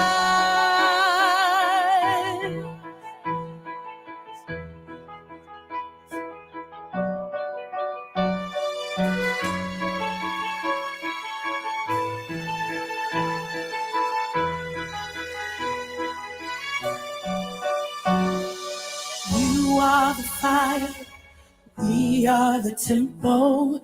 You are the voice, we are your song. You are our God, we are your people. You are the light, we stand in awe. We stand in awe of you.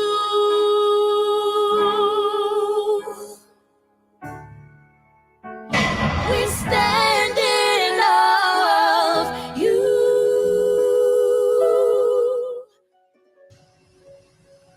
And the Lord, His Spirit came over me. He said, my children don't know what a good, good father I am. They haven't experienced how perfect I am. Right now, they are scrambling. They're woken up and they're scrambling because it says in my word, if you remember my covenant I made with you, then I will remember you. So these people are scrambling, and many of them are very angry. You have no place, none, to be ridiculing them. These are God's children. The Lord said they are scrambling. They're reaching out for me in the best way they know how. How are they going to know how to love when they haven't experienced love in thousands of years? They have been separated from me. They're trying to reach back to me. Pray for them. Pray for them. Shame on you, America. Calling them the worst hate group in America. When we, as Americans, America has raped, murdered, made them property. God's children. You know what else the Lord told me? If you are Hebrew and you're watching, bless you. I'm praying for you. Those that are angry, I'm praying for you. Those that are hurting, I'm praying for you. Those that are reaching out, wondering, what does this mean? What do I do? I'm praying for you. And the Lord is coming back. He's coming for you. He's coming for you. Vengeance is mine. Then shall the righteous man stand in great boldness before the face of such as have afflicted him, and make no accounts of his labor. When they see it, they shall be troubled with terrible fear, and shall be amazed at the strangeness of his salvation, so far beyond all that they look for. And they repenting and groaning for anguish of spirit shall say within themselves, this was he whom we had sometime in derision, in a proverb of reproach. We fools accounted his life madness, and his end to be without honor. How is he numbered among the children of God, and his lot is among the saints?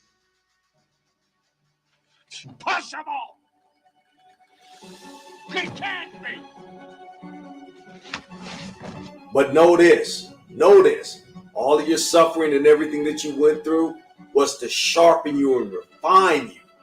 He sharpened you and refined us for this day and for this time, so that when you guys come out with all the knowledge that you have of him and your belief and faith of him, that you can step forward and be the nation that he wants you. Now, I know that you are soldiers by nature. And I want to say to the black community, the problem with us is that we're bringing soldiers into the world, but we're not giving them anything to fight for. No, your obligation is to go to your grave to avenge your children. That's your duty as a human being, black man.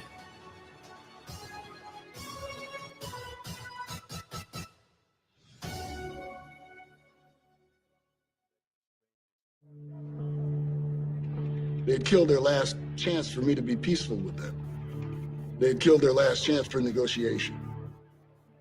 They killed a man who walked through hell to try to get along with you. And you kill him? There in Illinois, we had Laquan McDonald and Rekia Boyd. In Texas, we had Sandra Bland. In Ohio, we had 12-year-old Tamir Rice and John Crawford. In New York, we had Eric Garner, Sean Bell, Akai Gurley, Amadou Diallo. In Michigan, we had 7-year-old Ayanna Jones. In Maryland, we had Freddie Gray. In North Carolina, we had Jonathan Farrell. In South Carolina, we had Walter Scott. In California, we had Ezell Ford and most recently Stephon Clark. In my home state of Washington, Charlena Lyles, and that is just a sampling of how this is not a local issue. It is a national disaster. It is a national problem.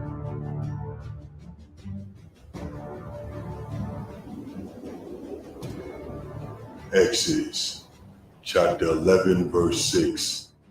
And there should be a great cry throughout all the land of Egypt, such as there was none like it, nor should be like it any more.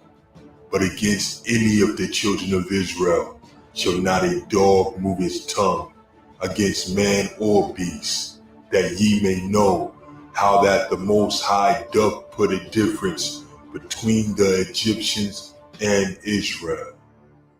And to say that they are angry would definitely be an understatement. It's sad enough that our young men are being killed. But when our women are not safe, as men in our community, we are called to stand up and protect the women in our community. And when our women are not safe, then it's going to get to a point that we can no longer be passive. At some point, we have to fight aggression with aggression. As pastors and Christians, yes, we're called to love. We're called to forgive. But we're not called to be fools. And it's time out for you continue to kill the people in our neighborhood and expect us to be passive. So again, I'm with Bishop Kirkland. When I first got involved with this is what I said. What bothers me with us as a community is 2 or 3 weeks we'll be upset, we'll be angry, and then we'll go on with life. But what we're finding out, if we stop for 2 or 3 weeks, 2 or 3 weeks later, somebody else may be killed. So we got to stand up as a community and let them know that we're sick and tired of our young ladies being killed. We're sick and tired of our sons.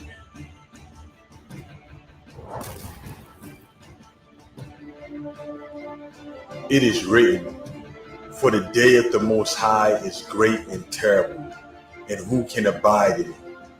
In this judgment, the Most High will be glorified.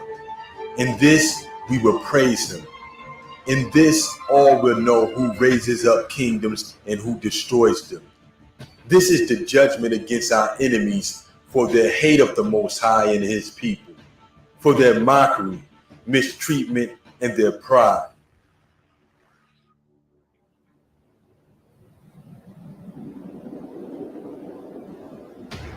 Zechariah chapter 2 verse 8. For thus saith the Most High of hosts, after the glory hath he sent me unto the nations which spoiled you. For he that toucheth you toucheth the apple of his eye. You have been put into a prison based on your color. That is one of the biggest insults, not only that a person can receive, but it's really a slap in the face and an attempted insult to the creator of the universe. But the white supremacists don't care about that. They don't mind insulting the creator of the universe. They'll say, I don't like your creation. You made all these black, brown people and put them among me. I'm supposed to have the planet to myself. And since they're here, though, I will insult them and I will kick them around. You're a product. I don't want to be bothered with these other products that you made.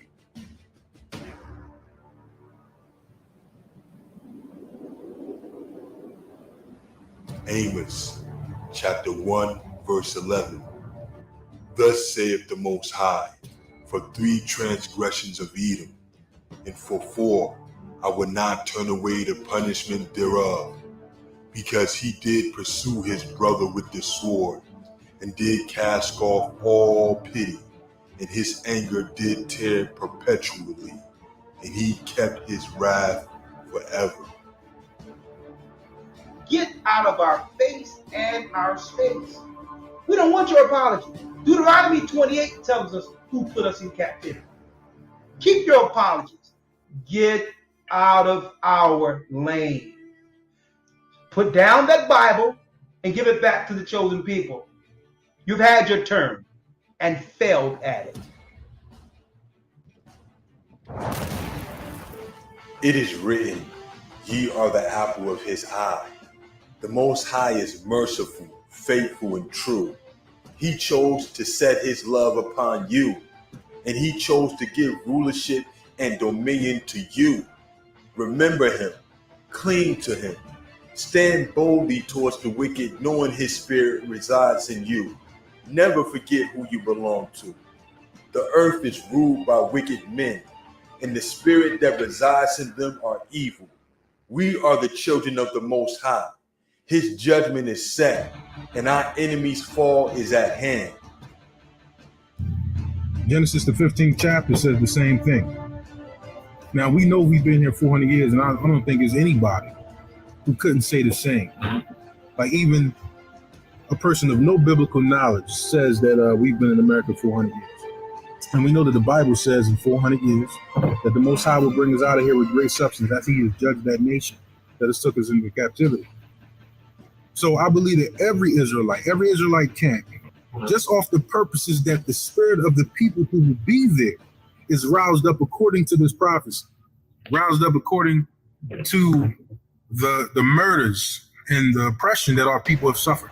Not so much who's calling the assembly, but the spirit behind the people that are going. There's no greater opportunity right now to go where our people are, to try to get our people to understand who they are. We went there as a nation of Israelites. All the camps, just a nation of Israelites, bold and strong. We can probably bring more people in than standing on the highways and byways of this nation. Because the people there are actually tired. The people there, whether they know it or not, are going there according to prophecy. Gather together, O ye nation not desired. So we can take a step back and stop worrying about who's calling the assembly. And go, just because the spirit of the people is what the spirit of the people will be, and that no man can gather a man unless it be of the Most High.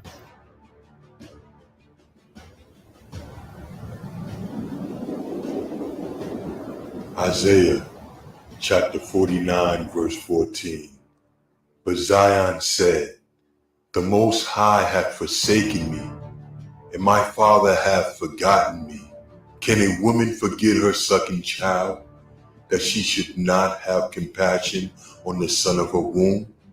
Yea, they may forget, yet will I not forget. Behold, I have graven thee upon the palms of my hands. Thy walls are continually before me. Because we are so cowered down. We have played the game. We have sold out. It's embarrassing. We can't do this no more. So my evolution is my revolution. Those who want to stand with me and fight this fight the right way, hey, I'm here. I'm ready to die for mine. That's why kids don't respect us, so we don't get to fight. Men of Yasharal must stand up, gird themselves, and understand this is a war, and our fight is to exist. When we operate, it should be for the benefit of our nation, for the sake of our children, for the glory of the Most High. Foolish debates serve no purpose of glorifying the Most High. It is pride and arrogance, and it divides our people for reasons that do not bring forth righteousness.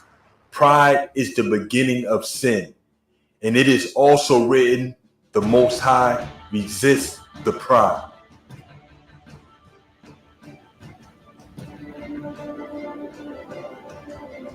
Sirach chapter 10, verse 12. The beginning of pride is when one departed from the Most High, and his heart is turned away from his Maker. For pride is the beginning of sin, and he that hath it shall pour out abomination. And therefore the Most High brought upon them strange calamities, and overthrew them utterly. We are unable to unite because we are divided along colonial lines, Francophones and Anglophones. We need to do away with that. We need to love our African brothers in America when they are being slaughtered, in London when they are being slaughtered. They need to know that we love them here in South Africa. They remain our brothers. Love each other everywhere else where you find one another. Protect each other, Africans, because we are in the receiving end of capitalism. Capitalism inherently, it is racist. So forget about debates. Forget about differences outside of the law. Forget about trying to prove to the other nations who we are. Who are they that we should have to prove to them who we already know we are? These same nations conspire to hide our identity from us. And as we have said before, all these nations, especially America, are not the standard bearers of morality. Talk is cheap, no more talk. Action speaks louder than words. If the Spirit of the Most High is in you, prove it. Show your people who we are. If you are with the Most High, call on him and show our people who we serve. No more we got next. Take next.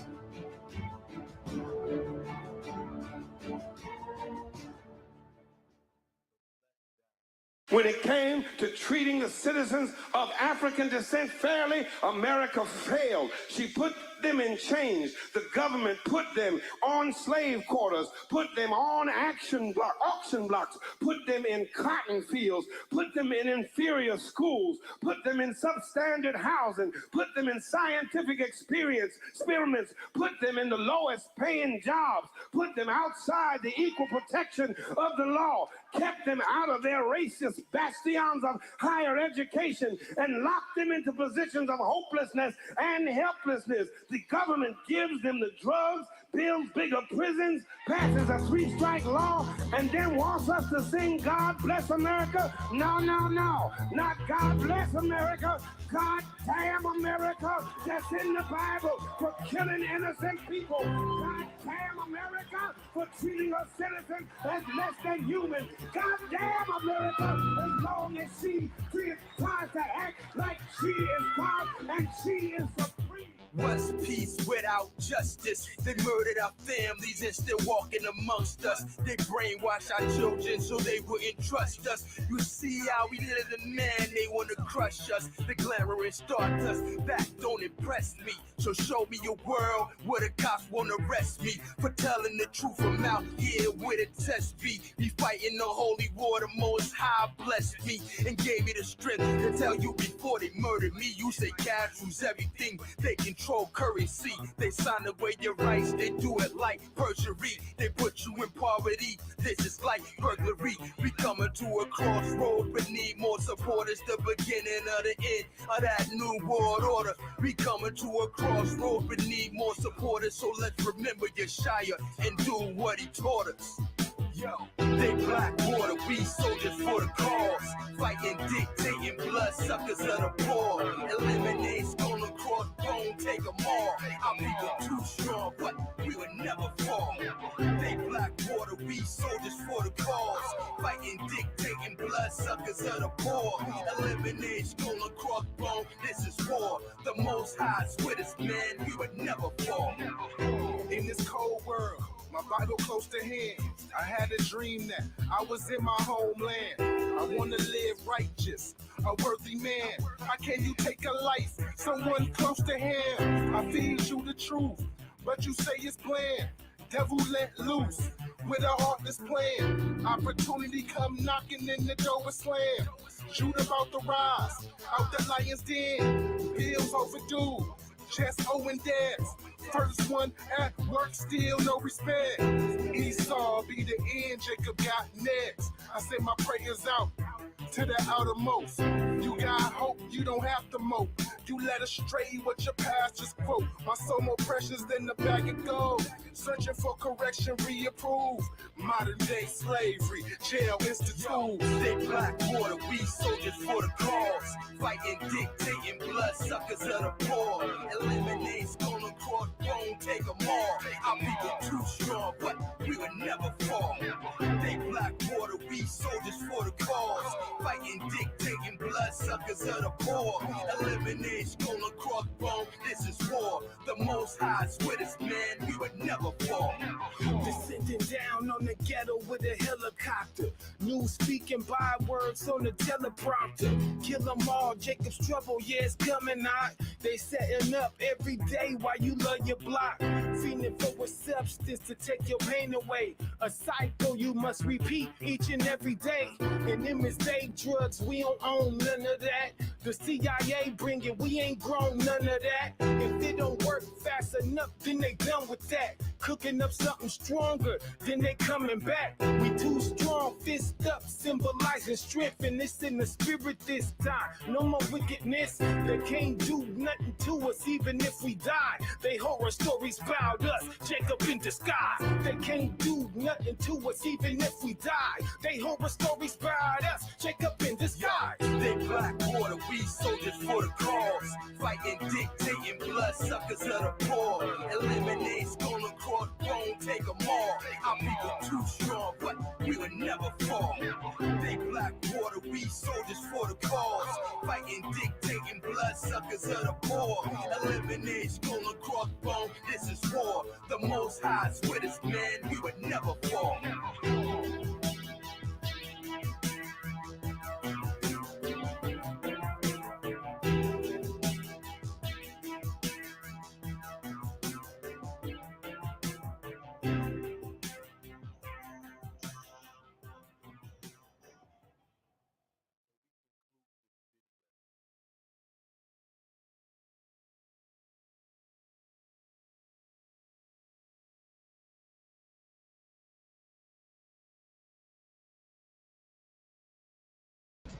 All praises, honor, and glory to the Most High. Shalom and blessings, family. I just got home from work right on time after the videos were done. I hope you all enjoyed them. We'll be doing things like this more often. The next set of videos I'll do would be like the 400-year prophecy teachings. You know, all the information we got on that, we got those on a playlist, real extensive playlist, and we'll be doing that the next one. I'm glad to see everybody enjoyed it. You know, all praise, honor, and glory to the Most High. Shalom and blessings, brother Jason Philip McCauley and everybody else in the room. Tachi, Roland, Romai, Shariah. I'm gonna be kind of busy tonight putting together the TikTok video. I'm gonna do my recording, and then I'm gonna take the videos that was sent to me, and I'm gonna put those together. Thank you, Sister Joy. Thank you. Shalom and blessing, brother T. I appreciate it, man. All praises, honor, and glory to the Most High, man. You know, when we got a goal and we set out to do it, you know, it's nothing can stop us. All our people are extremely talented, and you know, our gifts go way beyond whatever we're doing here. You know, so wait until we get out of this place and we're not subject to the things that they put in front of us all the time. Then you really gonna see what we can do. Absolutely. Let us go. Let us go. But I don't want to hold anybody up any further. Thanks for staying in and watching. I hope you brothers and sisters enjoyed the fellowship. I absolutely enjoyed it. Anytime that I got a chance to look at the chat and say something. I did, even though I was at work, you know. But when I got on my break or whatever, I went in and I, you know, and I made comments, you know. But so I'm just happy everybody enjoyed it, and I hope it inspired everybody. But we got another moves to do now. You know, let's make this let us go. Let's get it to go viral once again. You know, if you got a TikTok or a Facebook, you know, we're gonna be saying let us go on TikTok. We're gonna be saying let us go on Facebook. You know, and until the Spirit moves these people or the Most High steps in and makes them let us go. You know, if you ready to go home, that's what we're gonna be doing. You know, and we're gonna be doing the prayers also on Friday. Cry out. We're gonna start that up again also. You know. But with that being said, I just want to say shalom and blessing to you, brothers and sisters. How do I say it? Walk in faith, walk in grace, and walk in obedience, Israel.